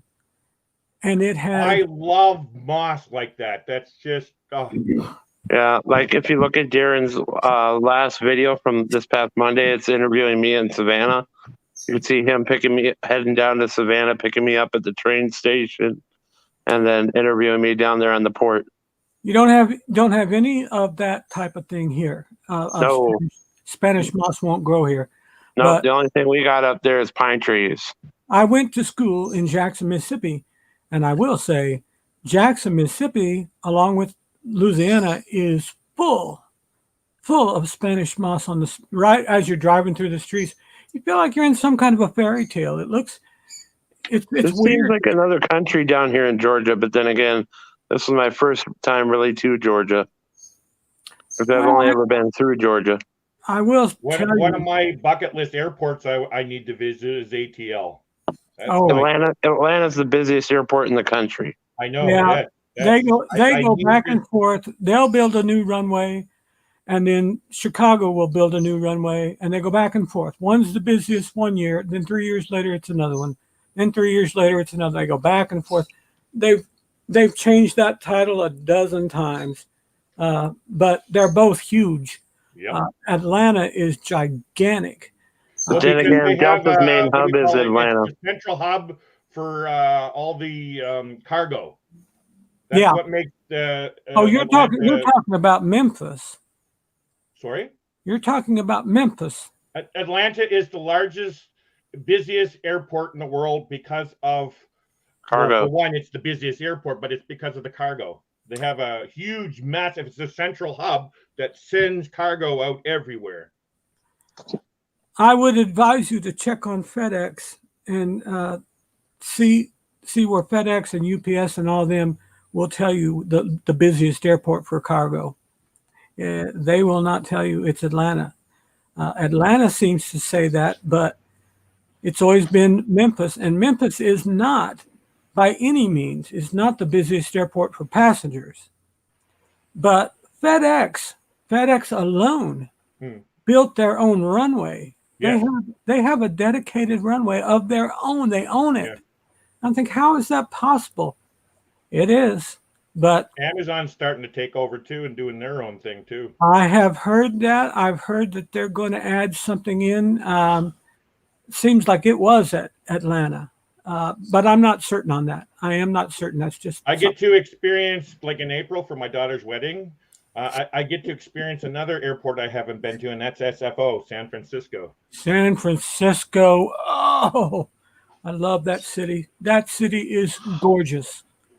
at City. An article, Papa, an article from April. It goes Atlanta Hartsfield #1, LAX #2, and then O'Hare #3. For what? Busiest airports. Now that Nick, that might be meaning passengers. They're Yeah. talking, are they talking passengers or number of flights? Passengers. Because Yeah. there's always confusion on that. Are they Yep. whoever it is, are they claiming they're the busiest as far as the number of flights going in and out, or the number of passengers going in and out? I don't know which actually makes it the #1 airport. I know. Well, I'm just saying it's I from an would say article the that number I of found flights. from April. Yeah, I'm wondering what they mean by that. Are they talking about planes or people? This one's people. Yeah, Okay. makes sense. I will tell you LAX, the so last far, my favorite is LAX. I'll be going into I'm happy. LAX next week, but LAX the train station. Oh, you're going to the train station there? I've been there, Nick. That's Oh a my nice. goodness. That's a nice train station. I leave on Sunday morning. I'm heading for the West Coast. I'm working on a new. Yes, I'm that's working on a right. video. I don't know, Larry, if you've ever heard the song "America the Beautiful." Sure. Yeah, in the part where they go from sea to shining sea. From I already sea filmed the to first- shining sea. Yeah, I've already filmed the first part talking about here I am at the Atlantic Ocean, and I'm pointing to me behind there, and then I go, well, I'm going from sea to, and then I cut it off. Yeah. And then next Wednesday, I'm going to be standing at the Pacific Ocean, and I'll finish it off saying to shining sea. Good job. Good job. Yeah. Excellent, my friend. I love that song, America. Yeah, I've sung it 'Cause many times. yeah, I love because that. that's the crazy thing about this trip is I've already gone cross country a couple of times, made a couple of circles, and I saw the Atlantic the other day, and then now I'm going to see the Pacific next I don't know this coming anyone. week. I don't know anyone who has spent as much time on an Amtrak as you. I know, right? And Papa, I'm not even afraid to fly. I just have more fun this way. Well, I will tell you, Amtrak is definitely a better way to see the country. And speaking of seeing the country, how would you like to see Melbourne, Australia? I don't now that I see that kind of comment down bottom. No, he's weird. Yeah, I agree, Nick. Hi, They are John. three of my most And he favorite. talks funny. Well, I will have to tell you this. He does know Old English, traditional English, where he spells favorite with a U, Yeah. because that is technically correct. But Americans have kind of botched the whole thing. And We're that's why just lazy with our language here in North America. Papa. people in the UK, they just think we have totally destroyed the language. Yeah, Nick, I just wanted to say to you, you love trains. I actually used to love Greyhound travel. I've traveled across Canada. That's you did crazy. with the Amtrak. Now they don't have Greyhound in Canada anymore. It's done. We don't have a bus line in Canada. But I understand what you mean. Your enjoyment. For me, with Greyhound bus travel, it was getting the closeness to meeting new people that you're basically forced to talk to. Like you're sitting on a bus, the people around you is what you have a conversation. Yeah, and Larry, Greyhound started in Minnesota in like 1910 or something. I Yeah. forget when. And the smell. Oh, But Papa, that's adventure. That's You know adventure. what? Like what I about can the have people adventure. that backpack across the you know what I mean? Like this is all adventure. I Travel is amazing. would rather smell a skunk than somebody's nasty butt. If they're up in the bus, if I'm in the bus trapped with 40 other people, and a couple of them, it only takes a couple in a bus of a couple people that didn't wash their crack right. I used to sit in the back of the bus, Papa. That's where I was. I Same always here. brought my extra socks, all that deodorant. That was my travel bag. And with the back of the bus, you also got the smell coming from the bathroom, but it was the bus smell, not the bad smell of a passenger. Yeah, I used to sit in the back of the bus for that very reason, because about half hour into it, I went nose blind, and then I didn't smell anything else except like that air freshener that's super potent that the bathroom puts out automatically. I could smell that. Hey, we've got the Down Under Cruisers here, our friends from Melbourne, Australia. No, That's we don't. John and We don't Alana. have them. We love them. I don't know. He might be at work. No, wait. No, he's home from work now. He's 17 hours or 19 or 17 hours ahead of me. I believe it's Ask Google what the time is in Melbourne. In Melbourne right now, it is 6:54 a.m. You want to come and see me? And where Here. you are, it's 2:54, Nick. Let's see everybody. Yep. And where Papa is, it's 1:54. It's 1:50. Yeah. Barrow, say hi to everybody. I have everybody's time zone. Look at everybody on the screen. You see everybody? I'm Oh, wait. used to being in Papa's time zone. And it's 1:54 where Najumi is. Well, No, it's 2:54 where Najuma is. She's in the Eastern. oh, she's in. Okay, yeah. Yeah. I What gotta happened? get you blueberries. No. Berries. Oh, you were in the Spiker shirt today, Papa. I got the Spiker shirt on. I put Wait, Larry, do you know whose this is? Something adventure. Create Adventure. It's a YouTube channel. You know whose it is? Create Adventure. I can't read it. Look, when I came home from the hospital, it was down on the floor. It's Blaine and Mallory's. We can't read it, Nick. Sorry. You're gonna have It's to Create take it off and Adventure. show us. It's Oh. Blaine. It's It says Blaine and Mallory's. Oh, okay. I want to publicly thank Larry for all he's doing regarding the group cruise and Helping Hands. Larry, oh, crap, I forgot that Helping Hands thing again. Oh, you Larry, he looks just Fine, like you, fine. Sean, so you can pass for it. He is my brother. Uh-oh. Watch out. Sean's gonna make me cry now. Watch out now. If it's family, we don't have a choice in family, but if it's friends, you pick and choose your own friends. I had Thank you, sisters. Sean. I gotta love my sister. Thank you, brother. My Wait, brother. how do you say that in Australian, brother? Brah. Oh, brah. Yeah, The new one is brah. brah. Love you, brah. I'm like, what? Brah. I have taught the English language on a college level and on a kindergarten level. And I got to tell you, these kids nowadays, they have destroyed the language. And I do mean obliterated. Yeah, some See, Papa, I'm always learning, okay? And I have a question regarding that, okay? I have a learning disability. I quit public school in grade 6, okay? I have a grade 12. Does it really matter if we're saying the right, proper language? Isn't it the most important thing that you understand what I'm saying? listen. Know what I'm saying? You know what I'm saying? You know? Absolutely.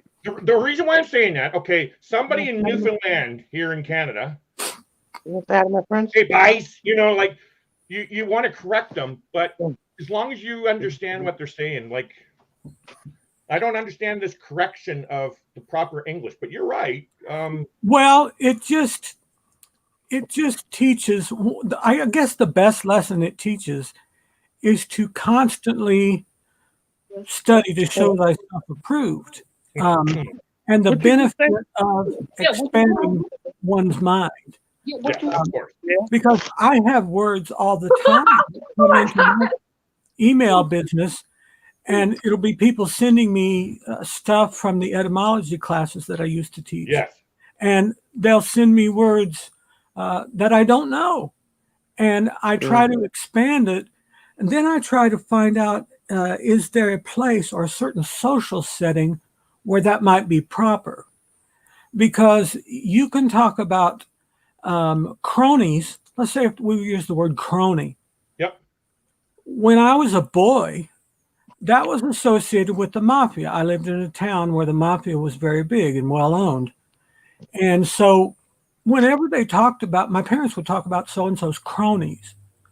And so I automatically thought that anybody who was a crony was a criminal. Not necessarily so. It can be someone perfectly legit and they're just best buds. So Best friends. I can say, sorry, cutting you off, Papa. I can say, would you call me weird if one of my bucket list things if I go to New York is to see Little Italy? Would you call me crazy? Would I be a crony? No, not at all. It depends. You'd probably take your cronies with you. Some of your friends, your best friends, whatever. Yeah. And you'd have a good time, by the way, if you go to Little Italy in New York. I grew up when I was younger. I used to watch everything about the mafia. Not that I want to do what the mafia. I was just fascinated with mafia. Yeah. My interests are mafia, gangs, prisons, life. That's my interest. But it's just that's your next life, Larry. That's your next life. Maybe. I tell you, there's two things that the mafia does extremely well and efficiently. Kill people and hide it. Kill people and cook food.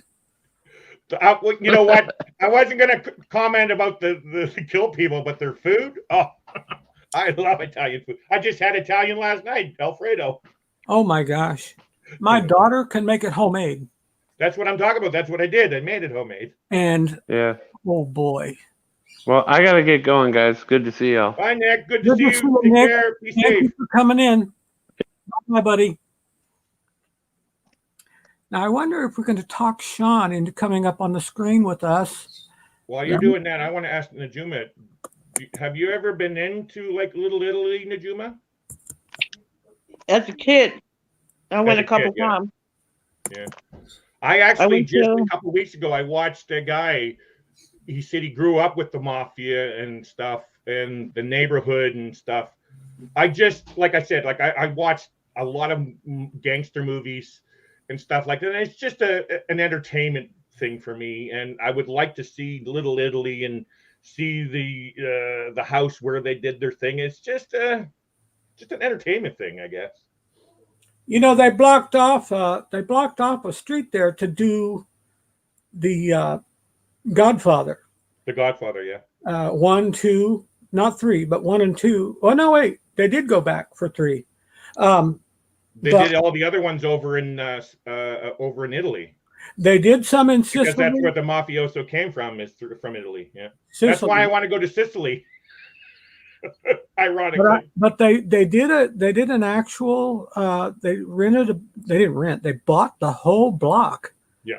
To do this movie with a relatively unknown director named Francis Ford Coppola, and he shocked everybody by taking home a stack of Oscars.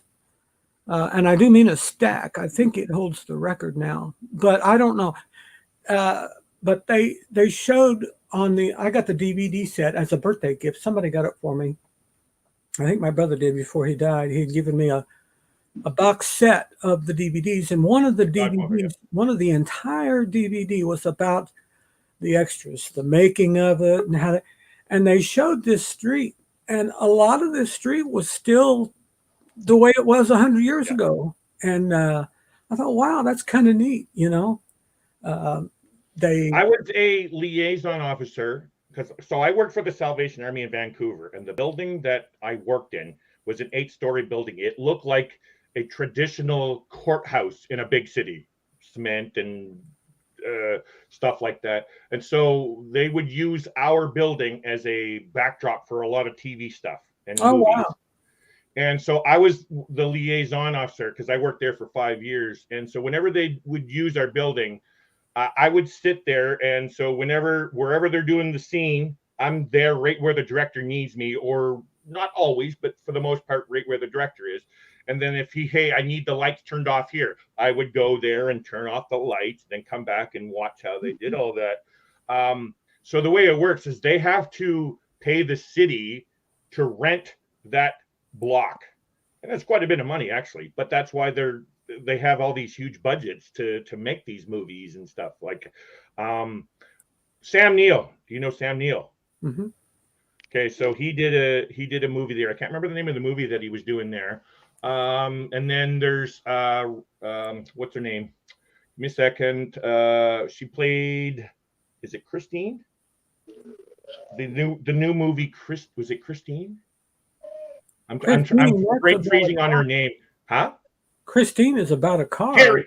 Carrie. The newer version of Carrie. Oh, okay. Okay. Chloe Mortiz Grace. Gotcha. Okay, so she did a movie at our building. I was actually talking to her, which you don't normally do in what normally when actors are on scene, you don't talk to them because they're in character. They're trying to remember their lines, and so you just don't talk to them. It's not that they don't want to talk to you, because they do, and they have, and I talked to them. Anyway, this movie that she did there, it was called If I Stay. Really nice. Really, they were really nice, because I asked them, I said, do you guys ever check out your IMDb? Because I found out that she's going to be there, and I typed in a little comment on her IMDb, and she said, oh yeah, we check them out all the time. Now, I didn't tell her I left a comment, but I was just asking her, but yeah, it's so cool. But I've learned so much, like the TV series Alcatraz, the Green Arrow, Flash. Have you heard of the Flash? Sure. Okay, so I actually have a video on in my stuff here of them doing a scene where they were fighting, and it shows them jumping off because our building's 7 or 8 stories high, and they have a balcony, and so they use this as one of the scenes where they're jumping off, and I got a video of them doing it. Like, it was so fascinating, but I did it so much that I don't get starstruck. You know what I mean? It's cool seeing them, but you know that Canada is a popular destination these days for movie companies. So Vancouver is the Hollywood of Canada, but they also do it in Toronto and many other places across Canada. But they're so much better. They're so much better to the movie companies. Yeah. It's affordability. I'm going to shut off my camera and start it again. Just give me a sec. Okay. You were a little bit blurry. I don't know why you. Yeah, it is. It's blurry, and I don't know how to stop that. Papa, check your basement, Sean says. Oh. Okay, I'm gonna. I wish it would put an alarm on here. Yeah. Let me know. There's our buddy. Hey, There's Sean. That is our buddy from Melbourne, Australia. That is none other than the great Sean Trump. Papa, you're gonna make Sean's head explode. The great. Come on. Well, he's got all that orange behind him. I just thought his last name might be Trump. Oh my gosh. I'm sorry, buddy. I'm just playing. But you were talking about language earlier on, right? So I've got a question to ask you. Now, you mentioned the word great. How are you spelling the great? G-R-E-A-T or G-R-A-T-E? G-R-A-T-E. What is it? The word great. Great? Great when you're calling him great. Great. I would say G-R-E-A-T. Great. Now, going back to now wait a minute, excuse me. Najuma, how are you? I'm fine, Sean. How are you? I'm very well, thank you. It's been ages since I've spoken to you face to face. I know. Sean, isn't Najuma the best? She is. Absolutely the most awesomest. Now we can put the word great on Najuma, yes. Absolutely. Yes. Oh my goodness. We love this one. We love this. There's Dewey again. Dewey's on my side. Thanks, Dewey. Dewey's thought the pumpkin was drawn on his head at first. Oh my goodness, Dewey. Dewey, if you want to come back up, the link's there in the chat somewhere, I think. Dewey, let me say, my friend, I'm absolutely so freaking jealous. Yes, we all are. Take care of yourself, because you've been doing way too many cruises, and I think it's a good idea you go on that one cruise only. Sean, I'm just thinking that he ought to make a sacrificial offering, give it to the work of the Lord, and while I'm on board, I could do Bible devotions. I could teach some word studies that go from Old Testament all the way through the New Testament. I could do those things. I could let people come and, they could confess. I can't give them absolution because I'm not Catholic, but they could confess. The scripture even says confess your faults, one or the other. So, I could do all that. Plus, you have to be Catholic to do confession? No, to do absolution, not to do okay. confession.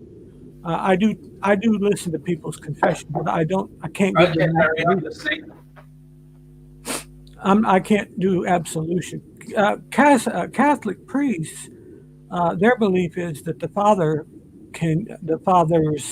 earthly fathers can give absolution to anybody who confesses their sin. Looky, we've got Dewey's, what's he saying? Still taking care. Still some connections and bookings, but I watch and listen in between calls. Just added 2 more cruises and still.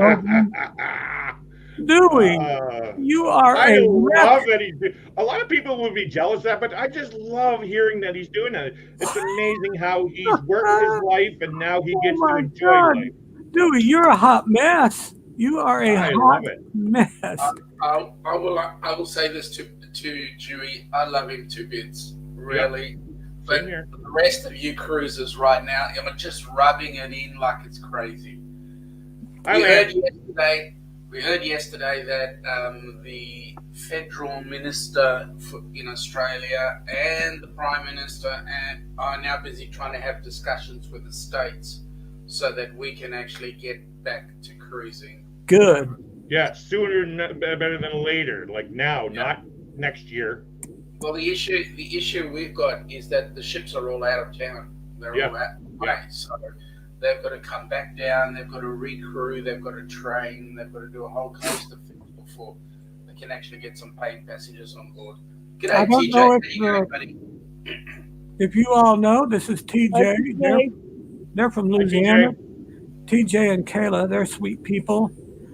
I spent a lot of time praying for our Louisiana friends this last year because they had some serious flooding issues going on there, and a lot of Louisiana is low ground. That's why a lot of them don't even have graves. They'll have mausoleum that they put them in. Or my fellow Canadian brother, this is Lance. So Lance knows because he just put, how is it in the West? So speaking of floods, Papa, did you know that it's our lower mainland in Vancouver and outside of Vancouver and the lower mainland is flooded? No, I did not. Oh yeah, we have floods. It's really bad here. Like there is no way to drive in or drive out of Vancouver, like out of town, like due to mudslides and road washouts. There's no way in or out other than flying. No trains, no driving, no trucks. The people are panic buying because of all the supply routes to get in other than planes. It's insane. Like it's bad. Luckily where I am in Powell River, I had maybe 2 inches of rain in my front, but that's a normal thing whenever it rains hard. Larry, let me just clarify a couple things. Number one, g'day Lance, how you going? How's Boomer? Number two, Larry, you cannot drive into Australia. We got floods around Australia. It's crazy. Oh, you're having floods as well. Yeah, it's that we are just that one little piece. There's all that lots of water around the sides. I can't even drive to New Zealand. Oh, you have a water, so you're on an island. Oh, there we go. Oh, Sean, I'm gonna smack you when I see you in person. Promises. See, now I can tell already. I'm gonna have to put Sean and Larry in timeout when we get on his cruise. Oh, Juma, how much am I going to enjoy that? I already know I'm gonna have to put the two of you in timeout. Y'all better not go. And then me and Lana and Amanda can have some fun because y'all will be in timeout. The girl night. Yeah. That's right. Najuma sounds like Big Mama, and if you mess with Big Mama, you're in trouble. You're right. That's all I'm gonna say. You can play around with Mama or Daddy, but when you go to Big Mama, yeah, you gotta watch out for her. That's in trouble. You're in trouble. You like Big Mama. I like Lance's response down there. It's the 2 down. He says, "Better drain that water." We've been trying. Man. All right, folks. I'm only here for a short minute. We are in the throes of moving our business. So I've got to go and disconnect computers and get those all moved and all that sort of stuff. What, you don't have movers? We do. They're coming for the heavy stuff. Why should I let them carry my intellectual? No, I property? understand. I work for a moving company. Yeah, we only just moved the desks and stuff. You did, the other people did all the packing up. Yeah. So, There's another Canadian in here. Oh, and there's Mama. Hi, Lana. Hi, Mama. I'm Larry. Hi, Najuma. Hi, Lana. Hello, Alana. Did you hear what she just said? Yes, Larry and Sean might enjoy being in the naughty corner together. That's the problem. Yeah. I told them when we go on a cruise, I'm gonna have to put them in timeout. I know, but they might enjoy it together, though, Najuma. That's the problem. They might have a better time together. Yeah, but then us girls can hang out. Yeah, it's true. I mean, I don't have a husband anyway, so but it'll be easy for me to hang out. But see, if I get rid of Sean and Larry, then I can have a good time with you and Amanda. I'm just saying. You know what, Najuma? Alana's probably thinking you're the smart one out of the whole lot, not to have a husband.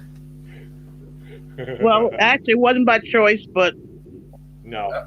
I'm sorry. It wasn't by choice, but it is what it is. Well, Don't worry. Life's still going on, Najuma. Make you feel comfortable and part of the family. Najuma. I might find one on the cruise. You never know. Right. I will say this, Ilana, you got a whole crowd. You got a crowd of people that love you. That's the truth. Of course. Yep. That's the truth. Absolutely. Look what Dewey had to say. Hugs to Ilana. Very good. Oh, love your news, Dewey. That is so exciting. Amazing. If you've got room in your suitcase, can I come too? I don't mind 200+ days on sea. I do. Is that Rob? Ilana, I don't think you want that because he's looking for like a friend with benefits. That's what he said. That kind of set me against it. So yeah, same here. You're the friends with benefit. No, I'm not going there. the only benefit I can offer is that I'll make sure his shirts and his pants are pressed and ready for dinner.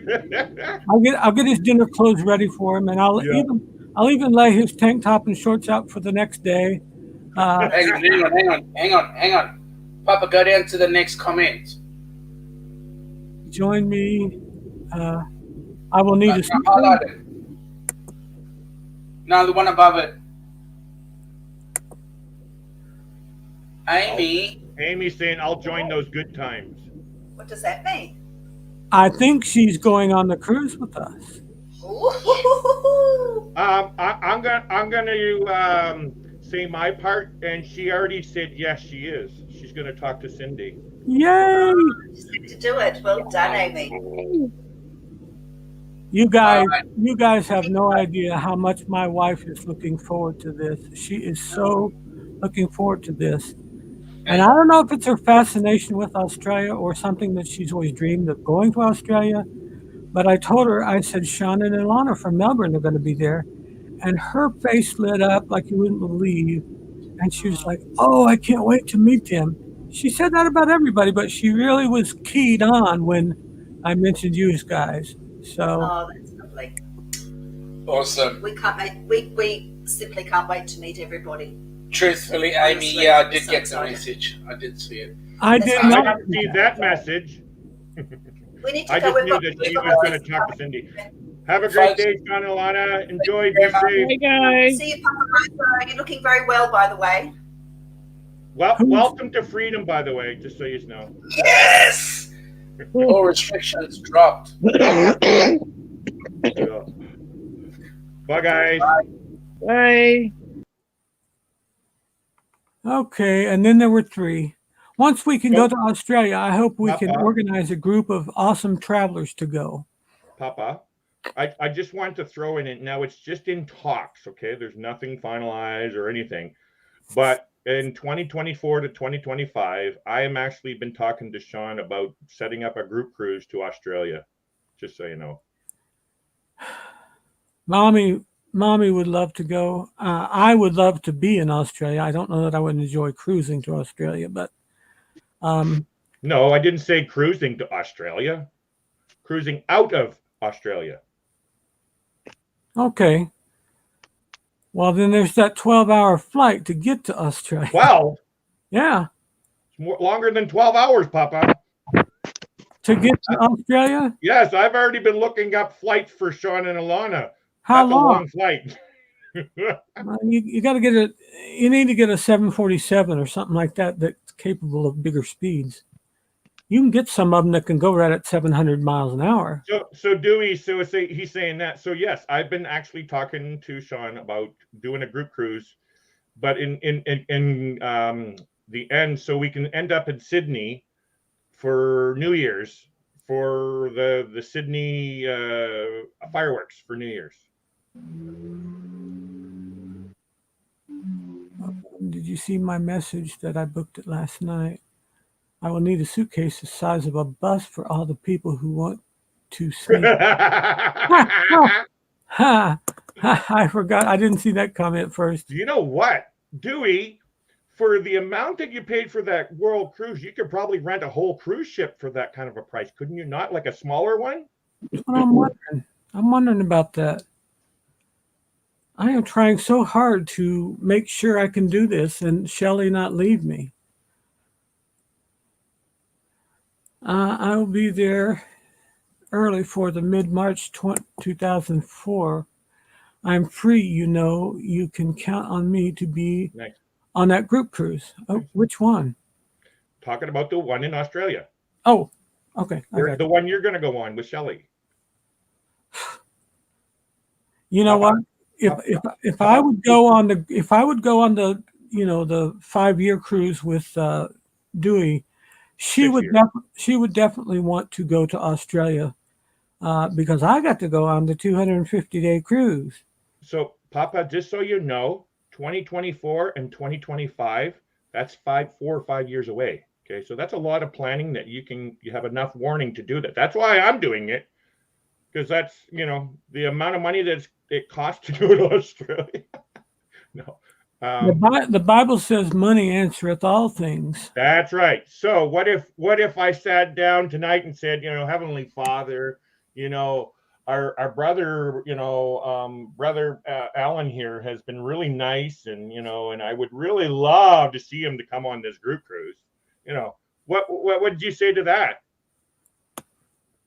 I mean, if it's God's will, I'm fine with it, of course. There you go. So that's how it works. And that's how it works for me too, Papa. That's all I do. Hey, I would like to go to Australia. Hey, can you open up the doors for me, Bob? I don't know the answer, but I do know the question. The question is, where would the money come from? Now, it's God's money. It's the same, Papa. It's the same with me. I'm on the same kind of income as you. If God wants to make it happen, he can make it happen. I am not eligible for disability. I can't get disability. No, it's just, I'm talking, this is private stuff, but I'm just saying, what do you call it? Fixed income. Yeah. Mine is fixed at 0. I get nothing. Well, that's personal. I don't want to get into your personal business. I'm sorry. No, that's a government thing. I just, I opted out of Social Security 30 years ago, and wish I hadn't have. Sorry, I don't want. I'm not trying to get into your personal stuff. No, I'm just I'm not embarrassed about it. It's just it was a mistake that I wish I hadn't made. I do want to comment though. Is I've heard of how it works for disability in America, and I'm very sad. Very. There's a lot of people here. Everybody thinks, oh, America's the richest country on earth. And because of the number of billionaires in this country, I suppose that's true. But I don't know a billionaire, I don't think. I know a billionaire. I know some who are rich, but I don't know them personally. Personally, no. I'm on first-hand basis with a very wealthy man, but he's not. Yeah. He's not worth anything like that. Mm-hmm. But I'm just saying that is a system that is just badly, badly broken. They borrowed and borrowed and borrowed from the Social Security Fund. And now we got a pack full of seniors who can't get basic necessities or basic medical care. I can't tell you how far in debt. I'm well into 7 figures of debt. If you can imagine that. I want to go on mute. Your mic is right there. You can turn it off. See, My every time I grandchildren talk are about harassing me. this, What's that? Najum is saying something. I said my grandchildren are harassing me. They're harassing you. Hey, you gotta be nice. You gotta be nice to them because they're the hands that feed you here. All right, girls, don't be messing with Big Mama. This the one I'm taking on the cruise. Oh, hey, girl, how you doing? Don't be shy. It's okay. This is the brat that I'm taking on the cruise. That's Brianna. Hi, Rihanna. Hi, Brianna. Shy. I know. Yeah, for like 5 minutes. And Yeah, I guarantee of course, you, yeah. I guarantee you, if Papa went live again in 2 days and I come up a panel, she'll be all over my shoulder trying to say hi to everybody. Well, that's good. That's good. That might take her places in life. They're going to be on the cruise with us, Brianna. And she just turned 16. Is that the one that just turned 16? No, that's the one that's going to be 16 next year. Oh, okay. Okay. That age there, she's gonna enjoy the cruise. Yeah. Yeah. I think more than us adults do, other than having a little drink. But if you don't drink, well, I know, right? They were telling me that drink packages are like $300 and $400. It's $800, Papa, because one person in the cabin can't just buy the drink package. It has to be both. What kind of a ripoff is that? That's absolute. My goodness. Now, I'll give you an example, Papa, where we got married in Mexico at the resort. It was all inclusive, and it was $13.95 per person for 7-day all inclusive. All your food, all your drink, not including tips, but $13.95 for 1 week. Did that include you? That didn't include your flight, did it? That included flight. $1,400 for flight and staying and food and drink and everything. Oh my goodness! So now, that's per person. Well, sure, but still, that's under $3,000 for both of you for a whole week and flight.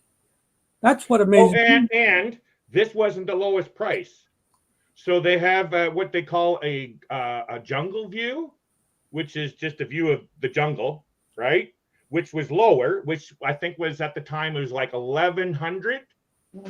Ours was a walk-in pool, which is you go out on your balcony and you walk down like 5 steps and you're in the swimming pool.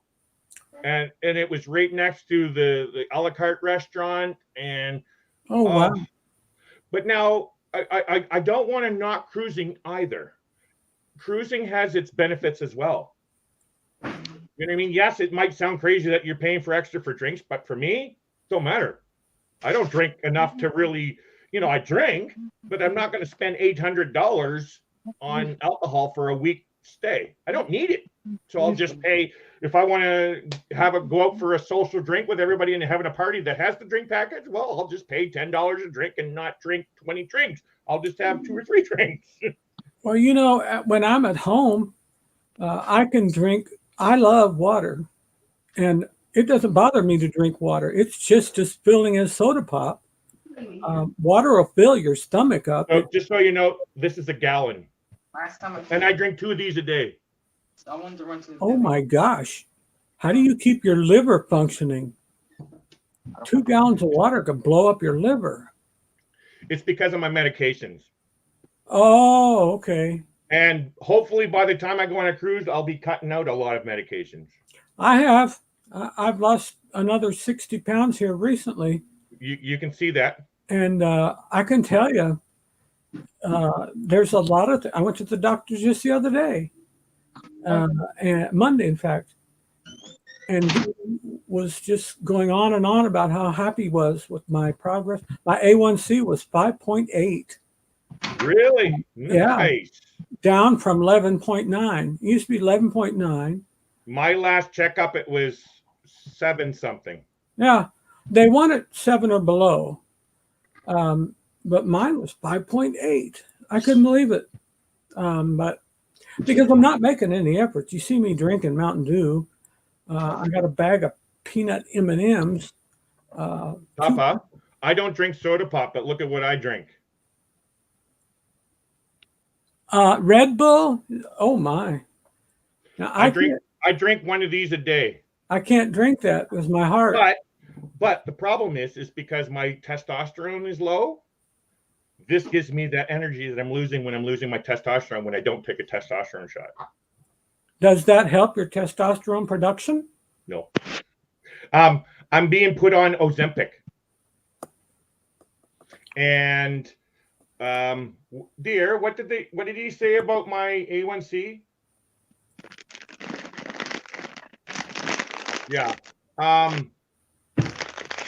I like, what am I still taking that med that they have to compound itself? Januset. What's the name of that pill that I take? Clomid.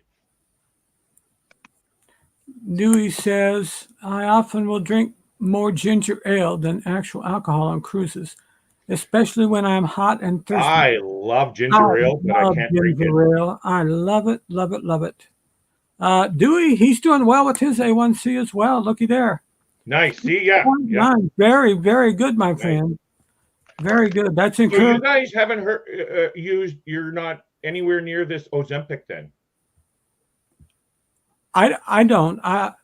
The only thing I'm left that's diabetes medicine now is just metformin. I was on metformin. They took me off of it. Oh no, wait, am I still on metformin, love? Yeah, I'm still on metformin. Yeah, that's a general diabetes drug. If you have that, that will be the last one that they take me off of. And Yeah. I knew that going into the game. So you're pretty close to coming off all those kinds of things in diabetes, right? The only one is metformin, and they'll want to see probably a year, maybe 2 years of my A1C like this. So you need to get rid of that pop for a while. Yeah, but with 5.8, I mean, come on. Yeah, but it's the medications that's keeping it down. You want your system to do it on its own. Right now, yes, our A1Cs, all of our A1Cs are down, but that's the medications keeping it down. You want your body to do it. Now, I'm not saying you can't ever drink pop again, but I'm just saying temporarily until we can get off this friggin' diabetes stuff. Oh, I'm curious. Do you experience neuropathy? Bad. So yeah, like me. I've got neuropathic damage that can't be reversed though. See, I don't know if mine's irreversible. Like they're saying neuropathy can be non-reversible, but I don't know if I've gone that far yet. So it can go either way, and they don't have any way of knowing whether it will or not. Ran right into Marlo. They don't know if it's they don't have a way of predicting that type of thing, the neuropathy. Yeah. And it has jacked my legs and my feet up, and now my left side is pretty well going down. Oh wow. My left hand, I can't feel it. Going up my arm, I start feeling just below my elbow. I'll start, and then on up my shoulder. It just keeps getting worse. Both of my feet, I've had to have my big toes amputated on both feet. That's challenging. But nevertheless, I mean, it could be worse, I suppose. Mm-hmm. See, when did I get it, love? 2 years ago? What? The 2 years neuropathy? ago when I got diabetes. Yeah, roughly 2 years I've had diabetes. Ugh. But I've never had nothing serious. Oh, well, sorry. Yes, sorry, I can't say that. I think it was 3 episodes of what's it called again? Hypoglycemic moment. Yeah, that's where you dip low. Ooh. That is very, very scary when you hear the doctor saying that it's actually you dying. Yeah. Like I've never had any of that kind of stuff happen to me in my life. And then when that happened, it's like, and she says, you're actually dying when this happens. And it's like, wow. Like, I think it went down to 2 or something, 2 or 4. Whoo! Luckily, Ananda's father was also diabetic and he had to take insulin and stuff. She had these, and she still has them. I love them. They're candy, but it's diabetic candy. And she gave me one of them, and that every time that happened, it brought me out of it. But It's that is very dissolvable glucose. Yes. Yeah. Yeah.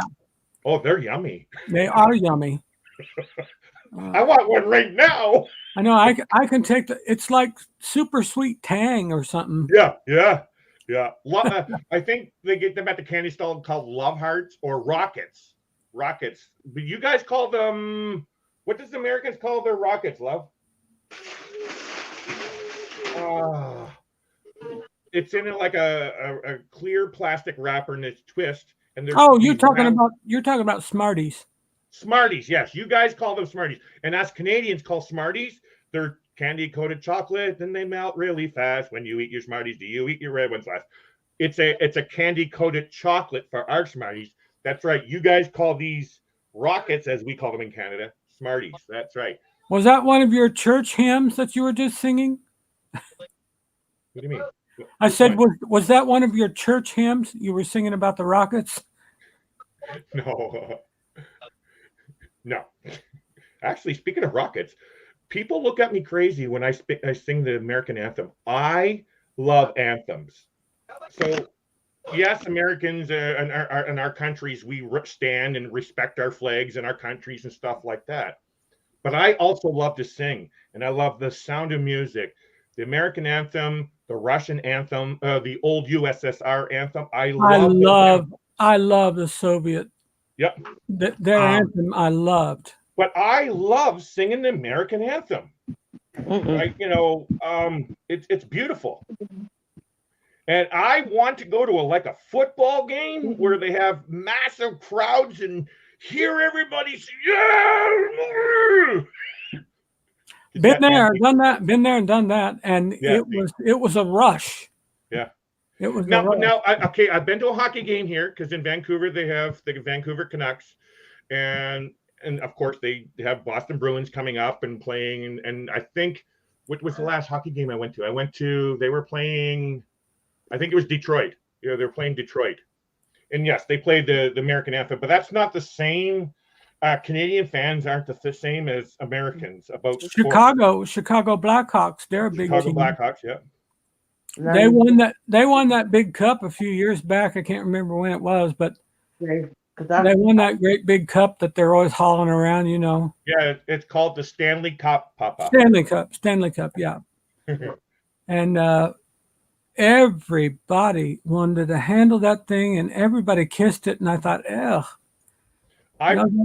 Ironically, I actually touched it. It sounds funny saying it that way. I touched it.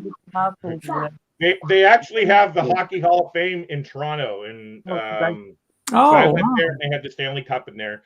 I'm actually I don't watch sports anymore. For one, I don't have cable. I gave up cable. I refuse to pay for it. But I used to watch the Calgary Flames. That was my team. That's what coming to pick me up. And I got to touch where my team won. So that's all that mattered to me. Is cable up there? Is cable just crazy? Insane. It's crazy here. Yeah, no, I know. They want a fortune for cable TV. Okay. So for internet, phone, and cable, it's over $200 a month. Right. That's what it is here. Right now, for my internet package, just internet, because that's all I have, I pay $89 a month just for internet. Okay, we have to pay, but we've been longtime customers of AT&T. We pay $50 for the wireless Wi-Fi is what I'm trying to say. But then our TV is on this thing called a Fire Stick. Fire Stick, yep. And so we have a Roku, which is basically the same kind of deal. Right. We used to have one of those too. Same basic principle. We really like this Fire Stick. There's a lot of channels on there that just come. We have Netflix, Prime. Those are the two that we paid for. We had Crave, and we tried out Apple. We tried the Disney Channel. I don't need that. So all we use is Netflix, Prime, and I use YouTube. I That's saw free. the apple. Did you like the apple? Didn't like it. You didn't like that. No. Ananda has Apple. I don't like it. She Oh. has an iPad, so she. We don't have the apple. We never got it. But I see some things advertised that look really good. Well, that's what it is. Yeah. That Tom Hanks movie, Finch or whatever it is, that's coming on the Apple TV. There's some things that just look real good on it, but I've never had it. I never got a preview or anything like that. I can't watch because I was a liaison. I've seen how movies are made, Papa. I can't watch B movies. I cannot. I can only watch blockbusters, like really high budget movies, like Top Gun 2 coming out. Those kinds of wow, like I need that. So anything on Prime or Netflix, the new stuff, it's not doing nothing for me. Are you into science fiction? Yes. Love science fiction. Science fiction and action movies is my two main things that I watch, or documentaries. I'm a realist. I love documentaries. I do too. Did you ever see that movie Avatar? Yep. Love it. I love that movie. It's about that tribe of, I forget what they're called, but they lived in this big forest. You got this giant tree, and man, it was so creative that whoever did it was just a genius as far as coming up with new characters, and I thought it was neat. Well done. Yeah, I thought they had everybody had a tail, and I thought, my goodness, the most impressive thing for me is between the real world and the the fantasy world. Fantasy world. How they brought the two together. I just loved it. It was great how they brought the two together. Yeah, Avatar. I was amazed when I went to see it. There's some movies that I like to see only in the theater on a big screen. I agree. Although, let me tell you what my wife did. She went and bought a Metroplex for our living room. What's that? I don't know what a Metroplex is. Oh, it's a TV screen about 6 feet long and 3.5 or 4 feet tall. We have a 65-inch TV in our bedroom right now. I think this is an 86 or something like that. It's gigantic. I walked in, and she and my son-in-law to be, they had set it up, and I walked in, and I was like, you know what makes those TVs it's very important to get? The sound. You need that sound to go along with it. Like right now in our bedroom, we have just the TV. Without that sound, those things, you're not going to get the gist of what that really, yeah. Yeah, she informed me. Nothing really beats going to a theater. Nothing. Well, I'll tell you, I've sat in front of that thing right dead center, and she did get that Bose sound system. And I got to tell you, it felt as good as any theater movie I had ever seen. But I didn't know they made home TVs that size. Well, you can get projectors that are 4K as well, that are 100 and something inches and over 100 inches, actually. So Dewey's saying he's got a 70-inch. Finally got the last phone call done. I think Dewey was on the phone with Royal Caribbean. Yeah, he's been trying to get a hold of Royal. Yeah, which is normal. Like when I first started dealing with all this stuff here, I didn't realize, like, I have no patience for waiting for stuff like that. But then I realized later on, like, getting a hold of these cruise companies, you're hours. And that's even being you would think like a travel agent would have like a back door to get into them. No, we're no different than anybody else. You wait the hours just like everybody else. Whew. I am so cold up in here. I don't know why. Hold on. Papa, I'm going to look and see what it is in Chicago. I want to see what your temperature is. It's probably in the 30s. Because right now it's 36 here still. And location, you are in Chicago. CHI. CHI. Sorry. Chicago. Let's see. All right, let's look up Chicago. Come on. Oh, I put two eyes. No, not Chicago. Let's see what it is. Come on. Oh, that's what. I'm not used to this laptop. I bought a new laptop and I can't type on the laptop thing. Chicago. No. Yeah, I know how to spell it. It's just typing it on here. That's just an association. Chicago. Chicago? Okay, where do I find Chicago? Oh, freak out. Do. Come on, freak out. Freak out. Okay, we're naming our ages now. Right. We're dating ourselves. We're dating ourselves, aren't we, Najuma? Yeah, and I'm older than both of y'all, so. Oh, wait, Papa, you're actually colder. What is it? Yours says 34 feels like 21. Yeah. The wind's howling outside right now. Yeah, it's cold where you are, Najuma. Now, Papa. Now let's see where Najuma is. Long Island, NYC. Don't you live out about Midway, don't you? Yeah, it's 65 degrees where I'm at right now. Mommy's calling. Hang on. Hi. Larry typed this in. WY. Yeah. AM. He seemed up for it. I got to call Tina. She's at the doctor right now. DA. DA? Uh-huh. I'll wait to talk to her, and then I'll let you know and you call Melissa. New York. Wine and Dance? Uh-huh. Okay. It's not coming up on mine. WIAN. No, WY. Oh, okay. Y. AN. AN. DA. Oh, yeah, there it is. There it is. I got it. It comes up now. All right, let's see. Oh, my. Yeah. I'm jealous, Najuma. 64 with sunshine. I'm sorry. We're going to be cold tomorrow, though. I think it's supposed to get cold tomorrow. I'm curious. Do you wear a jacket in the 60s? This time of the year, yeah.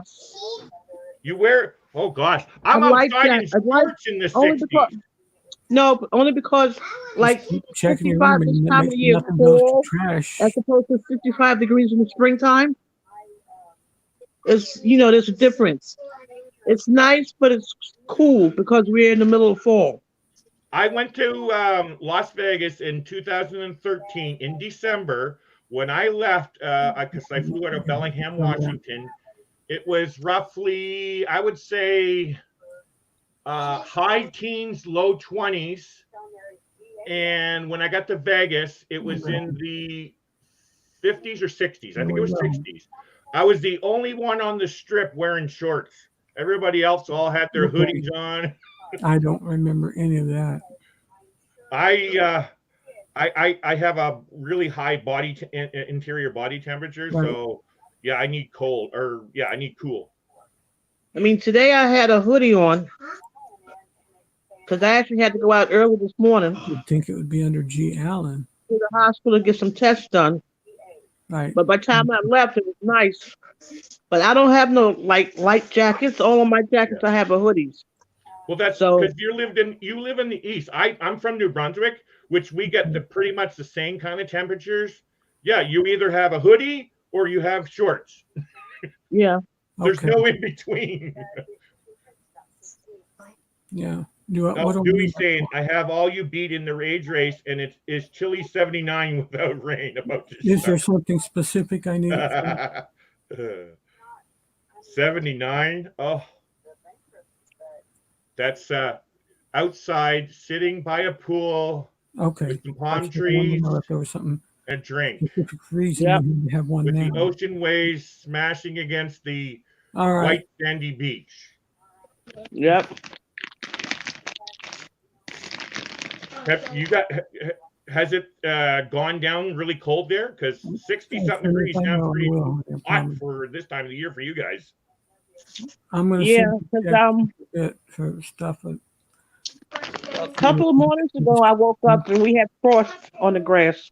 Yeah, so yeah, we've been having frost here. All right, love you. Bye-bye. Oh, I 'Cause I can't wait. think we had- Najuma, I really, really, really, really want to, like, New York is one of my bucket lists. And I'm sure that's New York's a lot of people's bucket list is to go visit New York. I need to visit New York because Papa, have you heard of Karen Nate and Najuma YouTube channel? Okay, so these guys are travelers. They have over 1 million subscribers. They're called Karen Nate, and they travel around the world and stuff. And they just did a video where they were staying in a penthouse that their patio, their deck on the top floor looked at what's that building? Empire State Building? Not the Empire. The other, there's another famous one there. Oreo. Oh, the Chrysler Building. The Chrysler Building. Yes, the Chrysler Building. So yeah, their patio looked at the Chrysler Building like it's $25,000 a night for this hotel room. But of course, they're YouTubers and they probably got, sponsored and stuff like that. But they were at Central Square, and I actually check out the live feed in Central Square that they have on YouTube all the time. And it's like, sorry, not Central, Times Square. I meant Times Square. I want to. Wait a second. What? I was getting ready to say, wait a second. You mean Central Park or Times Square? No, yeah, Times Square. Times Square. Yeah, I got you. Dewey said, I have you all be in the age race, and it is a chilly 79 out with the rain about. Oh, that's terrible. You know what's funny? Heather says the 70s are cool for her. I know, right? I love Kara and Nate. They make my travels look like an overnight sleepover. Yeah, because like I said, they have over 1 million subscribers. Gosh, how old did we say he was? 79. No, Dewey's 60 or under 65. Yeah, I think he's like 62 or 63 right now. Okay. Somewhere along there. He's meaning about the temperatures, Najuma. Yeah, that 79 he's talking about. It's a chilly 79 out with the rain about to. Yeah, Dewey's 62. 62. There we go. Are you doing that? What is the thing that you can remember that ever happened? And you're 50 what, Najuma? 58. 58. Yeah. 58. I'm the baby. I'm 51. 51. See, I don't say 1987, Papa. I say my real age. I'm at least 1987. Okay, at least 19. At least 19. Okay, all right. Plus 20. Plus 20. Yeah. I got to run, kids. I got to run.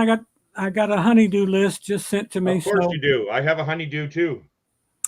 I love you all. Love you too. You take care. Be safe, all you guys. Blessings to all of you. Love you, Papa. Love you, Larry. You too, Najuma. You be safe. All right. See you soon. Yeah. Bye-bye. Bye.